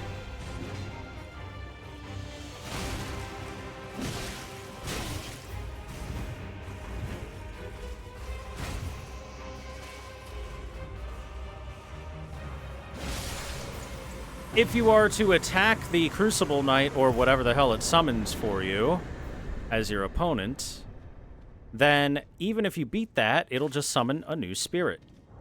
You have to actually kill the snail. It gave us a Glintstone Sorcerer Ashes. Ashen remains of a Spirit of Rhea Lucaria sorcerer wearing a stone crown. A scholar of the Elivinus Conspectus, who has mastered the use of the Glintstone Star's sorcery.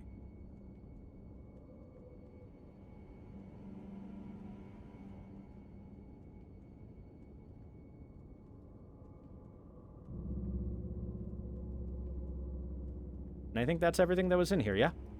Yep. Double checked. That's everything that was in there.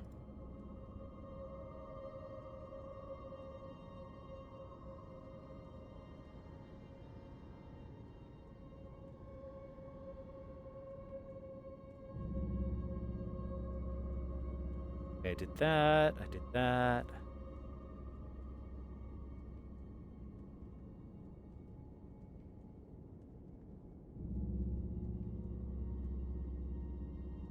Never grabbed that. Never grabbed the Urumi.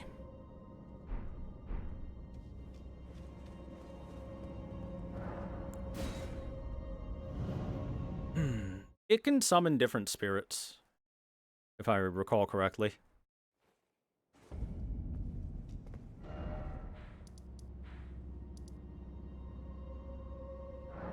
Okay, there's an Everjail for me to go take care of real quick.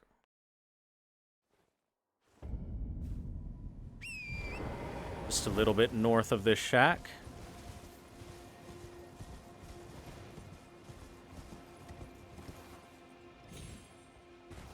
I rode by it last time because I was on a mission at that time to reach the Belfry Towers. But this time, we will go take care of what lies within. The Cuckoo's Everjail.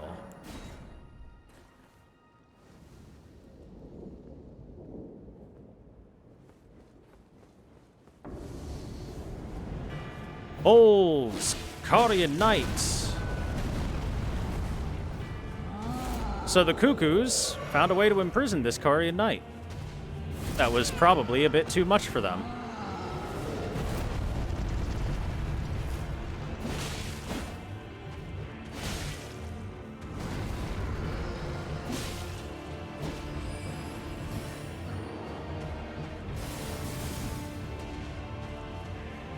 He's really not any different from any of the other Carian trolls that you fought before. Except for that roar that he's got. I guess that's about it.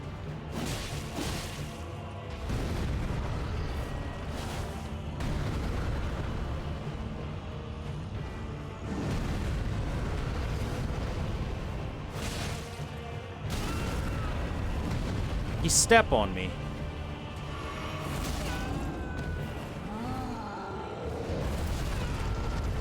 Wow, that shockwave hit me? Okay.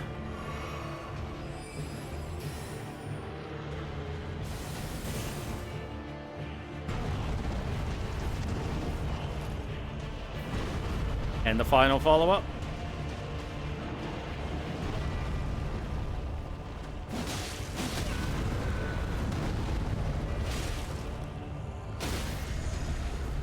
I was hoping for him to finally fall down.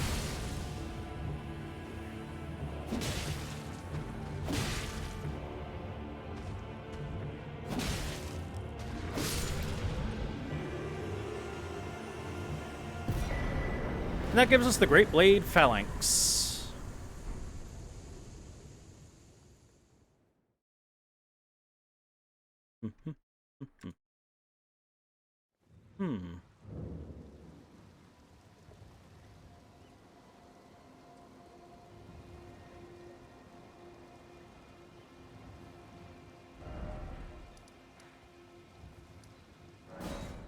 Now there is one quick level item we didn't get.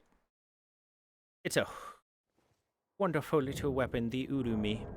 But first, let's take a look at that spell, the Great Blade Carian Phalanx. One of the sorceries of the Carian royal family creates a defensive arch of larger magic glint blades overhead, which automatically attack nearby foes, used by the enchanted troll knights. They were the comrades of the young Renala, bound by oath.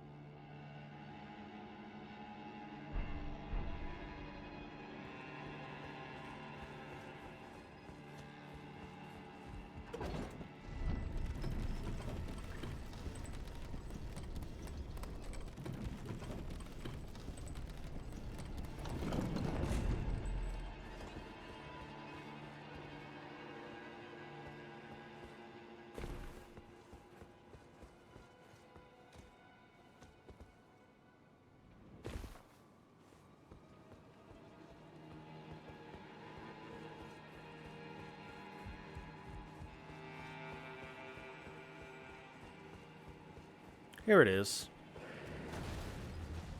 The Urumi.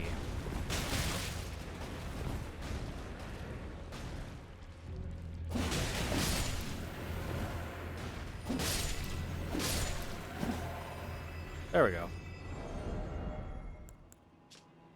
This weapon, made of extremely thin, flexible blades of metal, is wielded like a whip by Night Folk warriors. Though in essence a whip with a cutting edge, it can be used as a spear to pierce foes.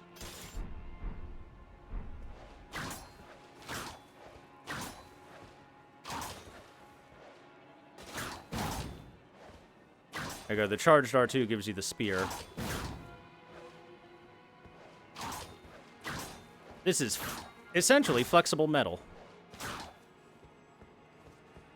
It's actually not the worst weapon in the world. And also, look! A virgin maiden.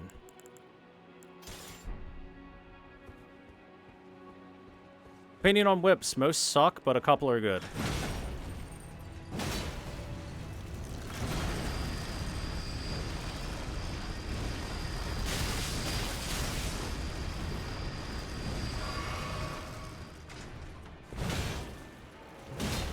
Liurnia is one that's solid.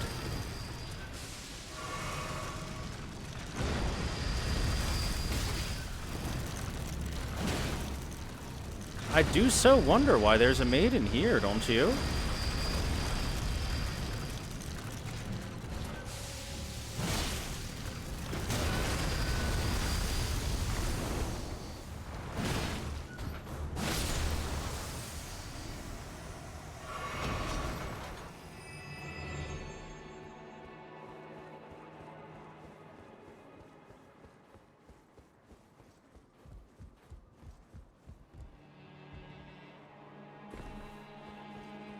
This gets us just a Somber Smithing Stone 3. The Urumi was the real prize I wanted, but, you know, I figured I'd get the rest of what was down this direction. And that, I think, is it for Leyndell now, for the time being. I don't believe there's anything else for me to grab from Leyndell. Aside from if I wanted to grab Hoarfrost Stomp, but I kind of don't care at the moment. I'll grab that later. Did I say Leyndell? I meant Liurnia. I'm sorry. I said Leyndell. Fought myself. Sorry.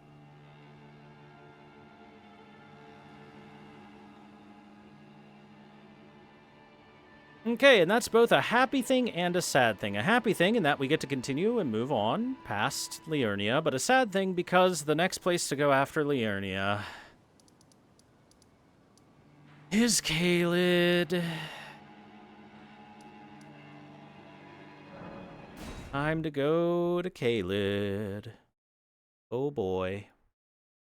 Our favorite place to go.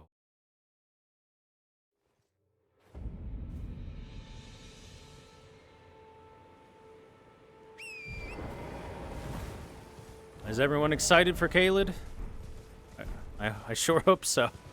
Because we're going there whether you are or not. Oh, I'm not excited for Caelid.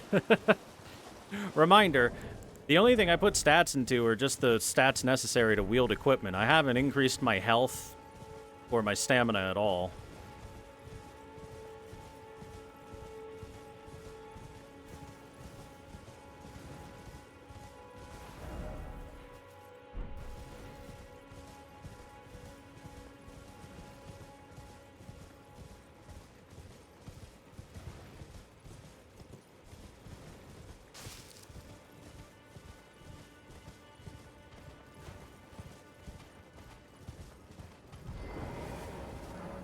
Lord Godfrey, at last at the end of his campaign, his golden armies unvanquished and unbowed, yet finds grace lost, tattered, and faded.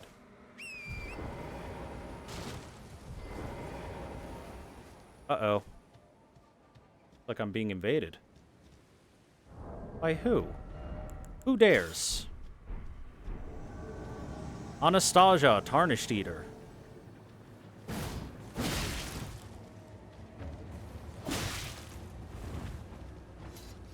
Eat that.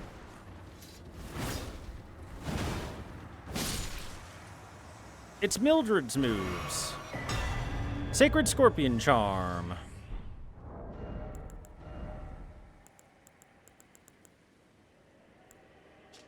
A talisman carried by assassins who strike unseen. Patterned on a scorpion freshly shed of its exoskeleton, its claws seizing a heart with a blessed glow. Raises holy attack power, but lowers damage negation. Interesting that she would have a holy attack power increase. The Smoldering Church. Pretty apt name. Nomadic Warriors Cookbook 14 and Missionaries Cookbook 3.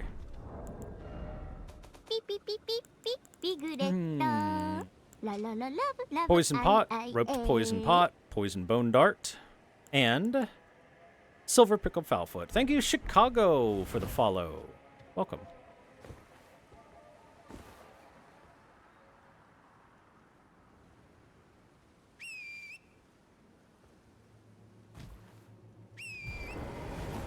Thank you, Torrent.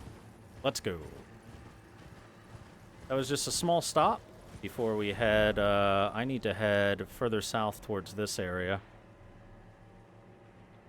So, let's head south. I like how the instant that you head even slightly into Caelid, everything starts turning red and the music gets dire and everything just becomes awful. Because Caelid is awful. What you looking for, big guy? Ow. Is it somebody to repost your face to death? Because you found it.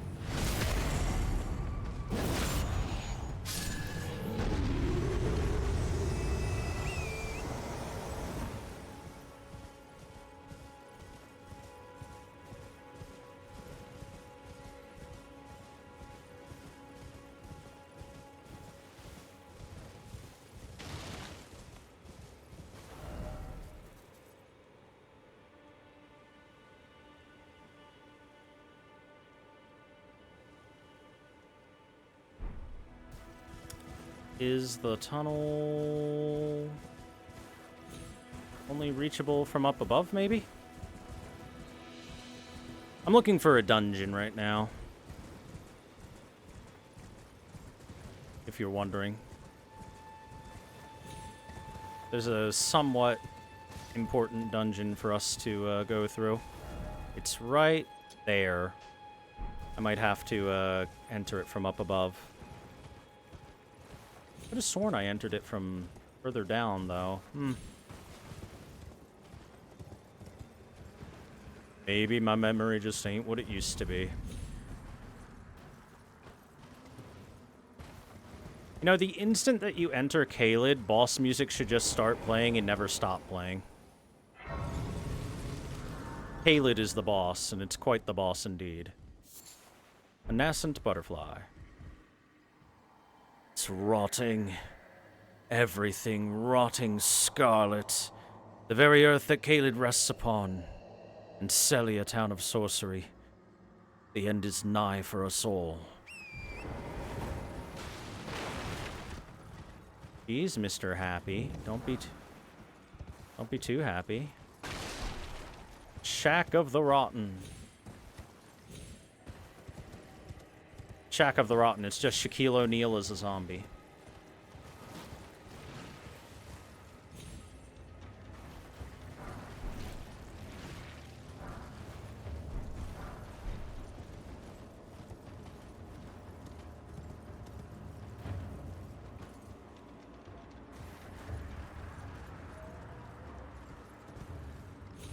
Ah, I think this is where I'm headed. Jail tunnel, yep, that's it.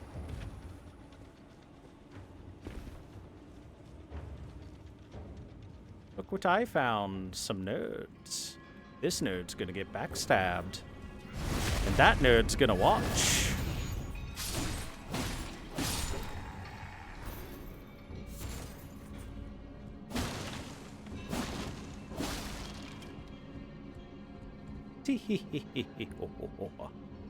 He had to watch his friend get backstabbed.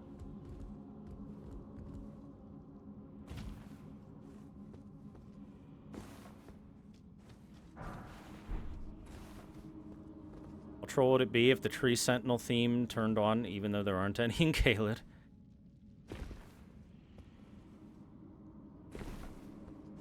Not troll enough. By the way, these are Redmane Knights. They have the crest of the beast on them. Beast-marked crest. For good reason, too.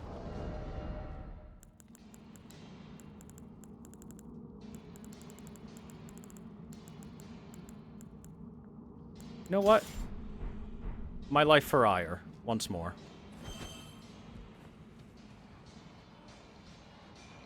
Just for a little while. I want to be a zealot.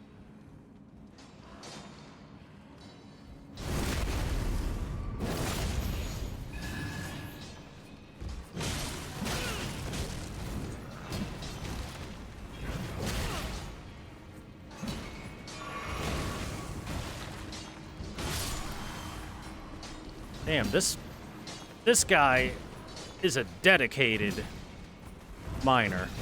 He does not want his work interrupted by the likes of me.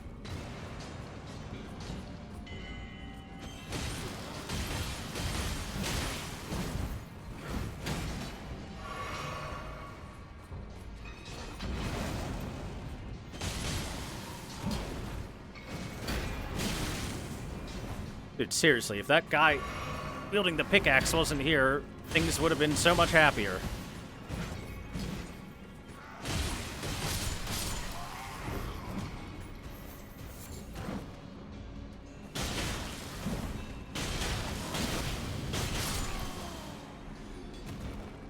My life for hire.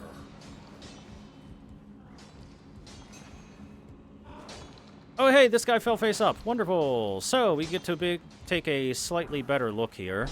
This is a red main knight. They wear red, obviously, and they have a large crest of the beast. And that is because, while they are soldiers of Radahn, Radahn was a big Godfrey fanboy.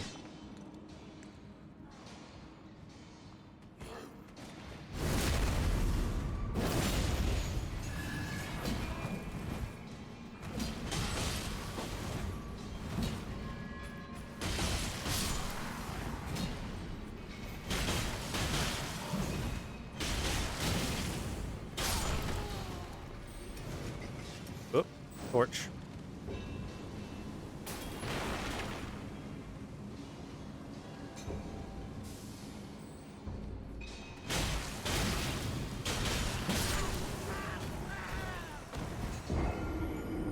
Huh. Got me with fire.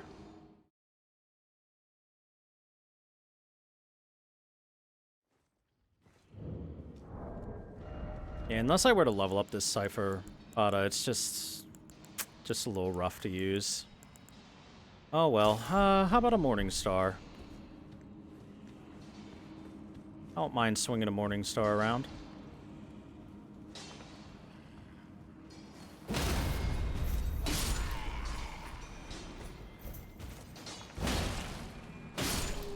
He'll do better against the miners as well.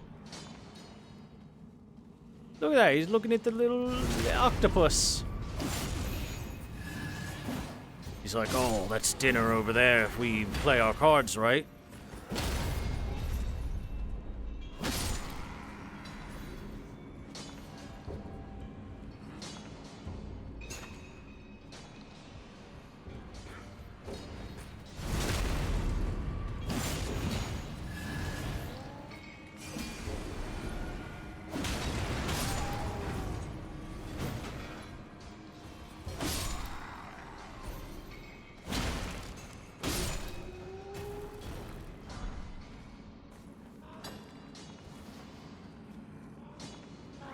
Ah, hello, Nightdean. You have come.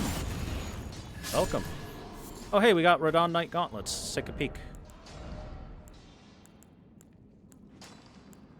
Radahn Soldier Gauntlets. Gauntlets worn by soldiers who fought by General Radahn's side. Rust-worn and stained through an unending conflict.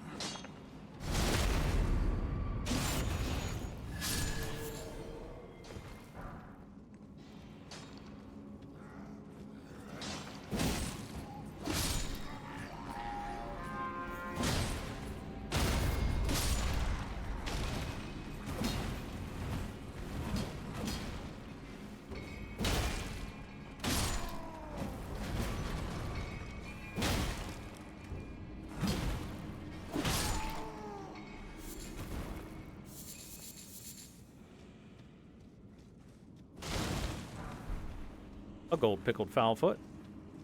I've already used up pretty much all of them. Oh, look at the little octopus. Why'd it come out of its little corner to attack me? What'd I ever do to it?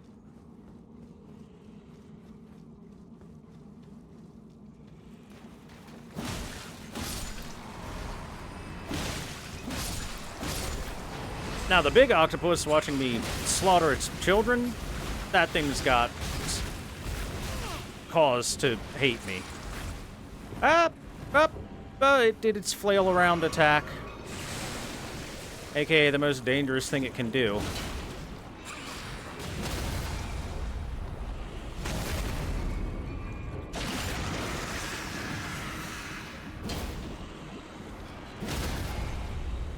Yeah, that's right. You just get chained once you get one riposte.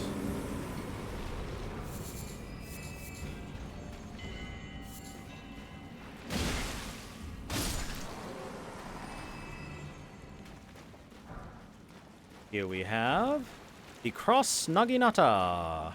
This is actually a weapon I might level up a little bit. This is a pretty cool weapon. Weapon consisting of a three-pronged blade affixed to a long pole. The long central blade closely resembles a katana. A weapon of the Land of Reeds, known for its ability to be wielded as a spear while still being capable of performing slashing attacks. Most spears are capable of performing slashing attacks, but that's beside the point. With the Impaling Thrust skill, it has a good moveset.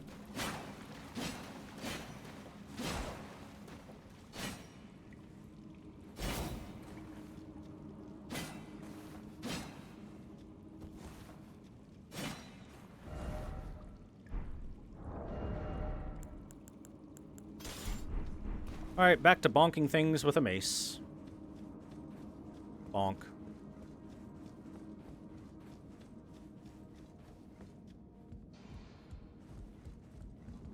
Grabbed everything back here, yeah? Yeah, looks like it. Unless there's anything hidden! If there was, that would have activated it.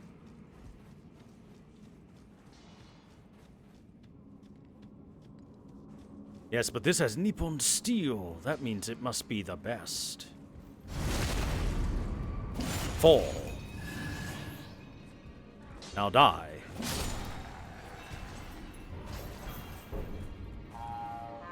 Oh, must you? Come on now, sir. Now all of China knows I'm here. I want China to know I'm here. They're gonna, like, try making me play Genshin Impact. Oh, no!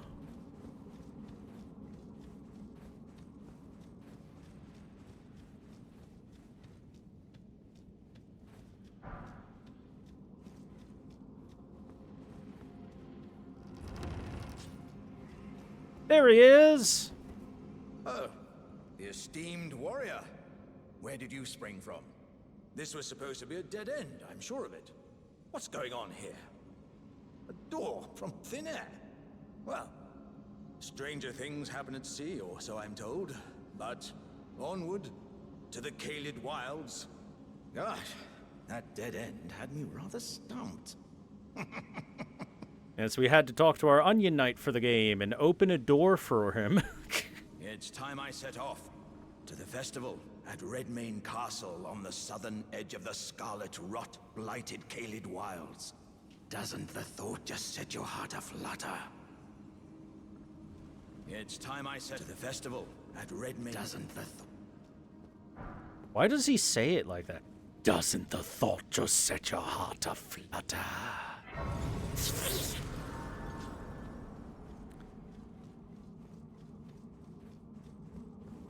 And here's the thing. There is another entry point, as you can see to here, from Limgrave, from way down here. I was actually trying to find this at first, but I couldn't find it, so I just said, screw it, I'll just go in the normal way. Where you find him talking about how, oh, I can't figure out how to get past this dead end. And the answer is, there's a door, bro. Here, I'll pull up his exact dialogue and read it to you.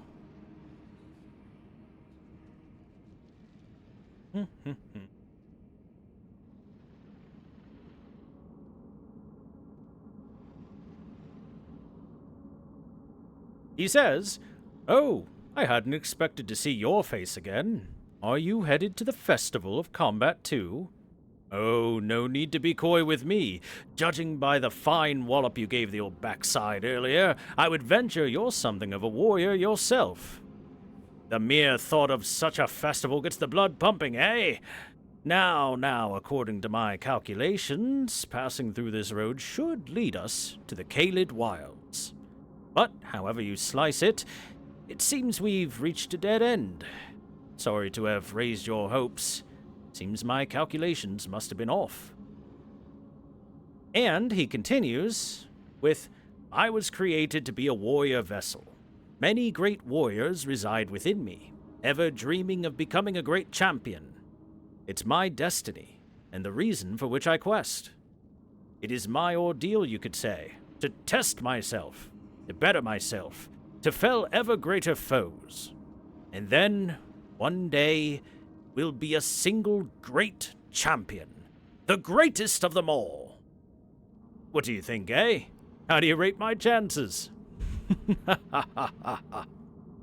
Those are the dialogues he would give us if I was able to find the Limgrave entrance here.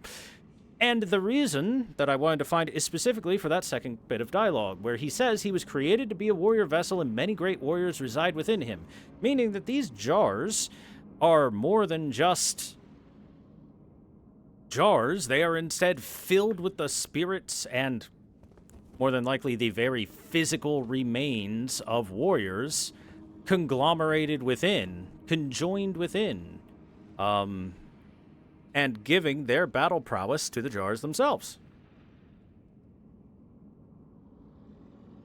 That's why, when we destroy some of the jars, we can find living jar shards. And they clearly have flesh as part of them. So they are jars of a bunch of corpses inside that pass on the warrior battle prowess to the jar on the outside. Very neat. Now, before I go face this boss, I'm going to take a short, like 20-second break to grab a water. I'll be right back.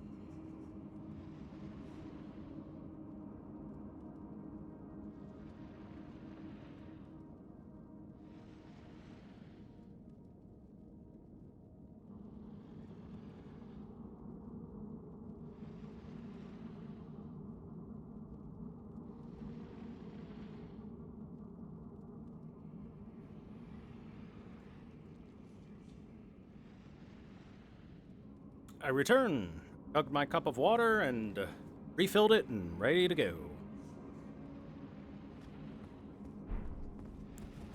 Now, let's go beat some ass.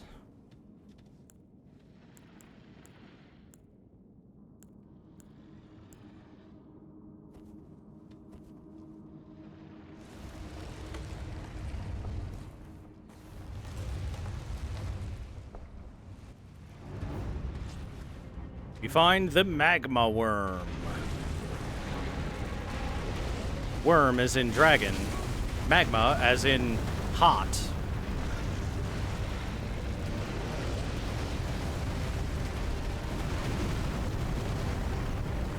Alright, you Ludwig wannabe. Quit spreading lava all over the place.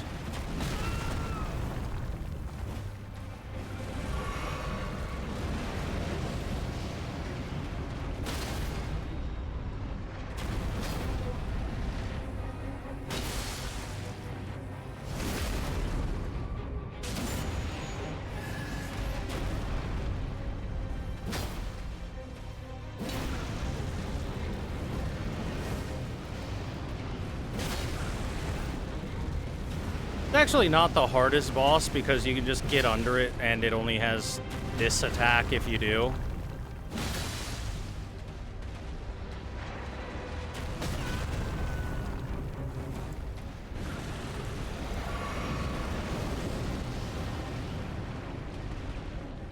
You know what? You don't deserve a 1v1.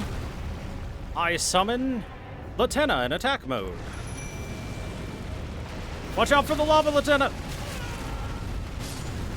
Oh, she did not watch out for the lava.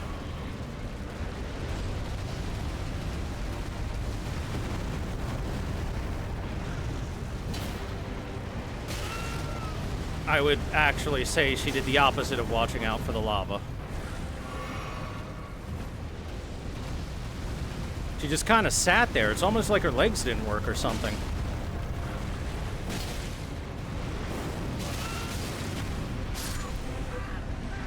Well, that was unfortunate. There was lava literally everywhere.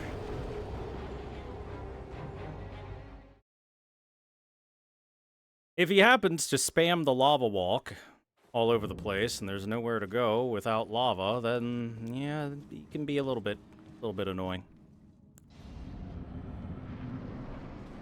All right, Lieutenant, this time, watch out for the lava. You've got this.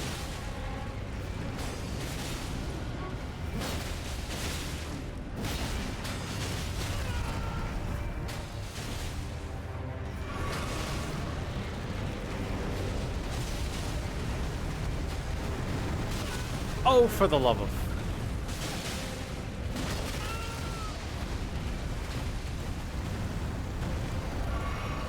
Lieutenant, no!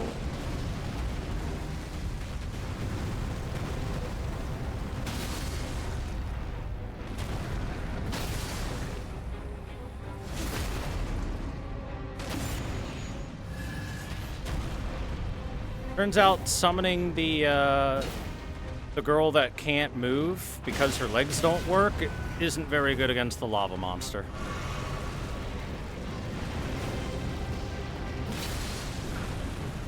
Anybody could have made the mistake of thinking she'd be fine. Anyone could have made the mistake, chat. This could have happened to anyone. 'Cause life is just fun like that.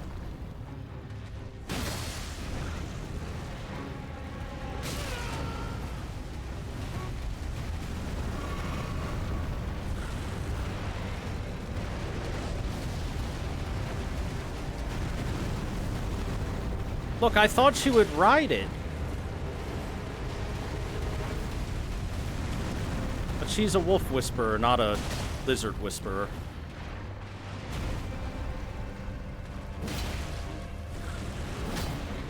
Uh-oh.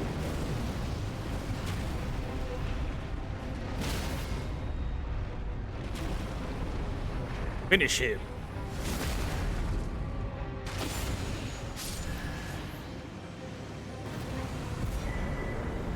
Dragonheart and the Moonveil. PvP's favorite weapon. Katana forged of glintstone, masterpiece of a Celian swordsmith. Light enwreaths the blade when sheathed, and explaining its Moonveil moniker. Unique skill, Transient Moonlight. Sheath your blade, holding it at the hip in a composed stance. Follow up with either a normal or a strong attack to draw the blade at great speed for an instant slash attack. Both attacks fire off a wave of light.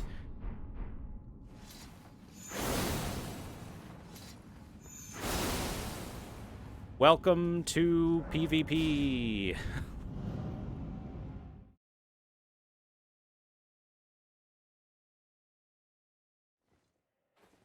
I don't know if they ever changed how good the Moonveil is, but it has been the PvP weapon for a bit of time, that's for sure.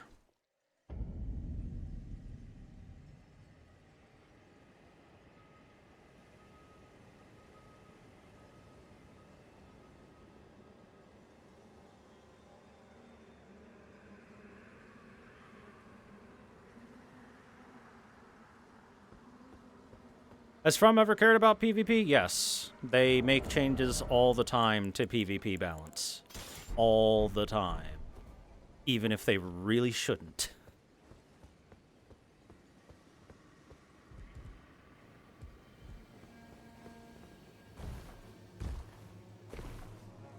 Parkour. Parkour.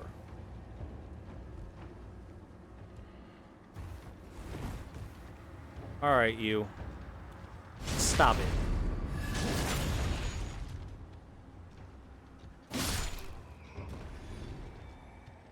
it's one thing to change stuff for PvP and have it only affect PvP. It's another thing to, like, change it and have it affect everything. You know what I mean? If they separated PvP and PvE stats and then changed it like that, nobody would care that much. That's fine. People only care about it when they're like, you know, I liked this weapon when I was playing against bosses and stuff, and now it's worthless. By the way, I want to point out, do you like the makeshift wall that was made here to keep people out of Caelid? Oh man, nobody could ever get past this. They did it. Nobody will ever enter Caelid again. Oh man. Damn, they got me. Build the wall! And have Millennia pay for it. Ow. So these are rotted enemies. Hence why they inflict rot on you. These were citizens of Caelid that died to the rot and became shambling, rotted corpses. Now you might be asking yourself, why is Caelid so rotten? The answer is Millennia. One of the demigods did it.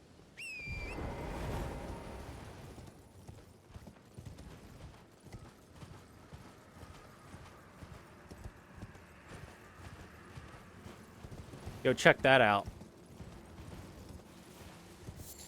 Take a look at that. Now that's a jar. Look how huge it is. It's friggin' massive. It's the size of a building. How many people do you think were stuffed in that jar?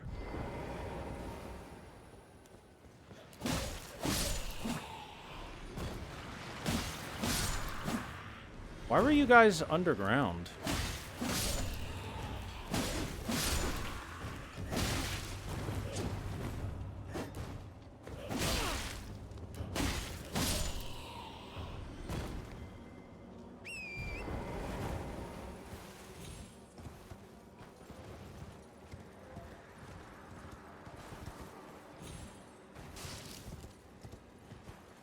Well, nothing's as big as the shadow of my wiener. It's taller than the trees. The shadow of my wiener shows you how much you mean to me. Yeah. Like that shit. Psh, psh. Hey, look. It would appear that there is a catacombs down there next to this Erd tree, this minor Erd tree. But first, we'd have to get down there in the first place. Now, how, oh how, could we get down there? Oh, we could take the namby-pamby way down here and just walk down, I guess.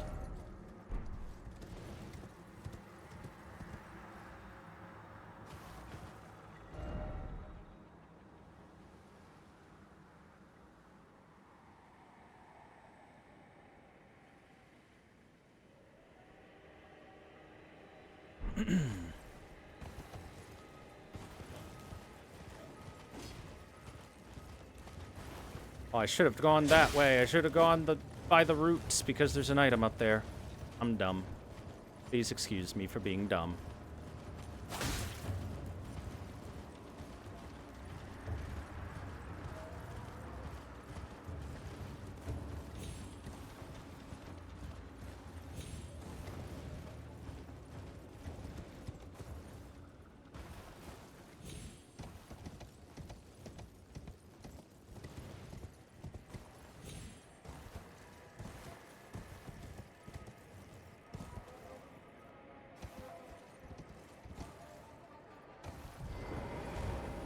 Howdy there, friend. And goodbye. Thank you for the rune arc.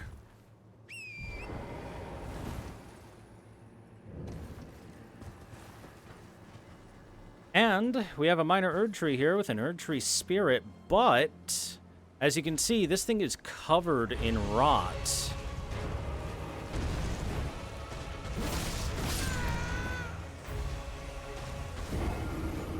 Wow, I'm actually surprised that did that much damage.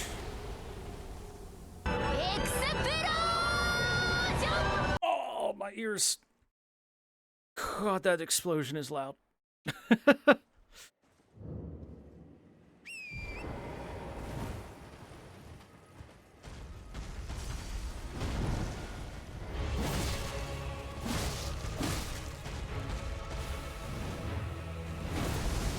Behold, rot comes out of it when it butt slams. So instead of the holy Erdtree's energies, it has been completely consumed by the rot. Like everything in Caelid. This is why Caelid is awful.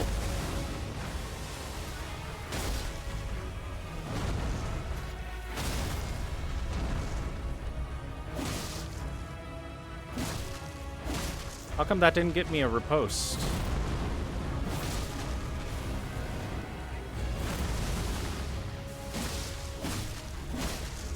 The easiest way to fight this one is to stay close to it. If you try and run away from it when it does the rot butt stomp, oh, then the rot can land on you. Oop. But then when it does that, you have to get away anyway.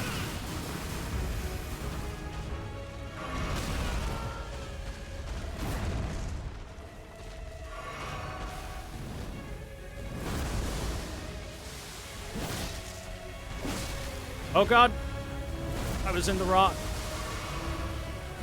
The poo-poo. The scarlet rot.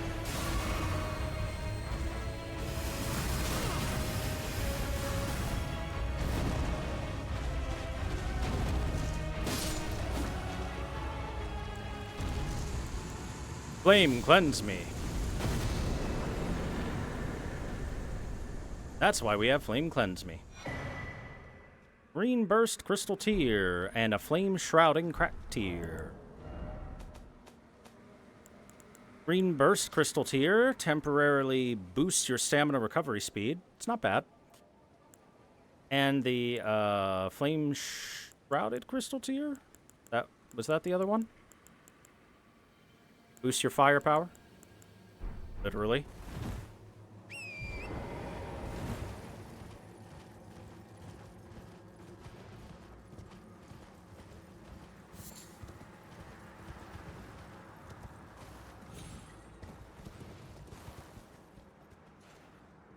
Look, there's a giant over there, protecting the pathway to the big pot. Big pot.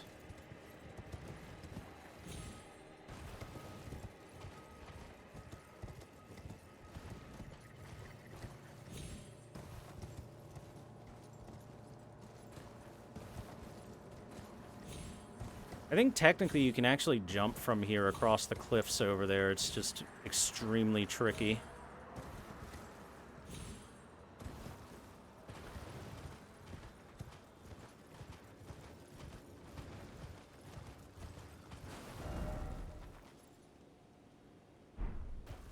That one was pointing this way, but I don't see no entry point unless it's on the roots, which I don't think it is.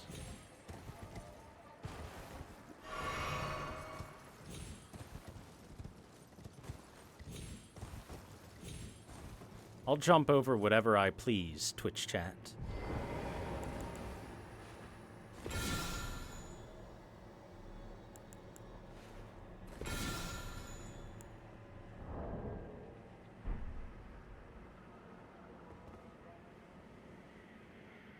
Up there it is. I rode past it. Probably like once or twice even.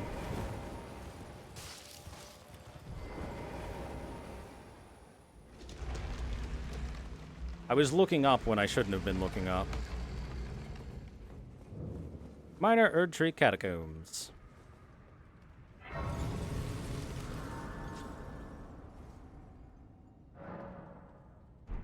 Is it time once more for me to equip a blunt weapon? I believe it is. I mean, the anchor is just so funny. How can I not equip it?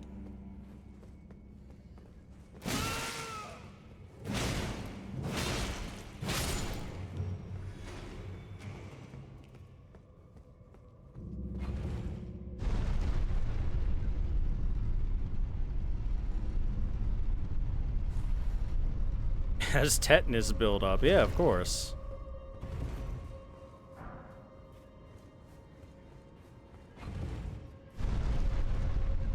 Ah, you're one of the ones with something beneath you. Okay, we'll go to that eventually. But first, behold, Scarlet Rot Swamp. And a new butterfly, an Aeonian butterfly.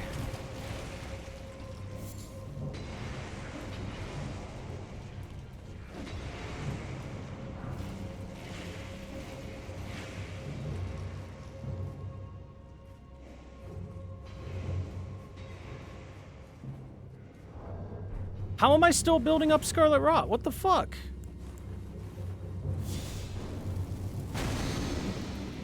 By the way, you don't ever want to be infected by Scarlet Rot. No, seriously, why am I building Scarlet Rot right there? Was it the... this? No. Did it just bug out? It bugged out. It had to have bugged. Okay. Weird. So, let's take a quick peek at that butterfly we grabbed. It is the third and final kind of butterfly, even.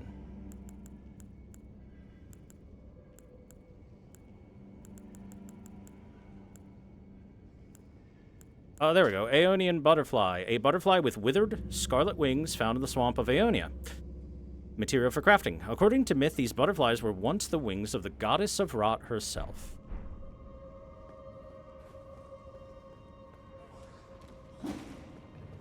Oh, right. It can stick to your clothes, can't it? Even though I didn't roll in it.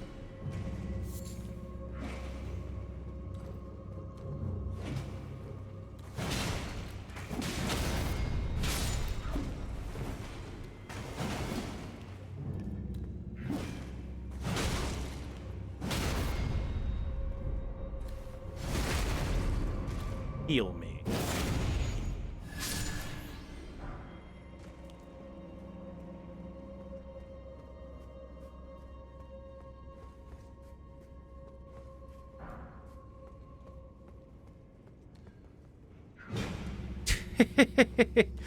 I knew you were there.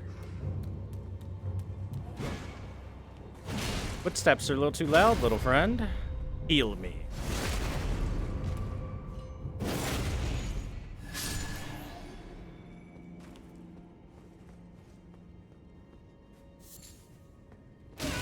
Oh, there it was. I knew it was somewhere. It's on the ceiling. I was looking at the walls, should have looked at the ceiling. Pull the lever.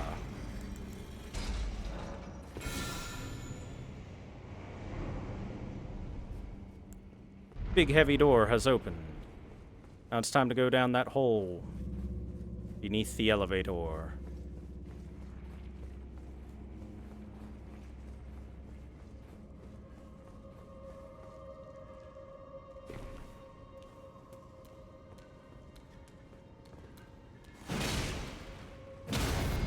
Heal me.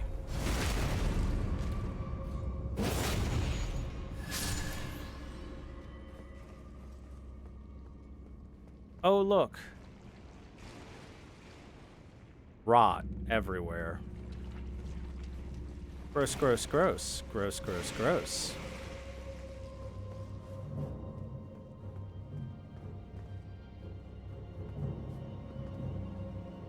I see crabs.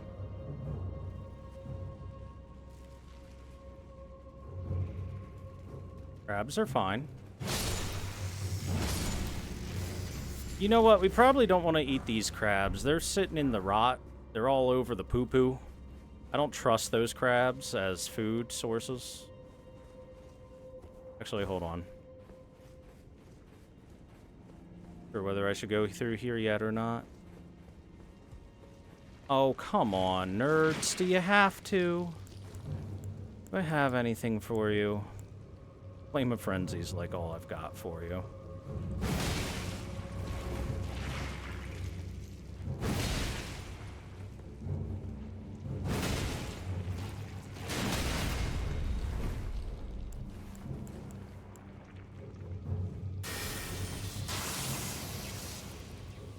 It's electric. That'll help a little bit.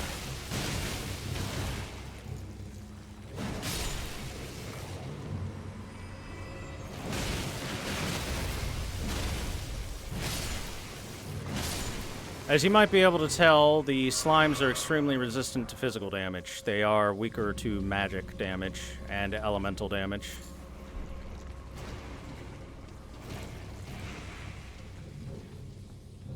Oh, should have gone the other way first. Well, not a big deal.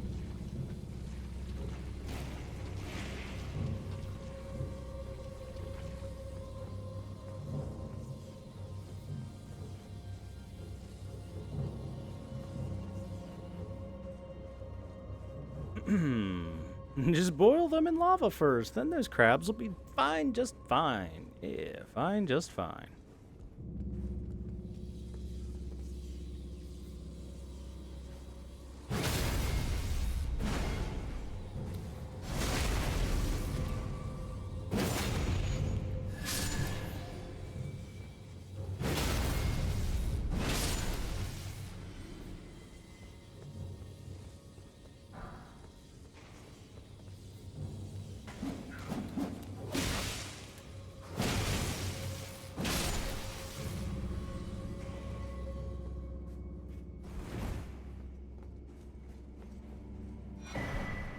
The Imp Head Wolf. So, you can get several different imp heads, but this is the wolf one. Head covering made from the largely unaltered head of an impish golem. Resembling a wolf, it holds trace amounts of lupine endurance. By which I mean, it adds +2 to your endurance stat. Which is alright. That's okay. It's alright. It's okay. We got a Sacramento, but another day.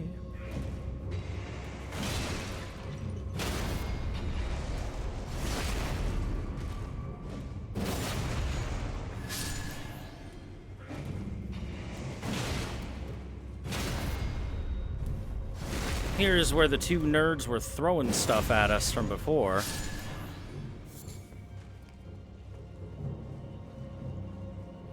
They thought they had the high ground. But it wasn't for long.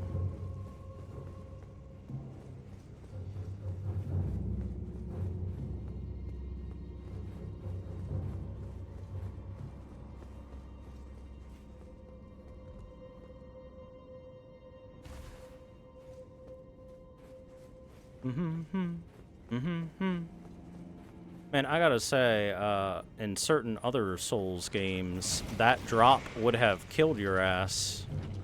This was Dark Souls 2, that drop would have killed me. Straight up.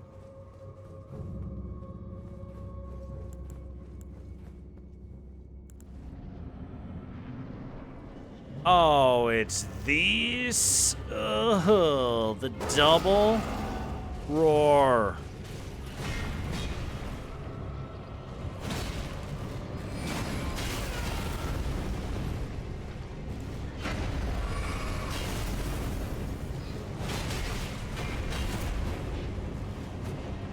This fight should be illegal.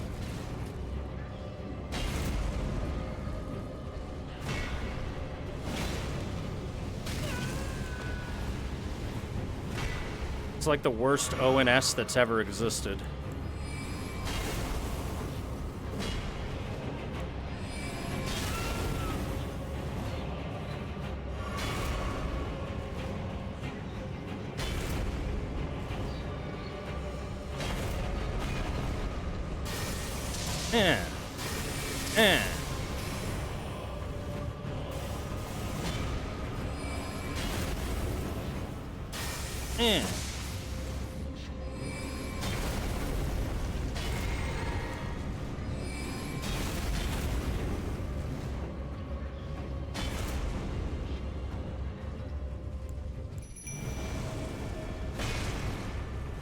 Lieutenant, no.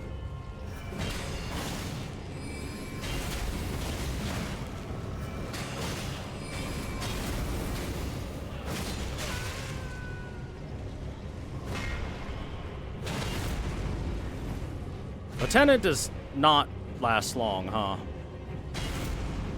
The poor girl. beaten to death by a couple of cats.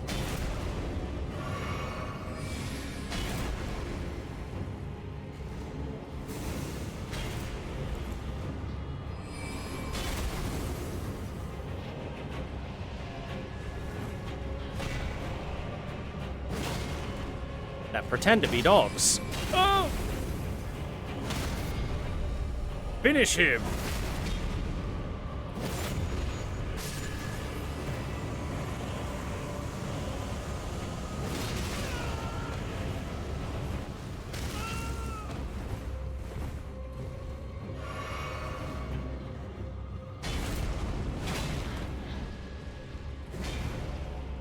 Spin.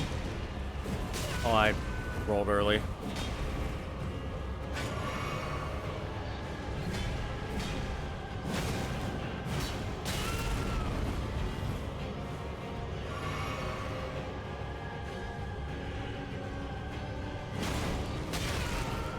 God, that's so fast. That's like instant.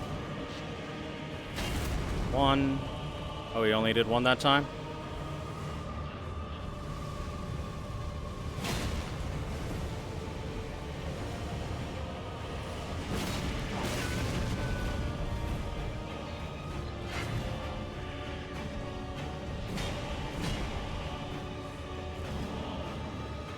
One. Two. Three.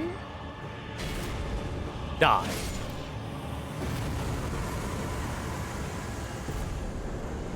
Mad pumpkin head ashes.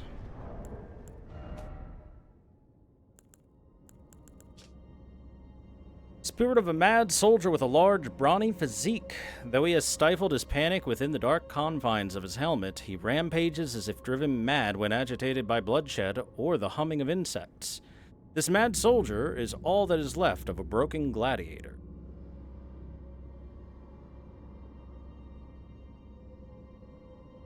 There we go.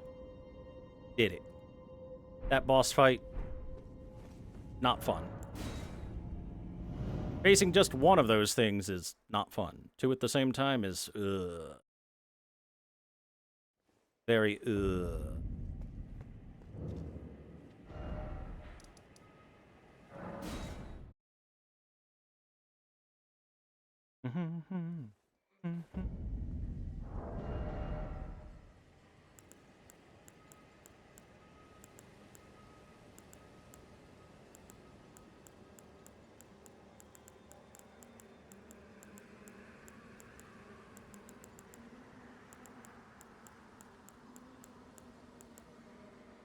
You know what?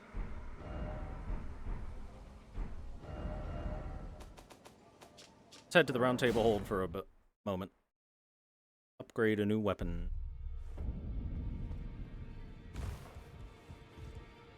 Me and my weapon OCD. I want new weapon. Well, I took you no matter. Lay out your arm. Doodle-doo-doo-doo-doo-doo-doodle-doo. The Cross Naginata.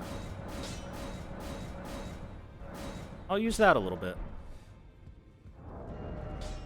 Animal crackers in my soup. I'll also upgrade one of the axes, I guess. Maybe.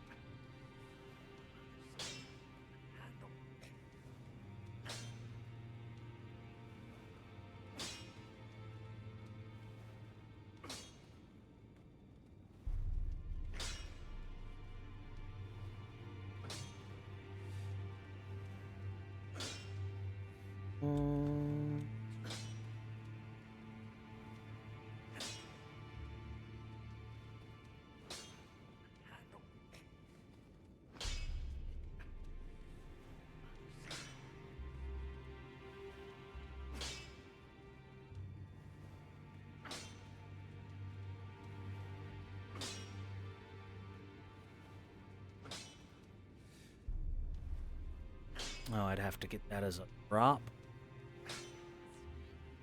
Can't pick it up anywhere. Well, in that case... What about the Highland Axe? The Highland Axe is pretty solid.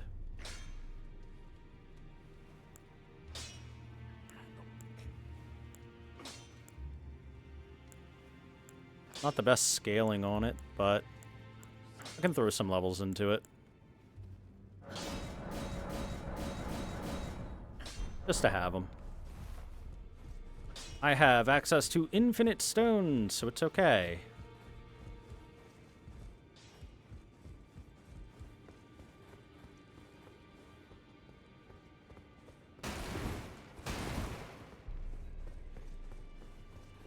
I just gotta buy some more. Got money to spend, so it's fine. I say infinite stones. Smithing stone 1 and 2, at least.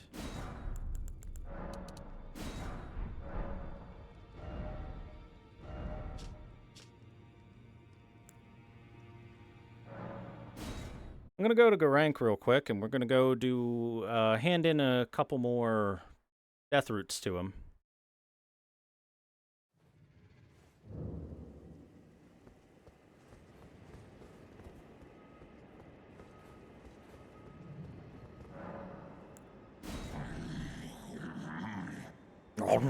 I'm not sated. Feed me more. Death. Bestial Vitality.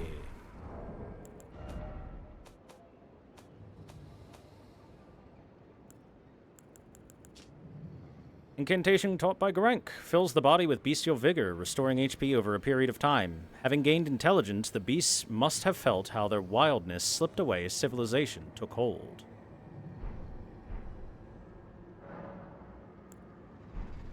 Talk. Still nothing, okay. I think this might be enough to finally trigger. Yeah, there it is. There's something else. But the death yet quenches. Bring more.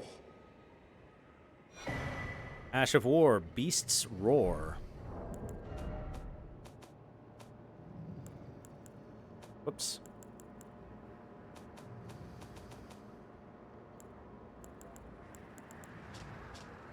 That's Warcry. There's Beast Roar. Unleash a beastly roar, rending the air as a forward-traveling projectile. Usable on all melee armaments. More feed.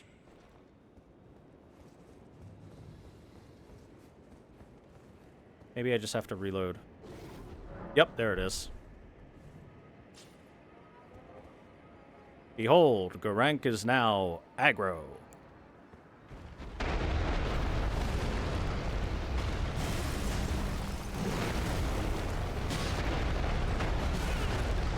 And boy, does he hurt.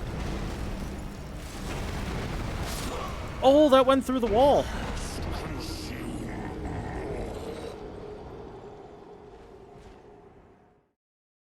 He went a little crazy, didn't he?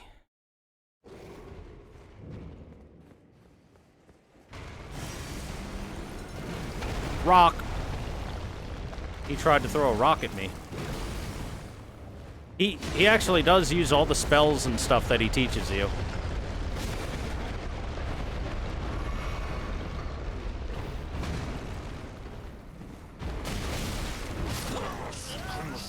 God. He does a lot of damage compared to what we can take.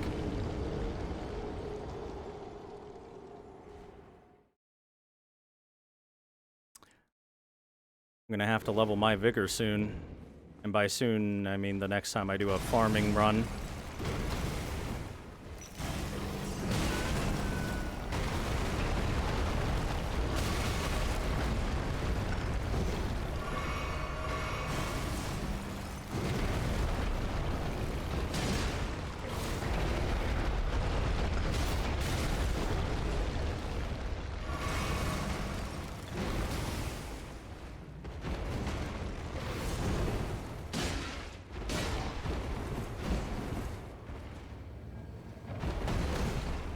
The third?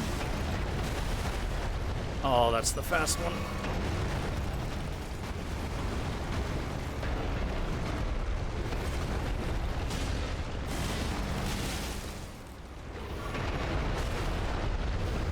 Yeah, when literally everything does 90% of my health, I need a little more health. Third.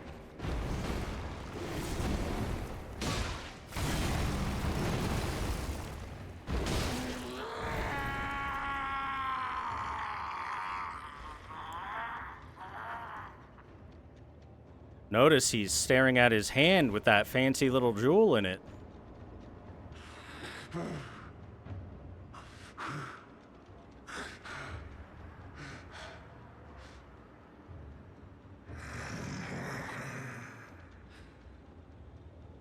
Put it away. I won't forget. Again. My appetite. My sin. So please. Enough.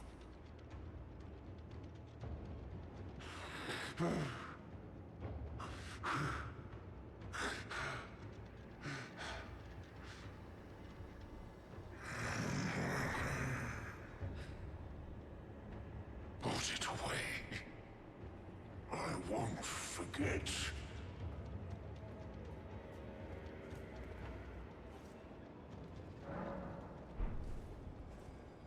So yeah, Garank clearly is a bit of a badass, considering we barely scratched him when we attacked him, and he almost one-shot us with every swing. Even with his dinky little dagger. Although, a dagger for him is like a sword for us.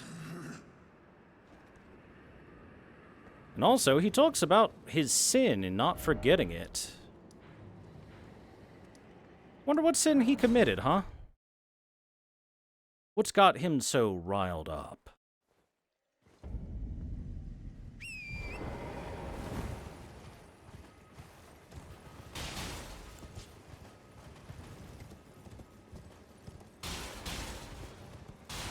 By the way, I did most certainly want to have that event happen.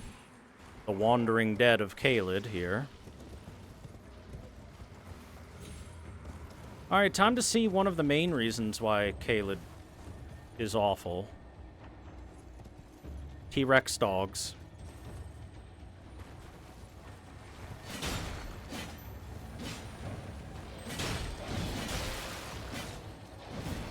Out of the way, Fido. Whirl, O flame. Sit. Bad dog. Oh. I said sit.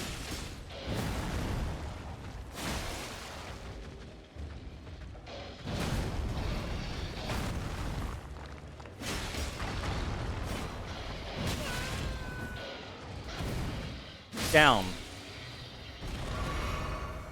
Yeah, they're tough. They're tough.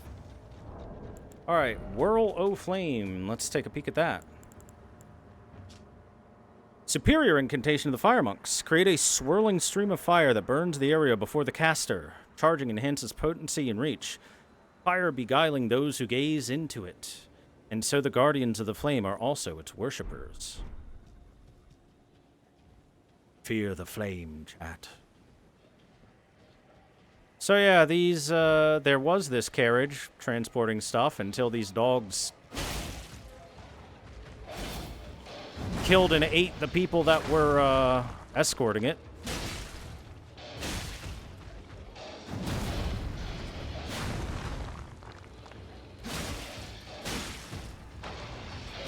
I like how you can see that they mutated so that their front paws are teeny tiny.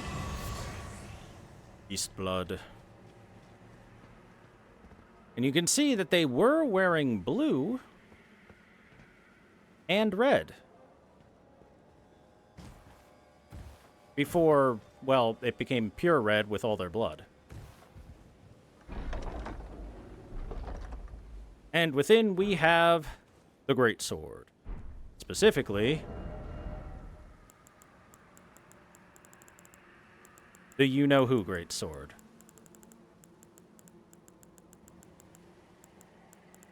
Where are my great swords at?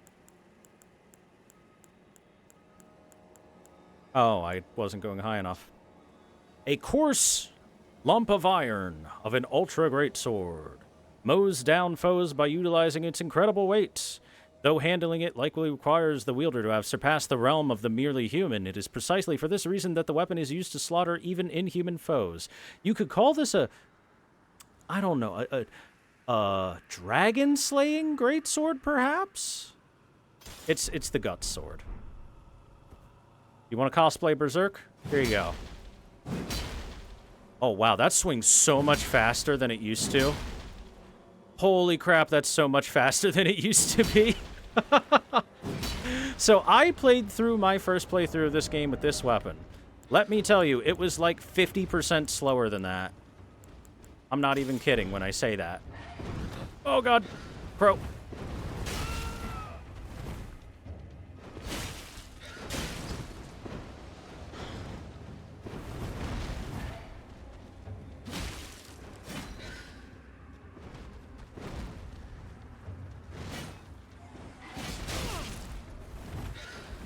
This is another reason why Caelid sucks. The birds. Every bird is about equivalent to a death bird in danger.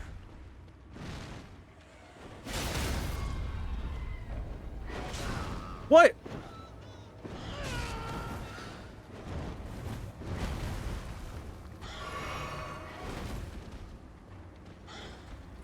Why didn't you properly get staggered?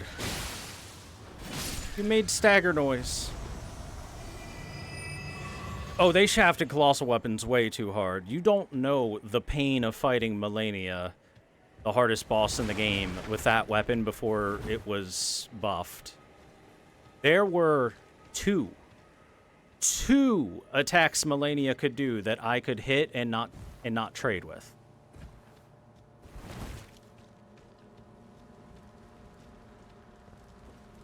You had to just pray that she does those, or else you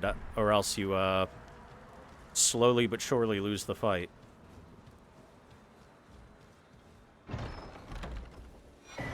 Rune Arc. The Guts Greatsword was legitimately easily the worst of the Colossal Greatswords, too, before any patching happened. I think it gained the most speed out of all the Greatswords. Which it needed. Oh boy, did it need it.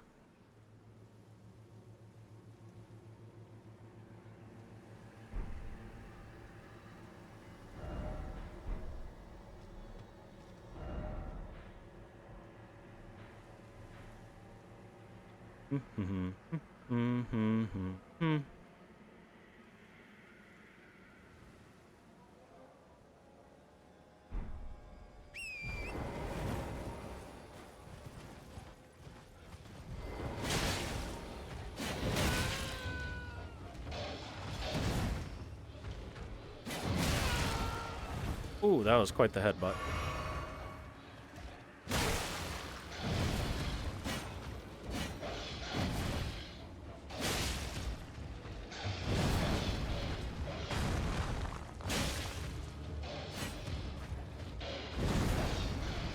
Yeah, with the dogs, you want to roll through into them when they do that move. And they'll just go right by you. They aren't too bad alone. They are pretty bad when there's more than one. Hi, Neptune. How you doing? Also, let's swap you out for someone else. I mean, let's bring the Skelly boys back. This guy's on fire!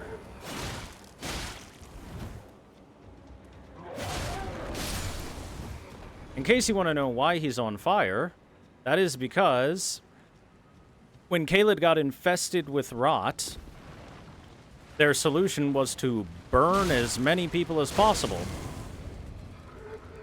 Fire is good at beating back the rot a little bit.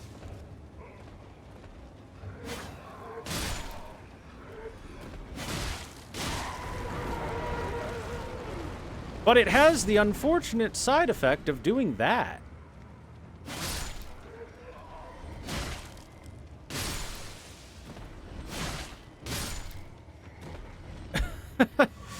and just turned them into bombs, walking bombs.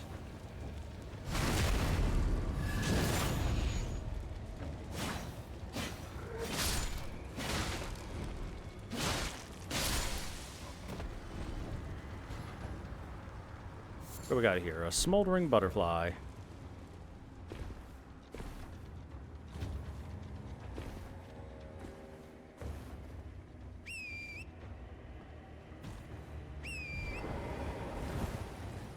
Torrent, I am sorry to bring you through this area. You don't deserve this. Hey, here... You know why these things existed in the first place? Caelid, that's why.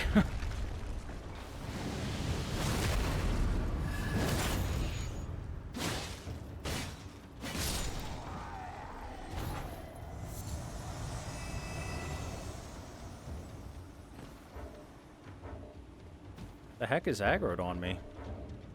Something is aggroed on me. But what and where? Is it you over here?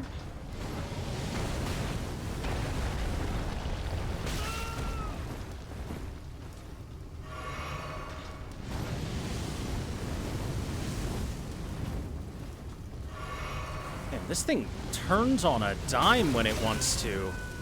This Mad Max machine.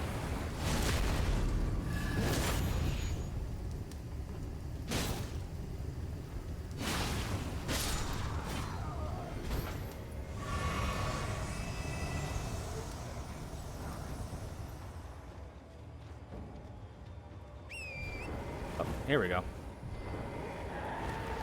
Ah!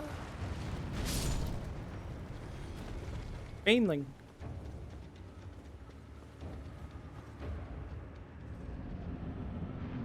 Double pumpkin.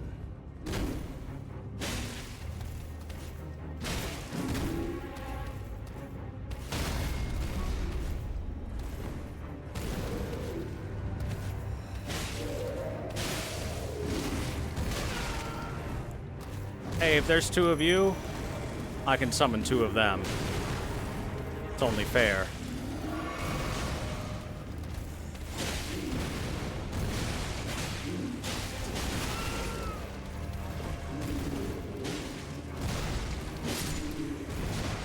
Alright, flail down, hammer time.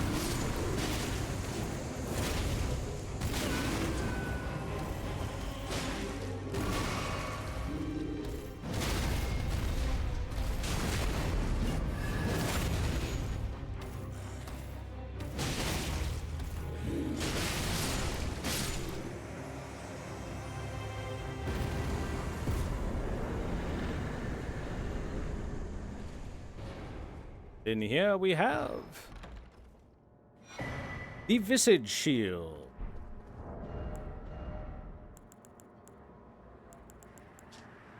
Tricksome bronze shield depicting the face of a fire giant. Several tongues leap from its mouth. The dreadful visage and burning flames are designed to remind one of the horrors of facing a fire giant. In other words, this shield has an instructional function. Unique skill, Tongues of Fire. Ready the shield and then spray violent jets of fire from the tongues protruding from its maw. Hold to continue spraying the fire. The skill can be used while walking.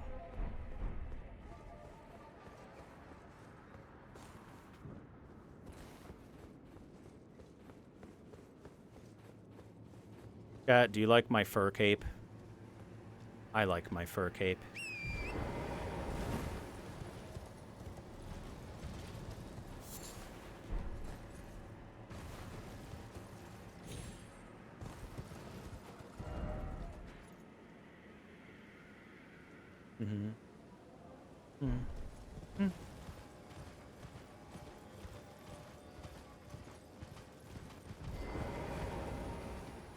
Let's take a quick peek. Bird's eye view of Caelid. This is Caelid, chat. Look at it.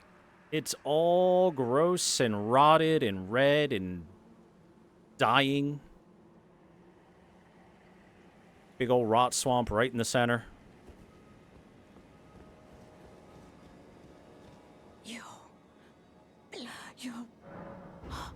Oh, bless you.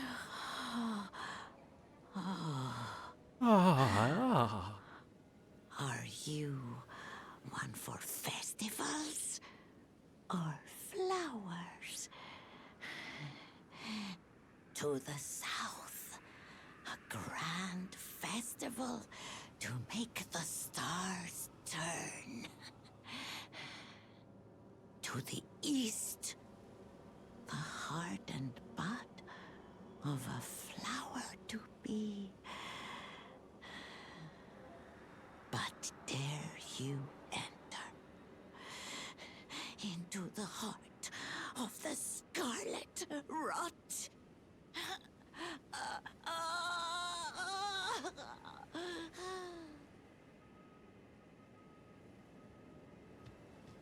Whatever you say, Grandma. I actually know exactly what she's talking about for both of those.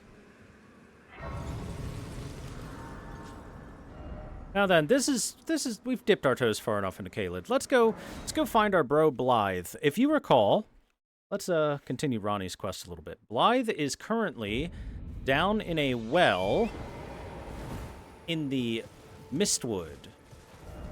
It would be right there, that structure right there on the map. It is finally time, chat, for you to see the really cool thing.